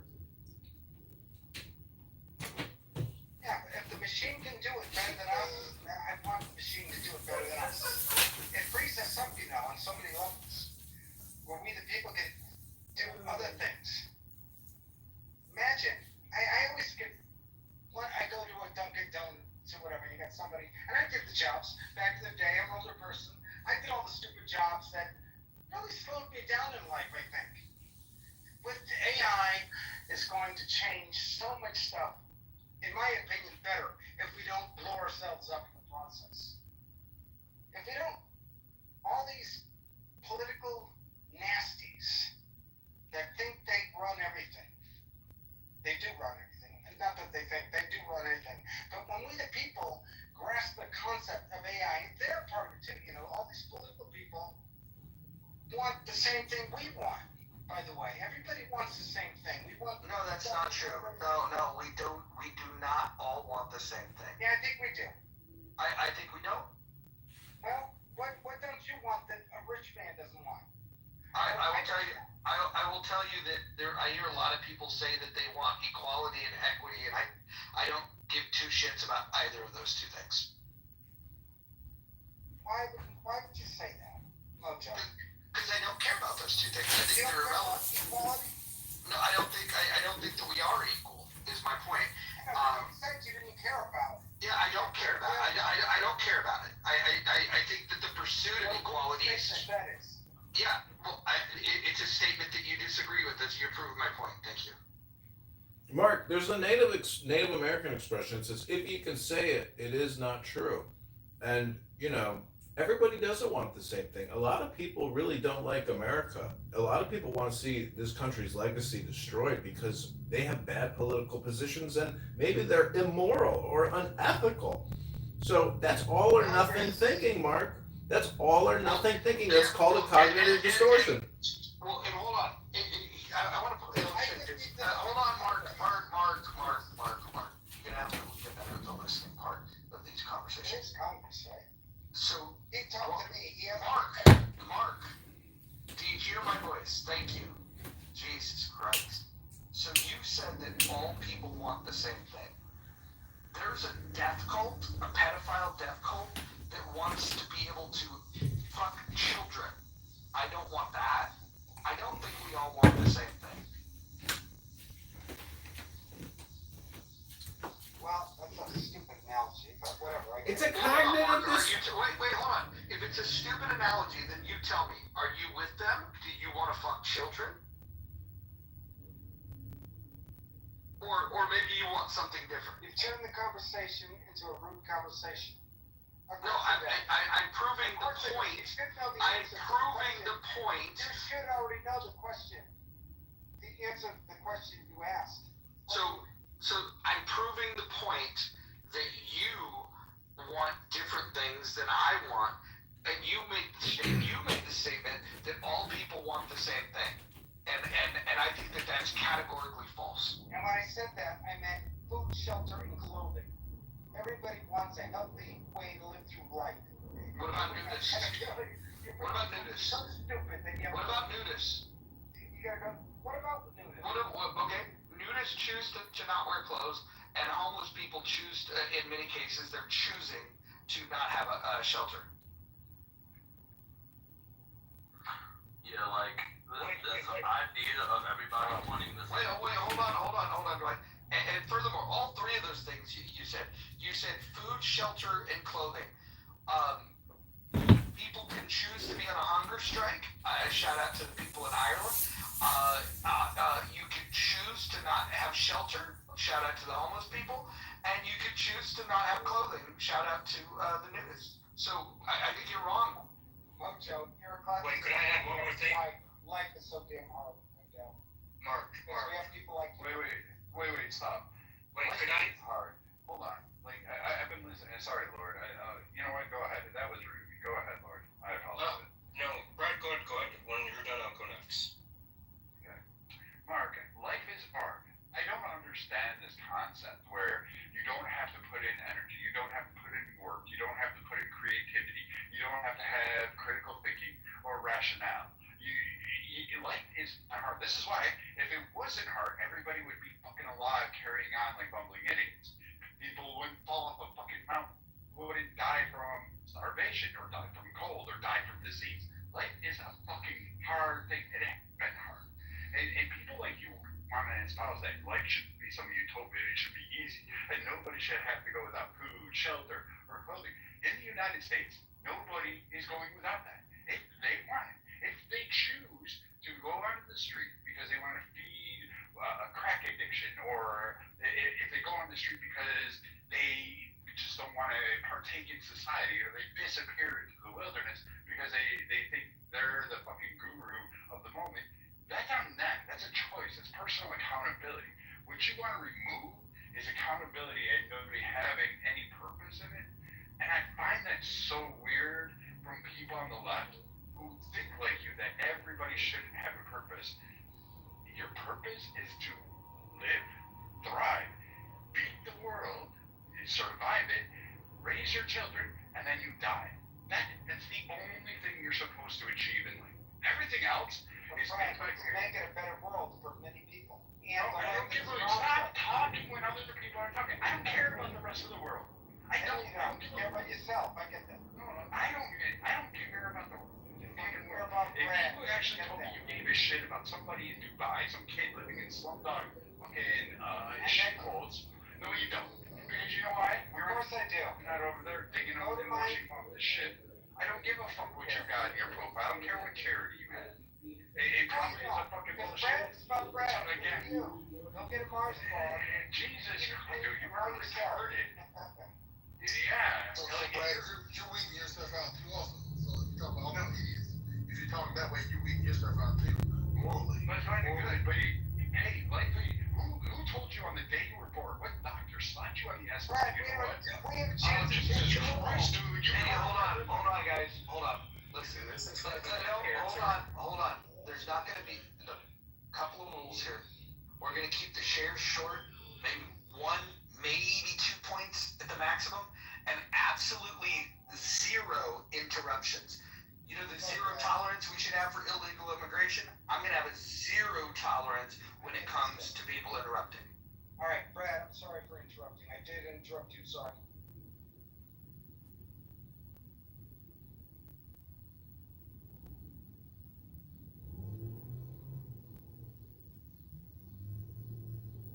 No, go on. I mean, I'll give it to Lord after this, but you got the answers for everything. You insulted. You said AI take over and cure everything. It'll do all the jobs. You won't need a purpose for that. You said, hey, everybody will just have to get food, clothing, and shelter, and we can just go back to organics. You said a lot of dumb shit, so you got all the answers. I suggest you put those answers to the test. Put it on the world stage. Run for a political office and see if you can convince other people. But I'm willing to bet that you can do it, and I'm willing to bet that if we actually went deep dive into your at least one policy position or one idea and actually went further, it would fall apart really fast. Really fast. I beg to differ. I think if you looked at the work that I've been doing, growing vertically, using soil, composting everything, and getting everybody psyched about life, nature, and the universe, I think you're wrong, Brad. I think we, the people, could easily change the world yesterday if we weren't a part of this nasty economical system that you seem to embrace. You like it, but we can't change it. According to your mindset, we can't change it because that's the way it is. It is what it is. And so that's a bummer. But whatever, that's your mentality. But guess what? As an older person who's been on this planet a long time, who's constantly thinking about how I can change the world collectively, not just America, globally. And go to my stuff, go to my work, go to my YouTube, Eve Growing, go to DS Reality, go to what I've been trying to do to help the collective whole and everything. Granted, I don't have any freaking sponsors or anything like that, but guess what? I'm still working at it. And guess what? It brings joy to my life to know that I can make a change. And hopefully, I might, if there's something more to this very real life that's over, that I'm a part of, maybe I can make it to the next realm. If there is such a Mark, do you think that the now is all important? I know he's still talking. I'm asking him a question. Is the now all important, Mark? Roger just said no interruptions. Guys, listen.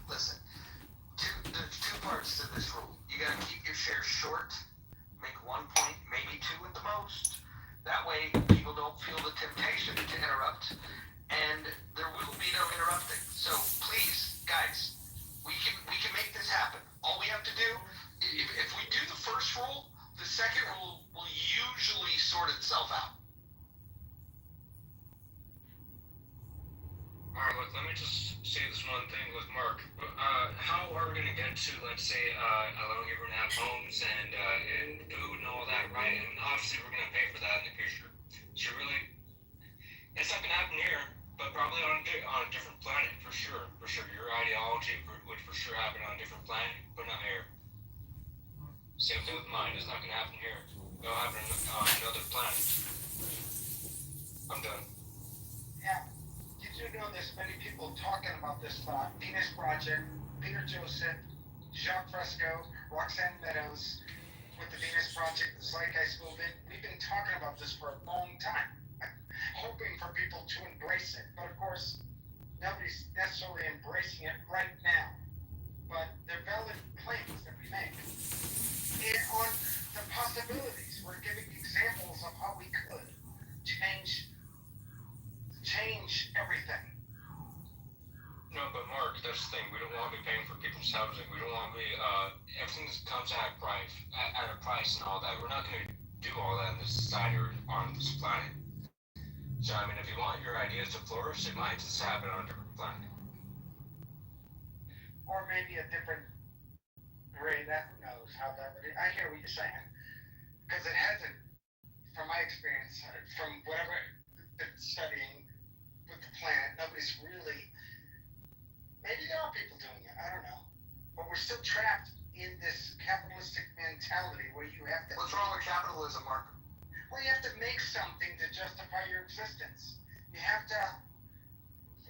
to make, even how stupid it is. I'll tell you what's wrong with capitalism, Mojo. Go this time at Walmart at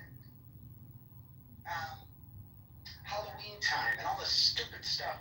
People, you look at all those toys that people made, those boxes, how it got to you, the machinery and all the complexity to bring these boxes to us, and the kid opens it up and they throw it out the next day and it goes to the landfill.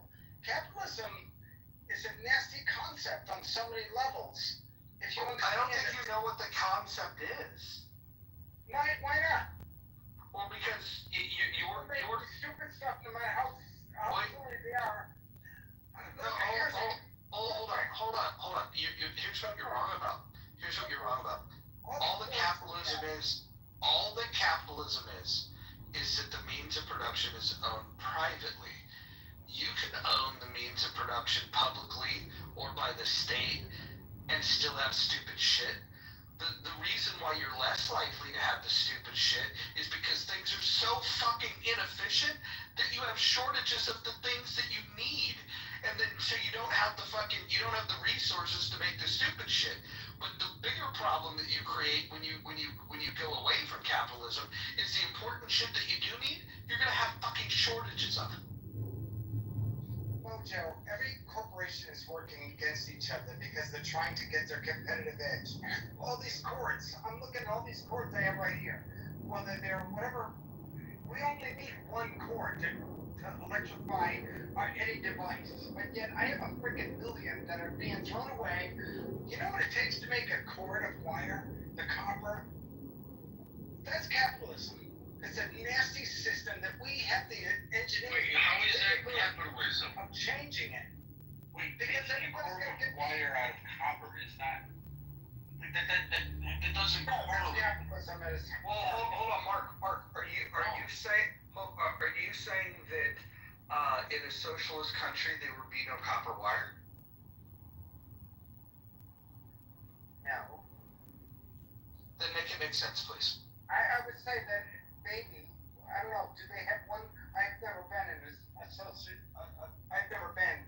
Have you ever wired an electrical outlet? Yes, of course. Then how do you do that without the cheapest material and conductor, which is fucking But I'm talking about cords. I was talking about all the different cords we have to deal with. Well, we all know that one cord could do the same thing. One cord, but of course they make different cords so they can keep their devices, whether it's Android or Apple, to make it charging cords. Yeah, what he's talking about is like when Apple fucking decides, okay, hey, we've got the consumer base, and we'll make sure that the new cords are not backward compatible to the old phones or the old laptops, and then basically what they're doing is they're creating a sense where you have to adapt and buy the new products. They're creating a way to influence your buying decisions. That being said, you don't have to buy Apple products. There's other products that you can buy. What I'm saying is, I hear what you're saying. But what you're doing and the weird mistake that you're making is you're blaming capitalism for a business decision that's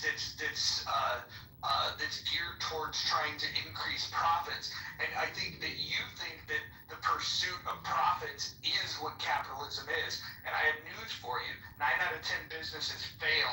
And so in a capitalist society, the vast majority of companies do not turn profits. In fact, they turn losses. And profits are much better than losses because you're not going to sustain yourself much if you continue to have losses. Unless you can find somebody to continue to fund you the way that we do today with corporations that will go ahead, the government will fund these corporations through subsidies and bailouts and things of that nature. So it doesn't matter if you have a successful business plan. Perhaps that's what you would prefer, is that you could have a failed business and then the taxpayers would just pay for it. But Mojo, I went on his website, the Venus Project, and I looked at their financials. Their last statement was 2022. And they received about $200,000 in grants, and they got $400 in revenue. And then they're sponsored by a company called Accept or whatever it is. And this company wants you. This is their sustainability growth model. They want you to basically buy. Let me emphasize this: buy new materials in order to build a sustainable house. So they want you to purposely have to do what Apple does, force you to buy the new charger or whatever it is. They are actually utilizing fucking capitalism to their extent while couching it under this glorious revolution utopia. So this guy doesn't even know what he's talking about on the various organizations that he's supposedly working hand in hand with the 4 fucking founders. And oh, by the way, it's been around for, like it says, 100 years. But oddly enough, they haven't existed that long. Brad, what do you mean by 4 founding fathers? What did you say? 4 founding fathers? It's on your fucking website, your Venus Project. Go to Founding Fathers on your own goddamn website and look it up. Your tax records are there. I can look this up.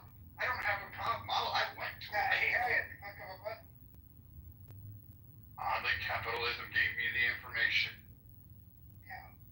But is it capitalism or is it just people sharing information?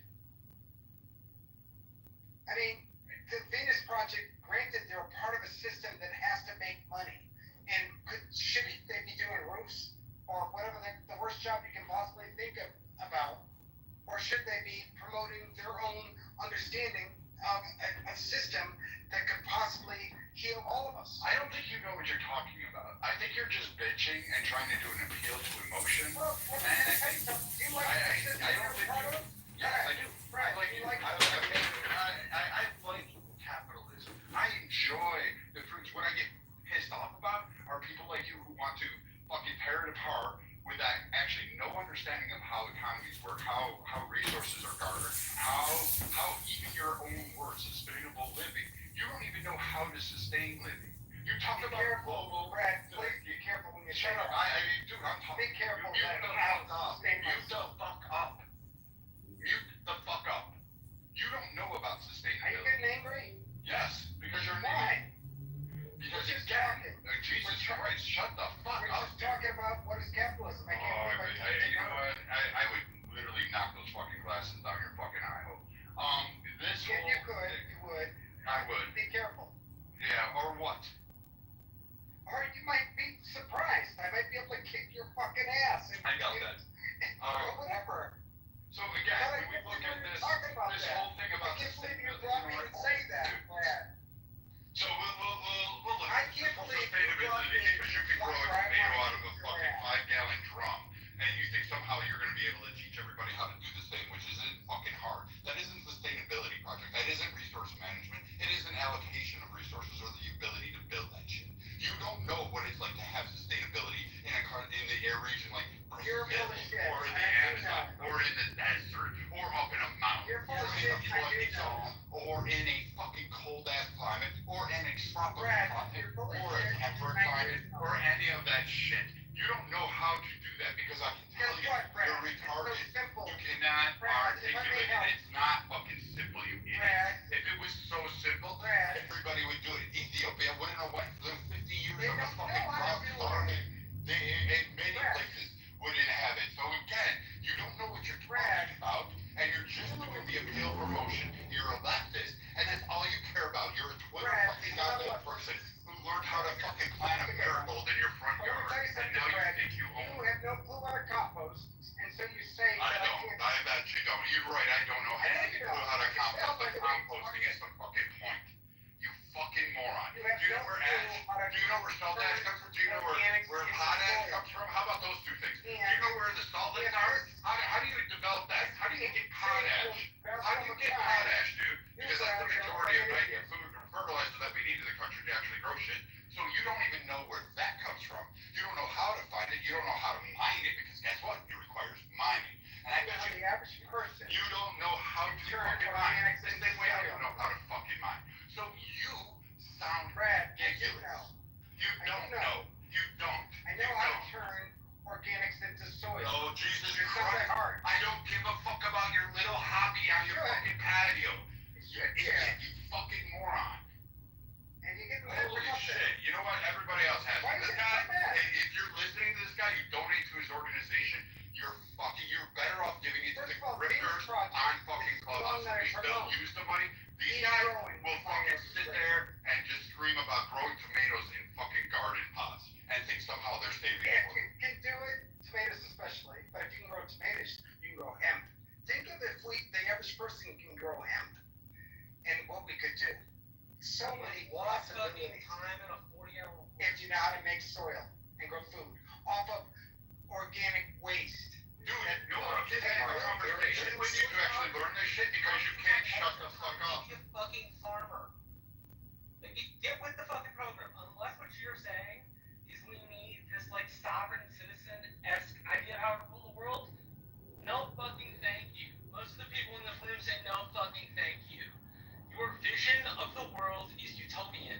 And the problem with utopias is that utopias never take into account practical challenges. Your comparison on a small level forgets the macro level issues of growing food. I never said utopia, by the way, Marshall. Your suggestion about Congress leaves out the human element in making laws. All I simply said was these things are happening either because you are ignorant of them or because you are choosing to be willfully ignorant of the way that works. Either one is not good for you. I think you missed the point of Thomas Paine, the father of democracy. I didn't miss the point of Thomas Paine. You did. You have no clue. What you want is a You're gonna tell Marshall about Thomas Paine? Out of all the people you have, you're an idiot. What you want is a mob of people controlling shit. I say no thank you to mob of people. Everybody else says no fucking thank you to mob of people. The fucking French Revolution says no thank you to mob of people. But Thomas Paine, Your idea is this utopian fantasy in which every action the United States takes is voted on by every voter, and they're super diligent about it, and they grow their gardens in their backyard, you're and just they trapped help in a nasty participate in society. capitalistic What you are forgetting are the macro level concerns in running a society. Because your idea is utopian, you fail to consider why do you keep saying utopian? Why do you keep saying utopian? We're just working. We're working for. Your idea. Isn't that your idea? Want to Wouldn't go you like to a utopia? citizen referendum and that it will lead to a positive outcome is utopian thinking. So what? Every right So what? on democracy Marshall, so what? agreed to now. Why That don't you the want idea a of utopian democracy society? making decisions is dumb. Why don't you want a utopian society? Is what I want to know. It's like utopia. Because you can't live in a utopia. Wait, Marshall, my utopian society, hey, we'll take my version of what a utopian society is. You want to take that one? You want that one? Let's hear it. Oh, yeah, because you would be the first one I would go to. I would do the Vlad Impaler shit, and then I would take everything you had, and that would be my utopia. Because I would get away with it. Exactly, which is exactly why utopia don't fucking work. Usually means collect Everybody else. By the way, Brad, how ignorant was that freaking statement? When you just said, Brad, utopia is usually everybody. So you just said you take my Utopia is Oh, boy, I'm the wrong. nothing goes wrong. I can tell you There I'm the are wrong no one. medical conditions. There's never any sickness. Marshall, Marshall. You have to be loony to believe because the world isn't. We're almost like that. there. We're almost there. No, we're not. Somehow Yeah, we are. possessed of an extra special powers, and that you're literally fucking Superman shitting gold, then we're gonna make some of the same mistakes as our predecessors. And I have a lot of rearranging solutions shit to the problems into at a hand. mob rule No doubt. idea of government That will come to all fruition. of the writing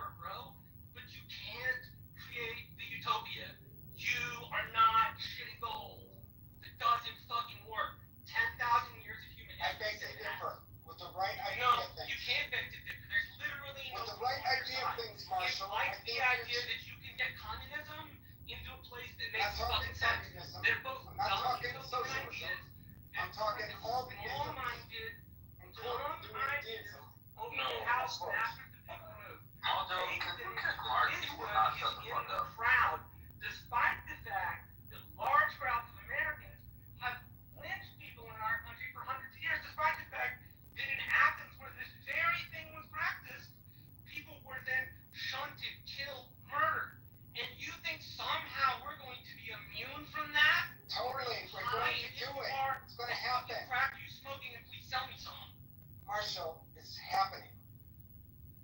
We're going to be forced to do it anyway, because they've been telling us technological unemployment is very real. You're going to have a lot of freaking white-collar people who don't have jobs anymore. They're going to wonder what to do. They're going to panic. They're going to do some crazy shit. They're going to kill a lot of people. That's no motherfucker that Mark, what we choose my ideology, okay, not yours. We're not even close to yours. Even if you think that, something's going to control our minds to the point that we're going to do your ideology, no way, that's not going to happen in a million years. It's not even going to happen on this planet. There's no way it's not going to happen on this. What are you talking about? Because I am a true anarchist, right? What I believe in, we're close to that shit. All because of what's going on with the nations, with the world, U.S., the political divides and all that. Overall, the point is, we're not even close to your ideology because it's not going to happen on this planet. It's going to happen on a different planet. What are you talking about? Why are you talking about that? Bro, let me jump in, because goddamn, bro, fuck. First of all, you're making the leftists look bad. You won't shut the fuck up. You don't have actual ideas for why you want to do shit. I just want to propose an idea to you and other fucking leftists, because I swear to God, I'm so embarrassed to be one. I can't believe you're calling me a leftist. Whatever. I'm more Just, bro, conservative. you see what I'm talking about? You see how you can't just calm down and just let me fucking talk? Like, bro. Alright, so why are you calling me a leftist? Bro, have some decorum, bro. Have some self-respect. Like, you just look, goddamn. Listen. Alright, just disregard all that. Just listen to my fucking point. This idea that you're proposing, where you're saying, oh, we need to do this because it's right. Oh, we need to do this because of equality. Listen, they don't give a fuck, bro. Nobody gives a fuck. Do I want equality? Not really. It's made up. But do I want, a more fair, equitable society? Yes. Do I believe that we should get rid of private ownership of the means of production? Actually, yes. But you've given up. God damn! You've given up on society in general. Mark, Jesus fucking Christ, dude. Are you really this, like, you look older than me. You can't fucking chill out for 5 fucking seconds. A lot older. So, what I was saying is, if you want to actually propose solutions and people take what you're talking about seriously, it needs to be an actual solution. You need to be able to explain how it would fucking work. You need to be able to break down, okay, the current system works this way. Here are the problems with it. Here are the ways that we can make my solution economically feasible. What you're doing, and what a lot of people do, is, oh, we gotta come together, bro. We gotta grow some fucking organic food or whatever, bro. Oh, we just gotta rethink it. Okay, cool.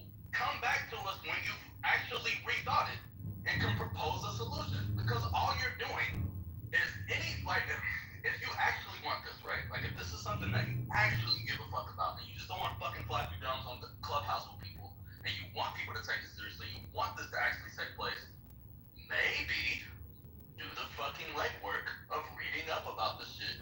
Look at some of the solutions that people that are more intelligent than us in this room have proposed, and throw those out. This kumbaya shit, the capitalism is bad. Okay, so what, Mark? They don't give a fuck. They don't give a fuck about equality. Trying to get people to agree with you on the premise of equality is fucking stupid, because as you've observed, they don't care. Some of them won't tell you, but Mozo is at least fucking honest about the shit that he doesn't fucking care. And I can respect that more than people on my side, which is the disingenuous fucking leftists who think that they can make these arguments with people that are clearly more fucking read up on this shit. Like, bro, just recognize when you're out of your league, when people are a little more read up on you. When I come across somebody that has these ideas in their impulsive mind, what I do is ask questions. I asked Mojo the other day. I'm like, yo, why can't, we do X, Y, Z? And I was talking about fucking ratios of CEOs. And some people thought my idea was fucking retarded. That's fine. I want to learn. I want to actually get to solutions. I don't want to do this stupid fucking kumbaya shit where we're trying to have this idealized version of how we're gonna achieve some shit with completely nebulous methodology. We don't have the plan, bro. We just got vibes. We just want better for people. Everybody wants better for people, bro. They have different ideas. So if you don't have an actual reason, or you you don't have an actual mechanism for how you're gonna propose these solutions. You're making this so much like you, specifically you, and people with this type of take. You are specifically making it much harder to accomplish because it just sounds dumber and dumber the more people start talking about this shit and have no fucking idea. It's so fucking annoying. And then you want to sit here and argue and go back and forth with people like they're the fucking stupid ones. What the fuck? Yeah, Dwight, I hear what you're saying, and you're right on so many levels. I hear you. Look, Mark. Really, I mean that sincerely. First of all, every idea I have, there's no real money to be gained from it. Like solar energy, for example, there's no real money once you get the solar in place. There's no money in this system we're a part of. It's hard to make money off of free energy. There are literally people all over the place selling solar energy, and not every place can use solar energy, Mark. Sometimes wind energy is more efficient. Sometimes gas energy is more efficient. It depends on the region of the country you're in. No, but it would be far better on if there was real money to be made on it, like real capital to be made. They'd be investing in it. But in the end, when you do solar, wind or whatever, thermal. Mark, you're speaking of a solar punk society, and that's not good. That's not progress. That's not even the technology. That type of society isn't progressive at all. Like, you're for technology, and that type of system of technology and all that isn't progressive at all. Because then if you know how the progression of technology even works, it works through wars, through tension.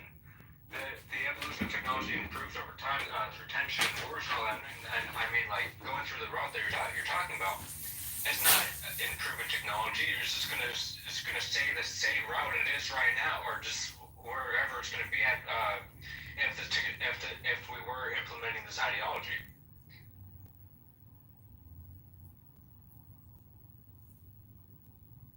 Go ahead.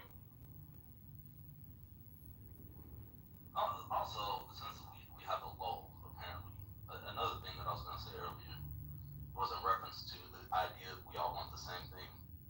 I cannot stress enough how untrue I think that is. I think that when you think of the concept of liberty and what it actually means, it's not something, it inherently can't be that we all want the same thing, because I may want for there to not be a private ownership of the means of production. Mojo may specifically want us to have a society where that's possible. Hold on, let me just finish my statement, and then if I'm wrong, shit, tell me. I'm here to discuss that what people's idea of liberty actually is subjective, because liberty for you may mean that all people have a fair shake at XYZ, but that, in my mind, could be the opposite of liberty, because in order to accomplish that, something has to be taken away. Everybody is going to, obviously everybody can't have all things all at once. So, to suggest that we all want the same thing is one of the most flawed premises that you can start with, because if you're doing that, then you're deciding, okay, let's try to make these unilateral decisions and as a society, not unilateral decisions, but let's make these decisions as a society that go one specific way, which we will never all agree on. So if you're coming at something with that premise, I think it needs to be rethought and come to terms with the reality of kind of what I was talking about before. Look, they don't give a fuck about equality. They don't give a fuck about equity. What are the things that we actually agree that we need as a society? Most people are against murder, most people are against pedophilia, most people are against, there's certain shit that we do agree on. So, 10 seconds. A better framing is, what can we all do as a society that optimally achieves the least suffering for everyone? Anything outside of that, I think you're going to have a hard time getting people to have a consensus. Isn't that what we're talking about, though? Isn't that what we're talking about? I mean, many of us just want food, shelter, and clothing, right? And how hard is that in a system that has everything, could have everything. Very hard to, because you have to distribute this stuff. You have to compile it. If I may, is it right for Oprah to have a whole island or Zuckerberg to have a whole? Yes. Is it right that they have that just because they came up with one freaking idea and all of a sudden they're freaking thinking the dollars coming their way? And we shouldn't take shit from people that we don't want.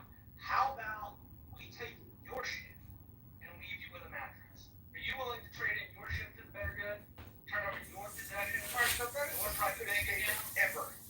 Why don't you? Oh, that's exactly what you're asking. You are espousing an idea, and I'm asking you to put the faith you're saying other people should take into your own idea. If you are suggesting, Guys, we live on a if you are suggesting Marshall. that people who earn their money, which is theirs, Marshall, don't have the right to use all it, the families are, are talking. then what you in fact You're are racist, doing Marshall. is making a decision for something else. Says the petty fucking Marshall, person. so all these families. Wait, you just called Marshall racist as if that somehow like elevated her, and it just showed you that you actually lost it. No, And you didn't know it. I like Marshall. I think we're friends for other conversations. No, I think you're retarded, Mark. I honestly, because you immediately tried to pull out a race card. Wait, no, wait. He brought up about Oprah having an island and shit, and you're saying that Marshall's racist? Okay, really? Well, he agrees that Oprah should be able to own an island. Yeah, And you're saying I that. believe in the concept of private property. That's racist according to all the other people. I want to protect my Want to live on that island. Protect hers. And if you do not respect private property, then I encourage you. No, stop. Then I encourage you to get a tax form, sign over all of your savings to Uncle Sam, vacate your fucking house, and live on public assistance. Until then, don't fucking lecture me. Marshall, really? Come on. No, I mean, you had people that go to your fucking Instagram photos and all of your research, and you know what? I've decided that, like, you growing tomato pots, like I said. But not me. You're saying everybody else needs to give up. Marshall, he's got a nice home, he's got a nice pool, he's got tomato plants growing out of buckets around his pool, and he thinks somehow he's got the answer to society. That's what this guy is. He said, go to his website, go to his links, and you know what? I went through that, and you know what? Stuff is people stuffing. I think we go party at his house. I think we go in, eat his house, eat his food, live at his house, kick his ass out, and we'll enjoy that pool that's like crystal blue, apparently. Guys, Like, we're on an island called so, I mean, we can just go in and do that, because he believes This in is you. our job. And why are people got better seat than other Not people? kumbaya. It's not hold hands. It's not A lot of times, when you actually own something, then it's yours. You are suggesting, without losing your thing, that people who have massive amounts of money should not be able to do with their property as they please. All the while, exactly what I'm you saying. will never have to give up a meal. That's what I'm You will never exactly have what to I'm give up saying. a car, your house, your Marshall, nut. Is it Have right nut. for a person The point to own is, beachfront? you are again on Yes a or no? utopian track. Yeah, So the you're other in person the right where where society you're is trying. somehow super extra special, and we can avoid wrong and falls past society. Just I because, see let's where say, that families that's what have every fucking country has ever fucking thought. beachfront. They thought they were special. You know what they got? Jack fucking shit, but they thought they were special. Humans are not about being fucking special, but doing the work you are unfamiliar with. As I can tell, I'm fucking listening hard in more than 6 ratings. Hey, trying to speak the letter. Mark, shut the fuck up, or I swear every time you open your mouth, I will fucking come on unglued on you. Letters name. Okay, nobody can hear either one of you because you're talking over each other. How about one at a time? Start with Marshall, and then Mark, you can respond.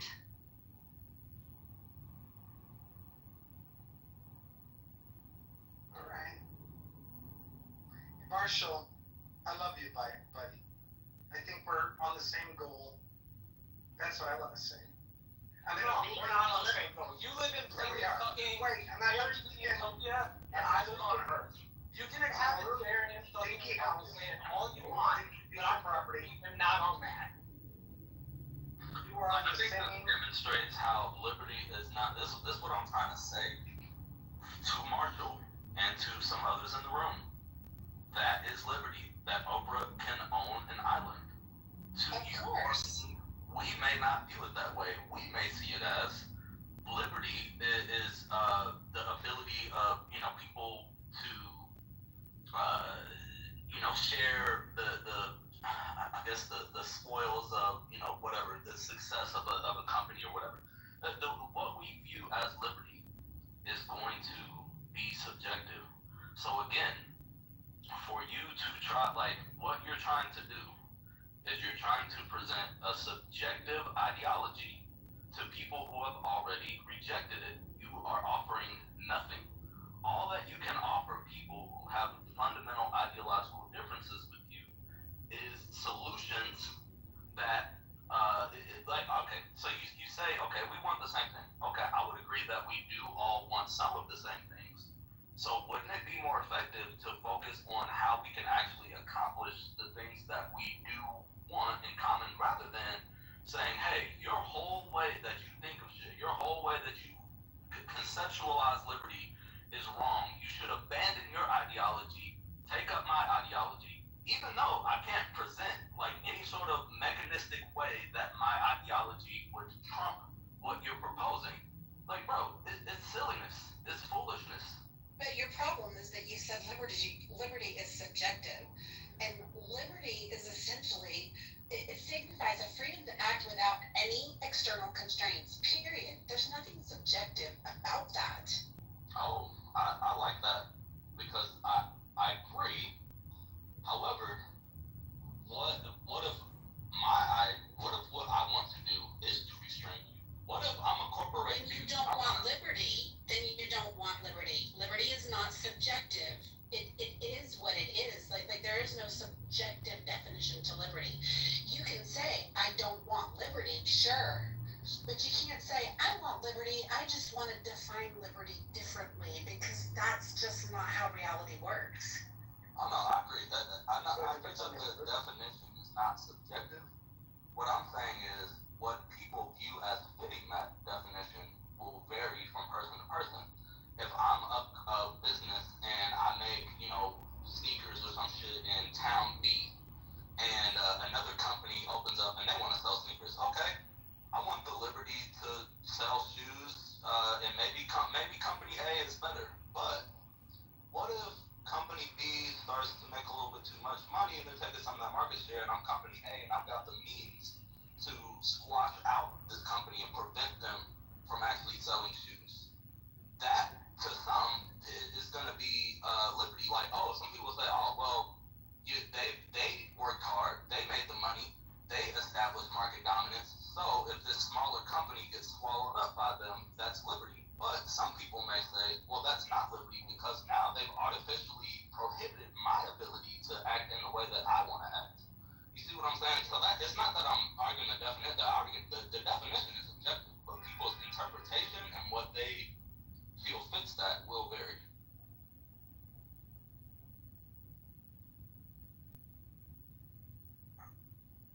We're on a planet that is. Oh my God. Whatever. Forget it. And here's what you're equating, like when you say that we should take something that's hard earned from the rich and give to the poor. You're basically saying, okay, I'm the shoe owner of company B that is not doing as well as company A. I think company A needs to share his profits with me so that I can do better. How is that fair? Oh no, I agree, because that's not like a position that I hold. I agree that would not be fair. I think the difference. But that's what Mark is asking Oprah to do. Right. Well, I think where a lot of people are maybe confused, like people are saying, oh, you want to take things from the rich. I wouldn't describe it that way. I would describe it as if I'm contributing to a project, or whatever, and what I'm putting into it is constantly, being undervalued or whatever. And let's say one person from that project takes all the credit, they amass all of the, accolades or whatever the rewards are for this project. Well, then I'm gonna be like, okay, well, I should get some of that because I contributed to this. So this is like the conversation that we were having like the other day, because I was talking about like CEO pay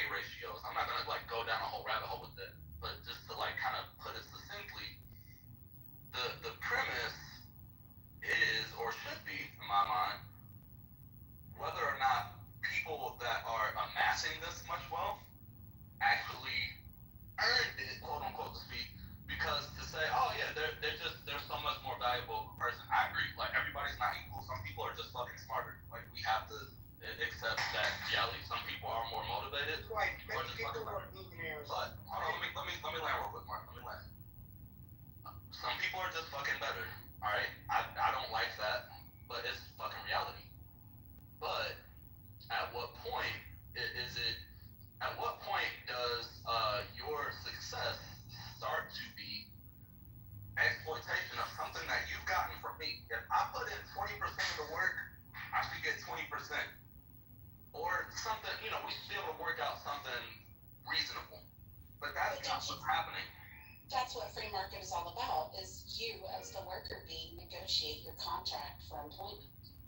You negotiate what the fair wage is for your employment. Right, ideally. But under the way that we have things set up now, your ability to do that is still somewhat limited.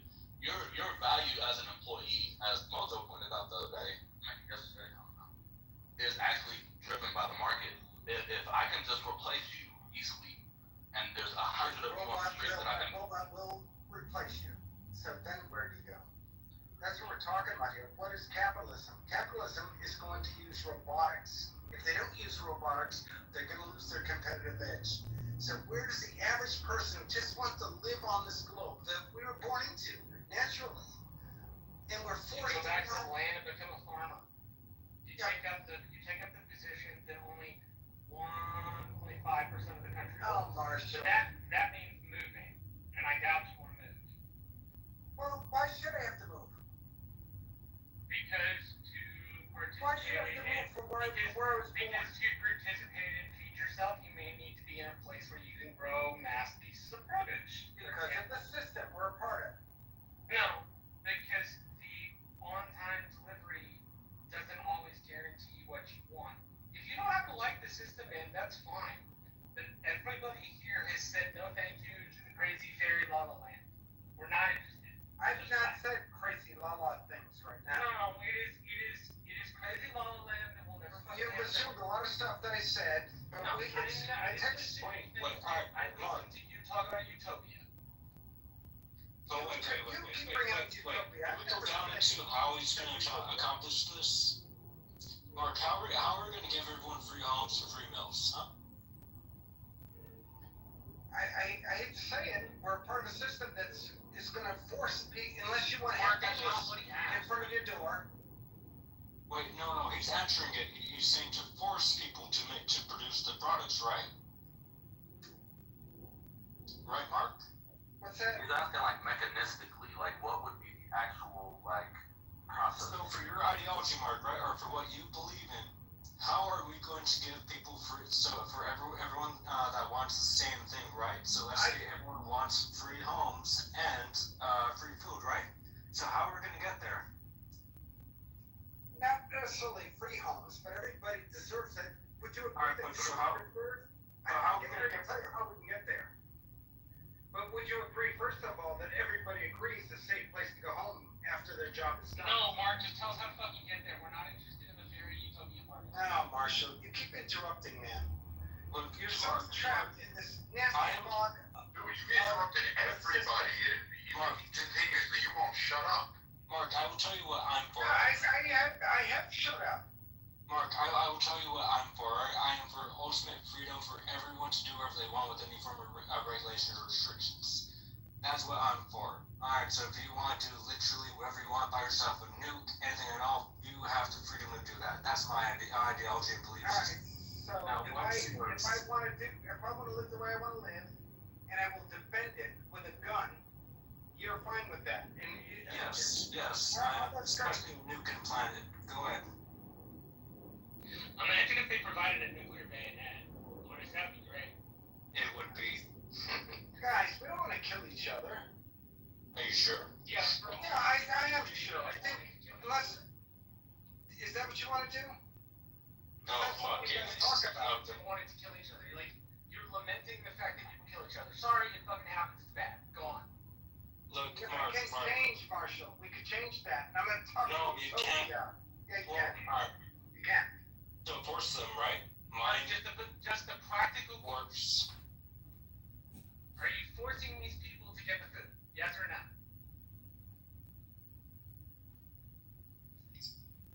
I missed what you said. How are we gonna get there, Mark? With your what you believe in, right? How are we gonna get there? Ready?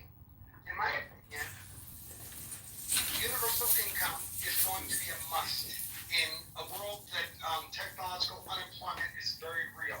Even white-collar jobs will be gone because the machine calculate. We're gonna fucking. Not done speaking, Marshall. We're not talking about numbers. Marshall, I'm not done speaking. No.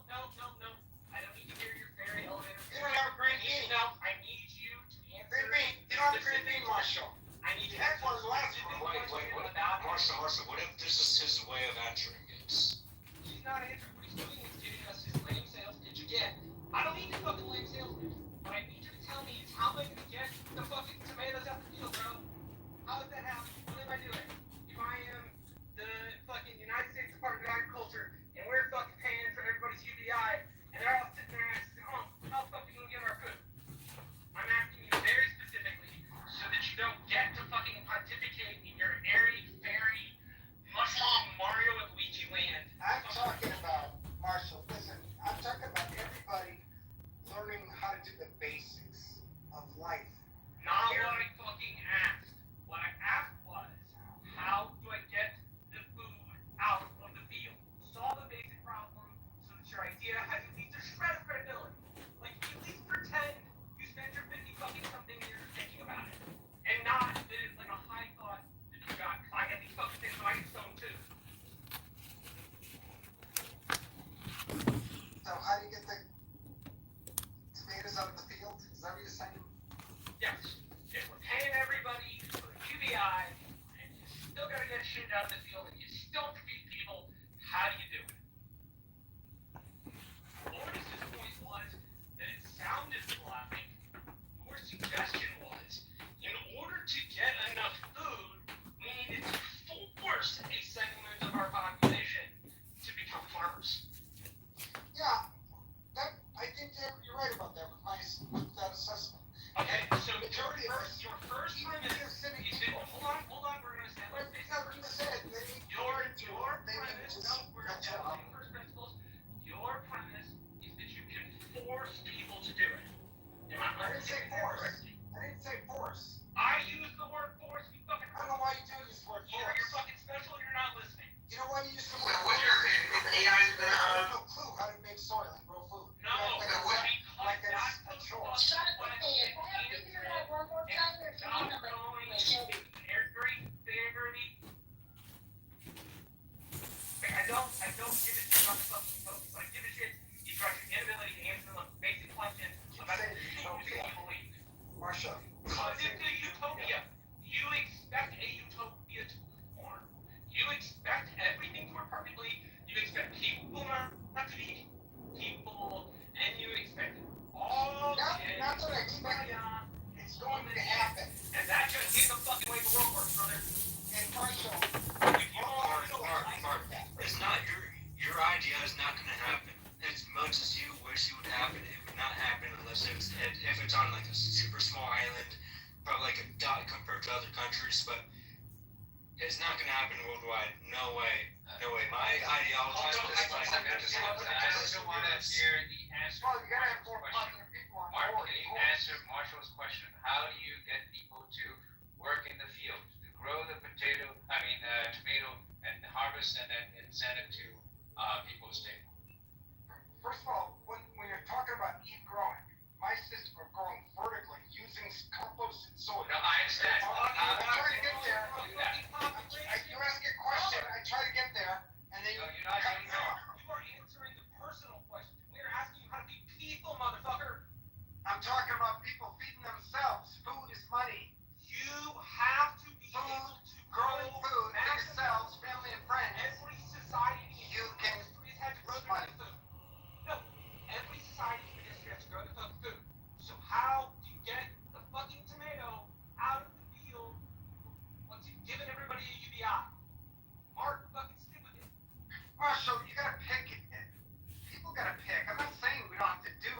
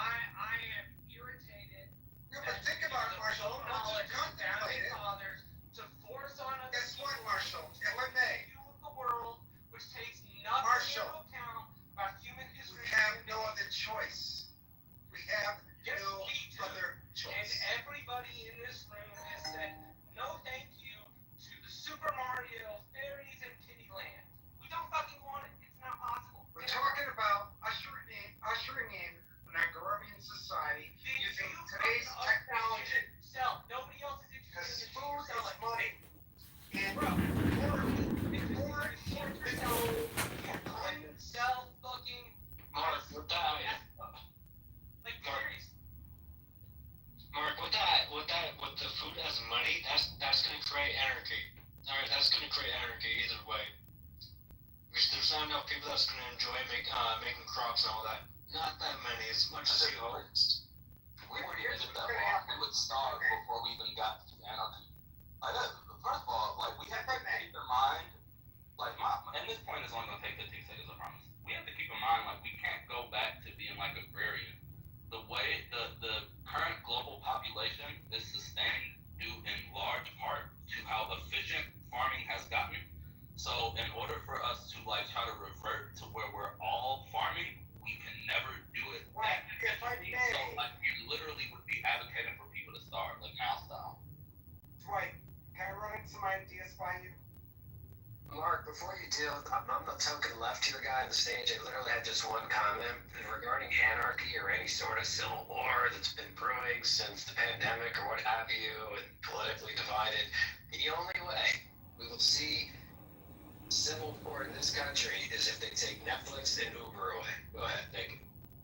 Hell yeah, that's right. Tell the gospel. Guys, listen. I grow vertically using soil from buckets and 55-gallon drums or whatever. Here's the deal, in my personal opinion. If we understood the value of organics and how important every organic you Bro, your personal berries and unicorns show you. But here's the over. Marshall, you always cut me off. It is berries and unicorns. You always cut me off. Unicorns. If we're fucking interested, we can listen. And remember that when I'm somewhere talking about it and people are really paying attention, Marshall, remember how you always cut me off on Clubhouse. That's what I love. That's what I'm gonna remember about you. Did he seriously just say that? You're really gonna take Totally. You're really gonna take an online interaction as like a formative experience for yourself? Like, Yeah, I'm gonna remember you. I will never remember you, Marshall. being a dick.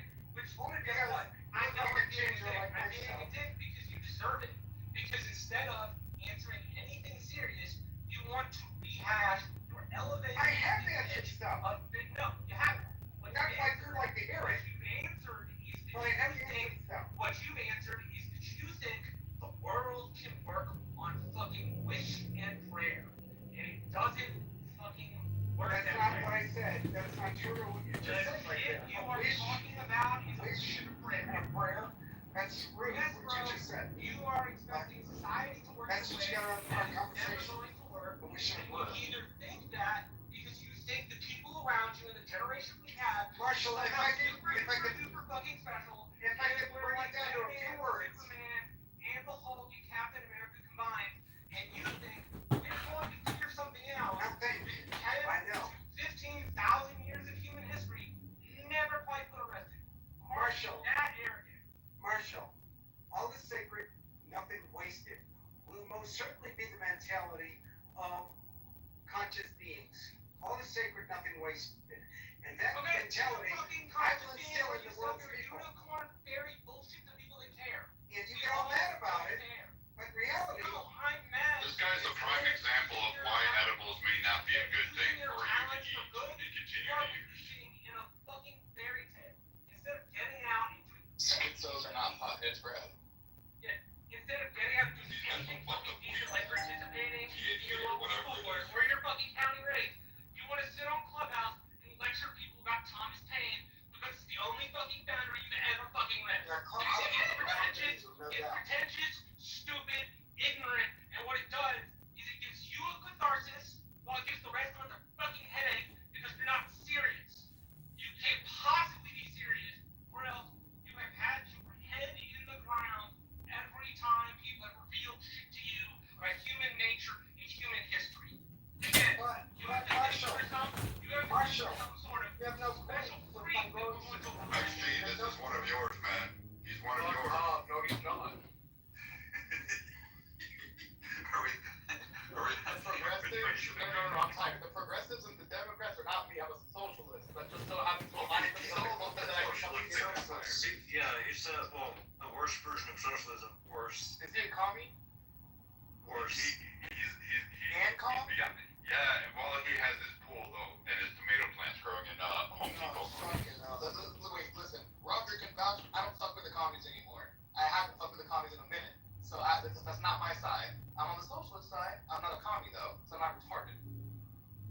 He's like a perverted tanky, if I could give it a label. Is that, can you do that, guys? Mark, we don't care. Bro, you sound like Danny Masterson from that 70s show, where he's sitting there really high, and he fucking says, oh, it's a car, it drives on water. People figured organics out thousands of fucking years ago. I'm sorry, Whole Foods have a whole fucking division of white Marshall, time will tell, my friend. Time will tell. And remember this conversation.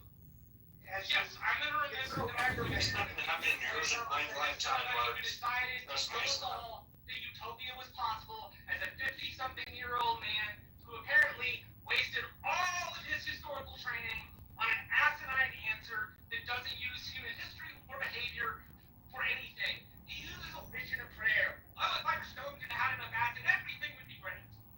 It is fucking wish thinking, and it's dumb because it doesn't do anything special. It makes you feel better, which is fine. Feel better about it. Fucking grow your own organic tomatoes. Make you feel better too. Make your fucking compost, because I make my own compost. Marshall, I'm fucking as soon lecturing as you people throw about your small organics compost to the as a landfill, way to talk about the whole white if you world deposit is your dumb. outputs It to the sounds water like supply, Danny Masterson make you saying think about cars run on water. Marshall, Man. who doesn't allow such things? At least if you were fucking stoned, this would be a more pleasant conversation. Well, who says I'm not? Okay, well there we go. All the answers are you. Wait, hold up. I'm stoned too, and you still sound like a fucking moron right now. What's going on? Why? First of all, guys, why am I a moron? Because you're a Because your ideas are unrealistic. At least from my perspective, you're a moron because you're a comic. Let's hear them again. Let's hear my ideas again. Mark, we've been asking you, Mark, throughout the whole time. You never said your idea of how we get there. I did. You're not listening to it. No, He did. He said it organic. one home answer I was saying. to a society. No, Mark, you give me Marshall speaking. No, Marshall you speaking. give me one home answer to a You're society. so mad at what I That said. is, no, I'm not mad. And then we're all listening to him. Frustrated. Because you You guys are all cannot friends with him, right? discern plain English. I'm You've not been in the room with him for a long time, and you I'm know not what he asking said. how society Mark, can you just let him finish and then respond? For fuck's sake, dude. Mark, all we're asking is how it's done. You don't need the rest of the elevator pitch because it's low on detail and high on unicorn. We've had enough of Here's how it's done. So how do you practically do it? Here's how we do it. We don't need the manifesto. Just tell us the point. Here's the point. My house literally could have a dump truck come to my house once a month. Mark, you're answering the shit you are. You are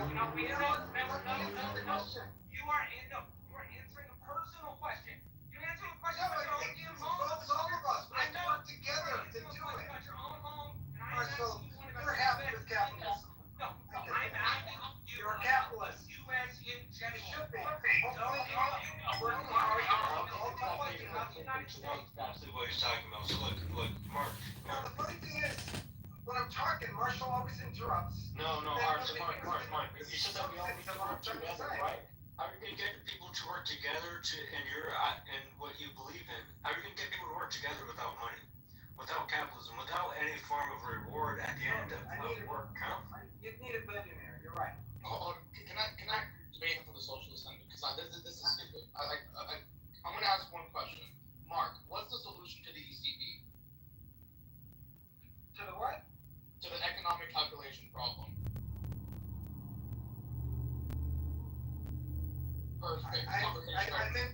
I think the solution to it is we're doomed. We're doomed. The solution is that the economic. This entire fucking conversation for you to tell us everything's over.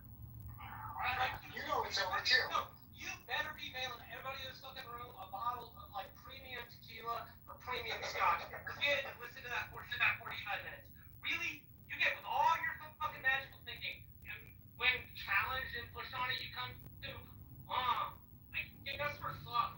Really? Yes, because it's kryptonite for commies. The ECB is kryptonite for commies. You ask them one question about it and it's over. Actually, Guys, first of all, that, I get into a room that says, what is capitalism? I'm not an expert on a lot of this stuff, but I do know the solution to it all. Here it is. Can I finish my question?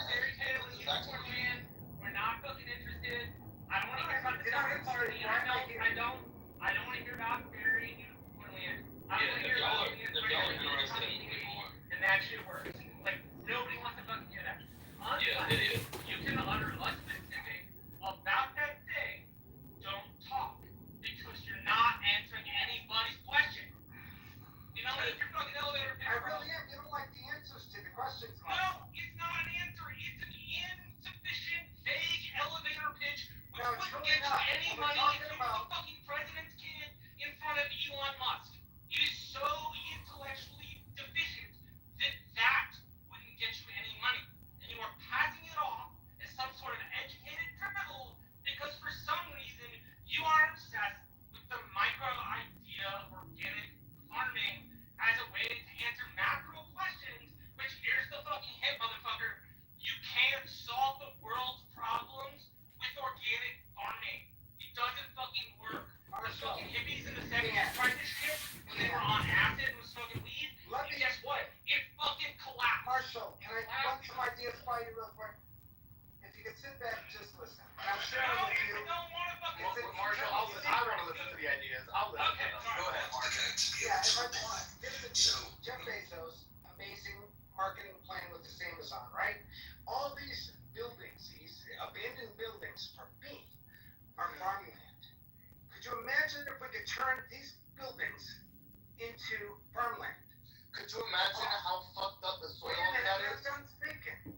Could you wait? Oh no, because if you're gonna say could you imagine, let's imagine it. Let's also imagine how fucked up the soil underneath all those buildings is because none of it's been treated and how long?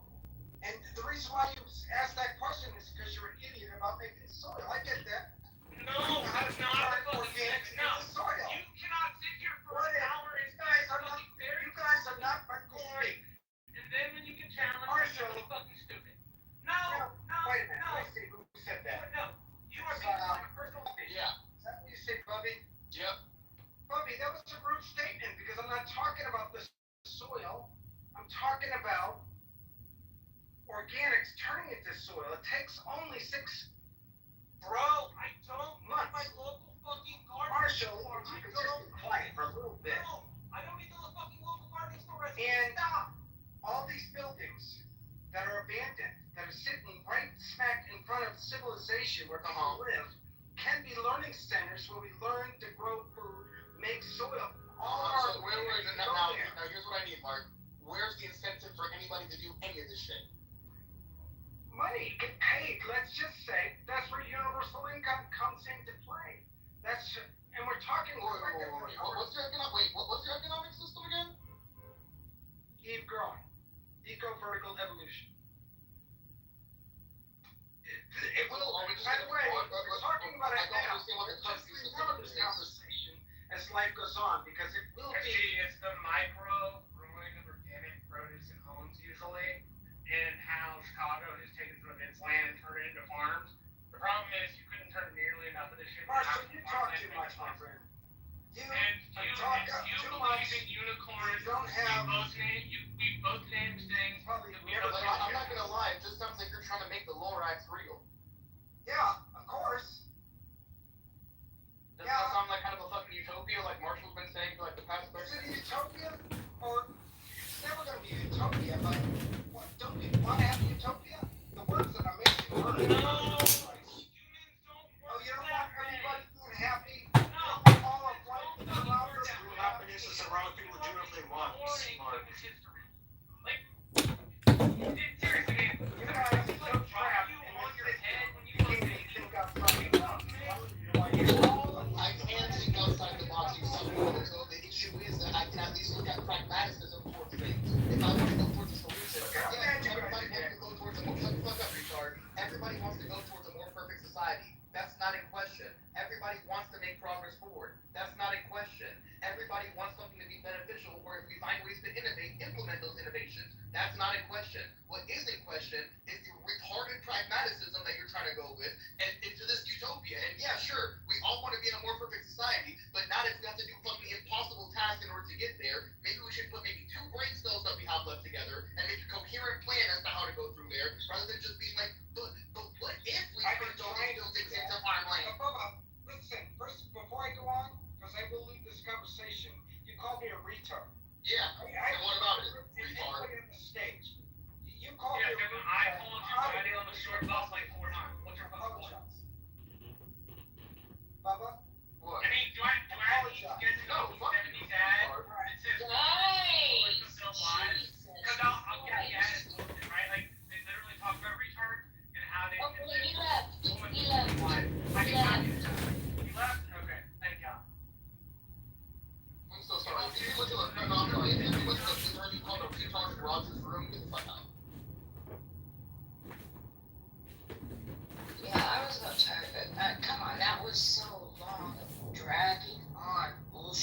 let me ask a question. Marshall, do you really think that by engaging in the way that you're engaging is, good decorum? Is it good for your health? Like, why are you so razzled up and so animated right now, Dr. Marshall? Good decorum, absolutely not. I'm only possibly horrified. Why does it work me up? Well, I guess for two reasons. Retards are irritating. Yeah, that, and I really don't like when people claim a lot of history and then can only put me like one little itty piece of it, and then like use that little itty piece to say I understand a whole lot wider things. I'm the first to admit I don't know everything about history. I fucking love it. I know a lot, but I'm willing to admit what I don't know. And this motherfucker couldn't admit that all he read was Thomas Paine like 25 years ago, which is fine. But like Thomas Paine should not be the only formative American writer of the Revolutionary period you read. It's not just that. It's just a conservative version of the Marxists. Whenever the Marxists claim, like, yeah, I'm a Marxist, I do a lot of reading, but I only read the fucking Communist Manifesto, and that's it. Yeah, it's an explanation. It's really an explanation. Yeah, I read Capital, but I don't know what any of it means. Yeah, I think that's what I was trying to get Mark to understand. Which of course is a waste of fucking time with a lot of people, but yeah, it's like, man, we don't have to be geniuses. You know what I'm saying? We don't all have to be perfectly informed on everything. But to Marshall's point, like, man, we gotta at least read some. Like, we gotta. There's people that are, and I tell people this all the time. Like, there's people that are much smarter than us about a given subject that have already written about this shit. So why do I want to spend 20 fucking years to come to a realization that somebody already came to fucking 200 years ago? If we utilize this knowledge and information, we can have better informed conversations and not this fucking kumbaya shit that he was trying to do. It's so fucking annoying. Like, the ECP, there are proposed ideas and solutions. There's market socialism. There's algorithmic planning. There's all the different types of shit that people have proposed. Now, whether or not they work, you can have that discussion. But if you can't even point to some of these concepts, like, because look, by no means am I an expert. I would consider myself like fairly new to like starting to research this shit in earnest. But even like, man, like it's very concerning knowing how little I know and how confident some people who absolutely know fucking zero are about shit. It's super fucking crazy. And then like the more you start to learn, you start to see how fucking just imaginary and whimsical people's are. Like the fucking like, oh, we're gonna all grow our own food, bro. If you spend about, I don't know, one day like looking into how we got to where we are today, like how the market works, how farming in general works, like you would know we literally cannot. Hey Dwight, let me ask you a question. Are you okay with the U.S. national debt going to $47 trillion? No, I think we should be trying to reduce the debt and not increasing it. Now here's the other question. Do you believe in a dramatic chop the arm off, or like a bit by bit over like a decade and a half? It will have to be bit by bit. We have to start making some decisions to figure out places where we can spend less, reduce costs, and possibly, I mean, I don't know if we can, and again, look, I ain't an expert, but from my limited understanding, I don't know if we can actually, like, reduce the amount of money that the government takes in with the amount of debt that we have, at least for now. Once we get to a certain point, maybe we can, and we can kind of reduce some of that government involvement. I don't know if we can do that now, though. Yeah, I mean, look, I'm low. One thing that you did right is all those agencies do cost a lot of money. I'm much more of the let's take a targeted approach to the budget, not like, hey, I'm requiring you to hit like 1/3 cuts and you're only hitting like 10%. Right? No, let's go through like a government-wide audit, like figure out what costs what, which like the good thing is there are a bunch of mechanisms in place to do a lot of that work. So if you engage the mechanisms and reform them, you can get some of the answers you need. It just depends. Yeah, like I was talking about earlier, like reducing medical costs. If we actually have policy, if we can enact policy, I don't know, the exact, but for sure we can enact policy that will allow us to reduce the administrative costs. Like cut out some of all this middleman shit is a big part of what costs us a lot of money. So that's a huge chunk right there. You talking about the insurance company, right? And Marshall, you want to increase the debt, though, correct? But you want to increase it slower, because that's what you're saying. If you're paying me down to something, yes, but for a total reason that you actually think. My little brother was responsible for something called the Miller NASA reauthorization, which, if you're a kid listening to get familiar with it, you may ask questions about it, who knows, the knowledge will probably benefit you all through. But he had to do reauthorization of the National Oceanographic and Atmospheric Service, and they had a couple of problems that were wrong. One, they bought Dell computers, and Dell computers were, essentially obsolete in a year or 2 years, and then the government would buy more Dell computers. Well, in the law he wrote, they got the computing space, and then these computers that they get the newest version, I don't remember what they did. He then took the two G1s they had to take score measurements, and what was always in the shop, so it was supposed to put around more money. So they kept one and then leased one, bought a predator with the excess to go in and take storm measurements inside of tornadoes and hurricanes and shit. And then were able to take the weather predicting system, partition it against universities anywhere. That bit of detail is supposed to know that he ended up saving several $billion. That, on a staff level, that's what I would want it to look like. If what you're suggesting is that to the public, it is rah-rah cuts. When it gets to government, it is, okay, how do we do this in a way that makes sense? I'm on board with you. But it's always, to me, sounded like you want to take a machete to the right arm, and then you're going to be surprised when the patient bleeds out. Right? Something's got to give with all of that funding.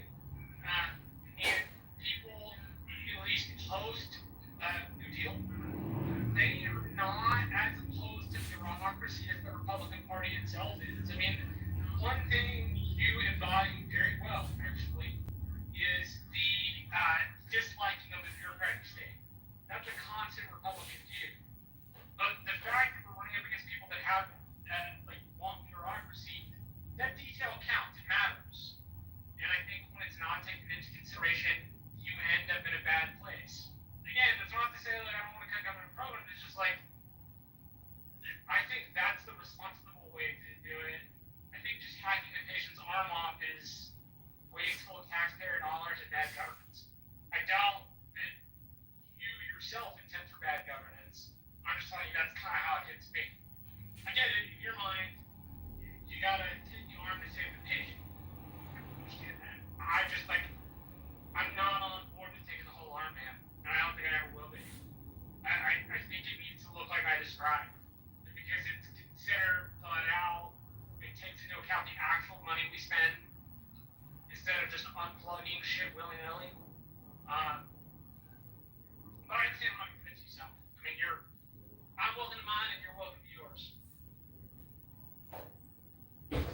How do we if the debt continues to increase, what's our end game? You know what I'm saying? If we just keep spending unlimitedly, is unlimitedly a word? Fuck, my brain is so fried from that conversation with Mark. Goddamn. But you get what I'm saying. Yeah. People apart. Countries that run out of their banking systems and they collapse because of debt consideration, they can morph into loose regional territories, or it could be all out disintegration. Probably in the United States, if that ever happened, it would be regional. But that's debt apocalypse, and that's, correct me if I'm wrong, but that's essentially your point. Your point's debt apocalypse, and you don't want it. Yeah, it's we have we can't, because it feels like the way that our government is operating, and of course, government is not nebulous, but it's a collective entity bunch of people with different agendas doing different things, and it seems like what we're doing is just continuously growing this debt, and the solutions being proposed to some of these problems is to fucking grow the debt more, like see OBBB. You know what I'm saying? So that's where I'm like, it just seems like because when you ask that, was it John? Like when you ask that, it's like I keep like asking the question, but it's like as opposed to what? Like we're just gonna keep growing the debt indefinitely until shit just crashes? Like we can't do that. Well, even if every federal agency cut spending by 20% and the budgets were lowered for Medicare, Medicaid, Social Security, the national defense, and even interest, I mean, it's still not enough. We're spending $2 trillion a year we don't have. If we could somehow get Congress to pass a law that says you can't spend more than you collect, period. I mean, is 2.6 billion a day not enough to pay the police force to protect our national perimeter? Something has to give. There has to be a forensic accounting type of attitude to the situation. And no, you can't just keep piling on debt day after day after day, infinitely. We the people have to say this is enough. This is not how we run our personal lives. This is not how we would run a pizza shop. I mean, are we in the third grade or are we graduates? This is for children. It's just common sense. It's pragmatism. Yeah, and I think that's part of what makes it so challenging that a lot of people don't realize. It's like people say simple shit like, "Oh, tax the rich," which doesn't. Bro, I'm a leftist. I 100% say tax the rich, but it's foolish to think that that's gonna like solve our problems. If you tax all of the rich at fucking like pre-Reagan era levels, if you tax the rich at like 70%, I forget. Like I ran the math on this, and it makes a dent in our debt, and it makes a dent in the deficit like year over year. But that's it. It makes a dent. People think like, oh yeah, we could just tax the rich. They have all the money. It's like, no, that's not. Yeah, there's a lot of individuals that have a lot of the money, but our greater economy is so much more than that. So even if you were to do that and do what you're saying, like where you make these huge cuts, still like it's bad. Like I don't know. Like, it's seriously. This is why we need to be referring to the people, and we need to be utilizing. I think that's one problem in our society is we're not utilizing people that actually know what the fuck they're doing well enough. We have too many politicians making decisions that are maybe not, informed by sound economic judgment because we just continue to do the shit and it doesn't change. And it's like, all right, are we gonna just keep going in this direction or what? And it people, like I said, people think they have a solution and they think it's like, oh yeah, just tax the rich. Oh yeah, just cut Medicaid. Oh yeah, just do this, and you can't. Like it's way more money than that. Like it's way more big than any of that, even combined.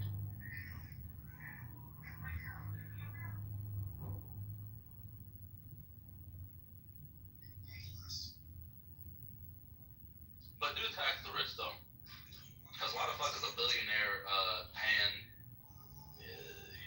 fucking an effective tax rate of single digits? You do realize, Dwight, it's not retroactive. Dwight, it's not retroactive. You don't just go back and say, hey, guess what? Now you owe us all this additional money. It's not retroactive. This is an annual budget and an annual disclosure. The point is, we have to cut borrowing and spending. If you cut spending, a lot of the rich people who profit from the federal spending, they're not going to have any income because they're not getting the money because there's nothing being spent. It's a cyclical system. The problem is the borrowing and the spending. Dwight, go ahead and tell us, what's the difference between borrowing and spending? Well, with borrowing, you are, for one, your net cost ends up being higher than if you were just spending money. If you're spending something, you already have it. You're depleting a positive balance to zero. If you're borrowing, you are taking I guess you could say like a zero to begin with and going into the negative and adding interest on top of that in almost all cases. Got it. And what is 100 times 1,000? 100,000. So we asked the former speakers what 100 times 1,000 is, and they couldn't tell us what it is. Do you think that people might disclose their IQ or even their personality disorders on this app? Oh yeah. It's our education system has failed us. Do you think being $37 trillion in debt is a failure of the education system? No, that's a policy failure and a result of a complex set of factors that isn't so simple to put into one sentence. Got it. So let me ask you one more question. What does education produce?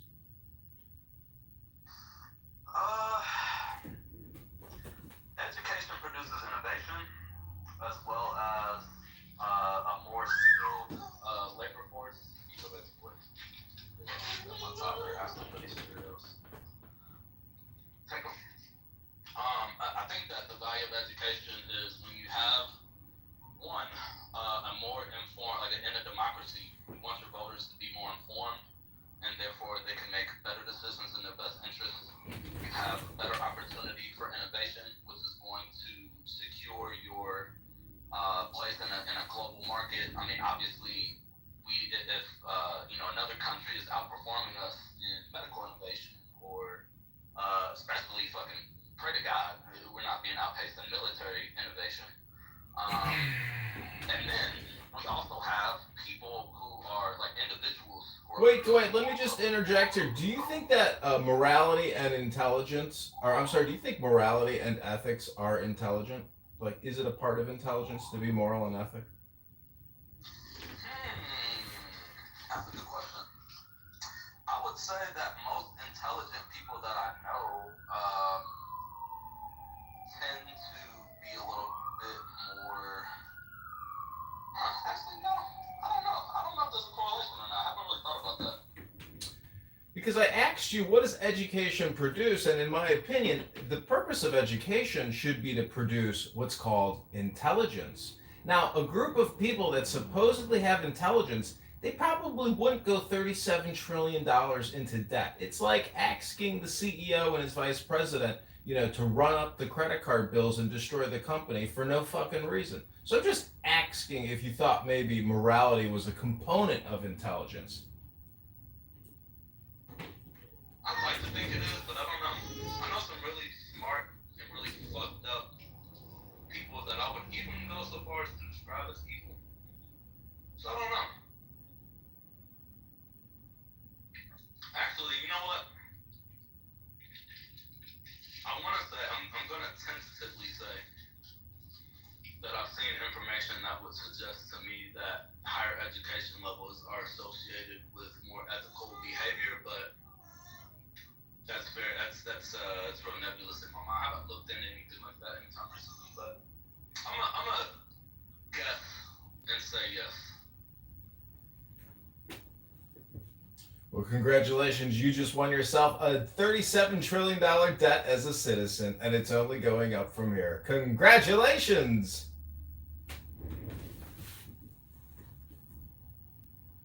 Definitely gonna go up. We are not in any way, shape, or form going in the other direction. That's for goddamn sure.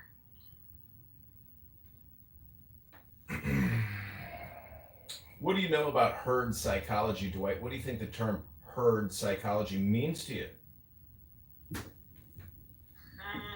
don't know that I've looked up the technical definition of that recently, but it reminds me of identity fusion, where people will align to an ideological group, and rather than be a member of that group and still retain their individualistic positions, they will often compromise and take on the positions that are considered to be, I guess, consensus in that group. So as a result, you get people who kind of herd or become tribalistic, and as a result, may behave in ways that appear irrational, unethical, or just generally bad. But it can be good too. I don't think it's inherently bad. I think it has pros and cons. So if you think a herd of cattle or a herd of pigs walking over a cliff and all committing suicide, can be is that a good thing or a bad thing? That will be an example of the bad things. So I think like the good thing, I can give you an example of the good. The good would be like I'm not religious, and I have like a lot of criticisms of religion, but I'm actually not against people being religious or going to church. I think that sense of community that they have is a positive impact in their life. So like there's a herd mentality that goes into that. They kind of have a shared camaraderie that I think is valuable. So that can apply to anything. I mean, any sort of group could have positive attributes, but you could also be Hamas. So what is a good example of what we call capital?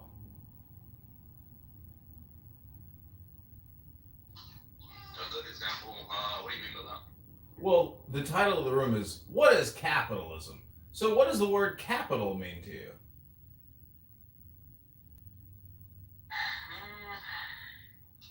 I guess in layman's terms, money.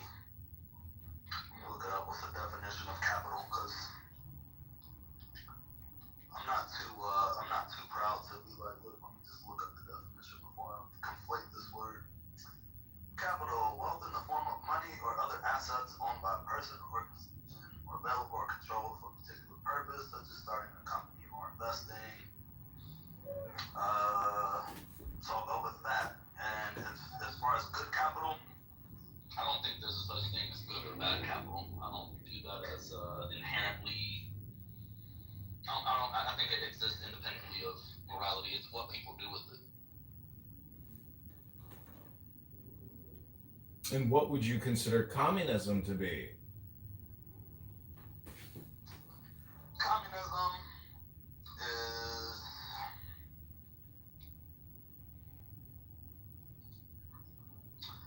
I guess, the idea that this is why, like, as I'm socialist but not communist. I think that for me, the idea of communism is tied to like a classless society. It's more so. I guess I would describe it as an attempt at something that I don't think we can accomplish, which is equality. The idea is that everyone owns everything. You may be like post fiat. You might be post credit or any of that sort of thing. So I think communism is, I guess you could say kind of like an attempt to be post-capitalist by means of like eliminating class and eliminating like private ownership, specifically of the means of production, which is a trait shared by socialists, but I think in my case I'm opposed to communism because of the idea of like I guess seeking equality in a sense.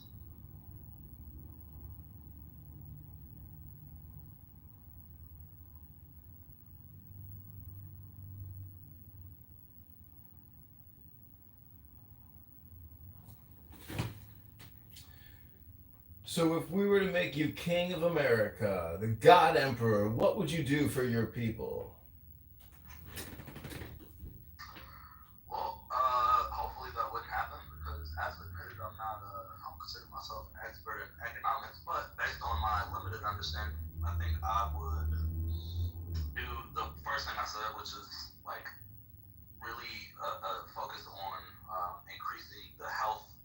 Like I would have a sincere health initiative where various methods like rethinking how we subsidize corn, all the corn syrup that we have so much of, we just dump it in everything, that sort of thing, as well as reducing medical costs so that we can try to reduce our spending. I think I would also, if I was king and I just had the ability to unilaterally decide, I think I would keep markets in place, but I think that one of the first things I would try would be capping ratio for all size companies. For a smaller company, it would be probably a closer ratio. For a larger company, it would be a larger ratio. But I think this is a point I made to Serendipity earlier. It's not the idea of you have $1 billion and I want to take that from you and give it to other people. It's the idea that we made $1 billion and you kept the lion's share of it to yourself. And I think I would limit, especially large corporations' ability to generate that much capital, and there would not be an unlimited ratio that the highest earner, and I say CEO, but I really just mean like any of the highest earners in the company. And I think that would help with a lot. Like we wouldn't need, well, people want to get rid of Social Security, people want to get rid of Medicaid, people want to get rid of some of what they view as, people leeching off of the government. Well, yeah, I'd like to eliminate that too. The way I'd like to do that is by eliminating people's need for it, by making it to where we don't have so many people working for, say, a Walmart, where, like, the way, like, you know what I would do to make it even shorter? Walmart would not be able to operate the way that it operates. Walmart's highest earners bring in absurd amounts of income, and I'm not against that, to be clear. What I am against is for Walmart to bring in absurd amounts of income, pay it to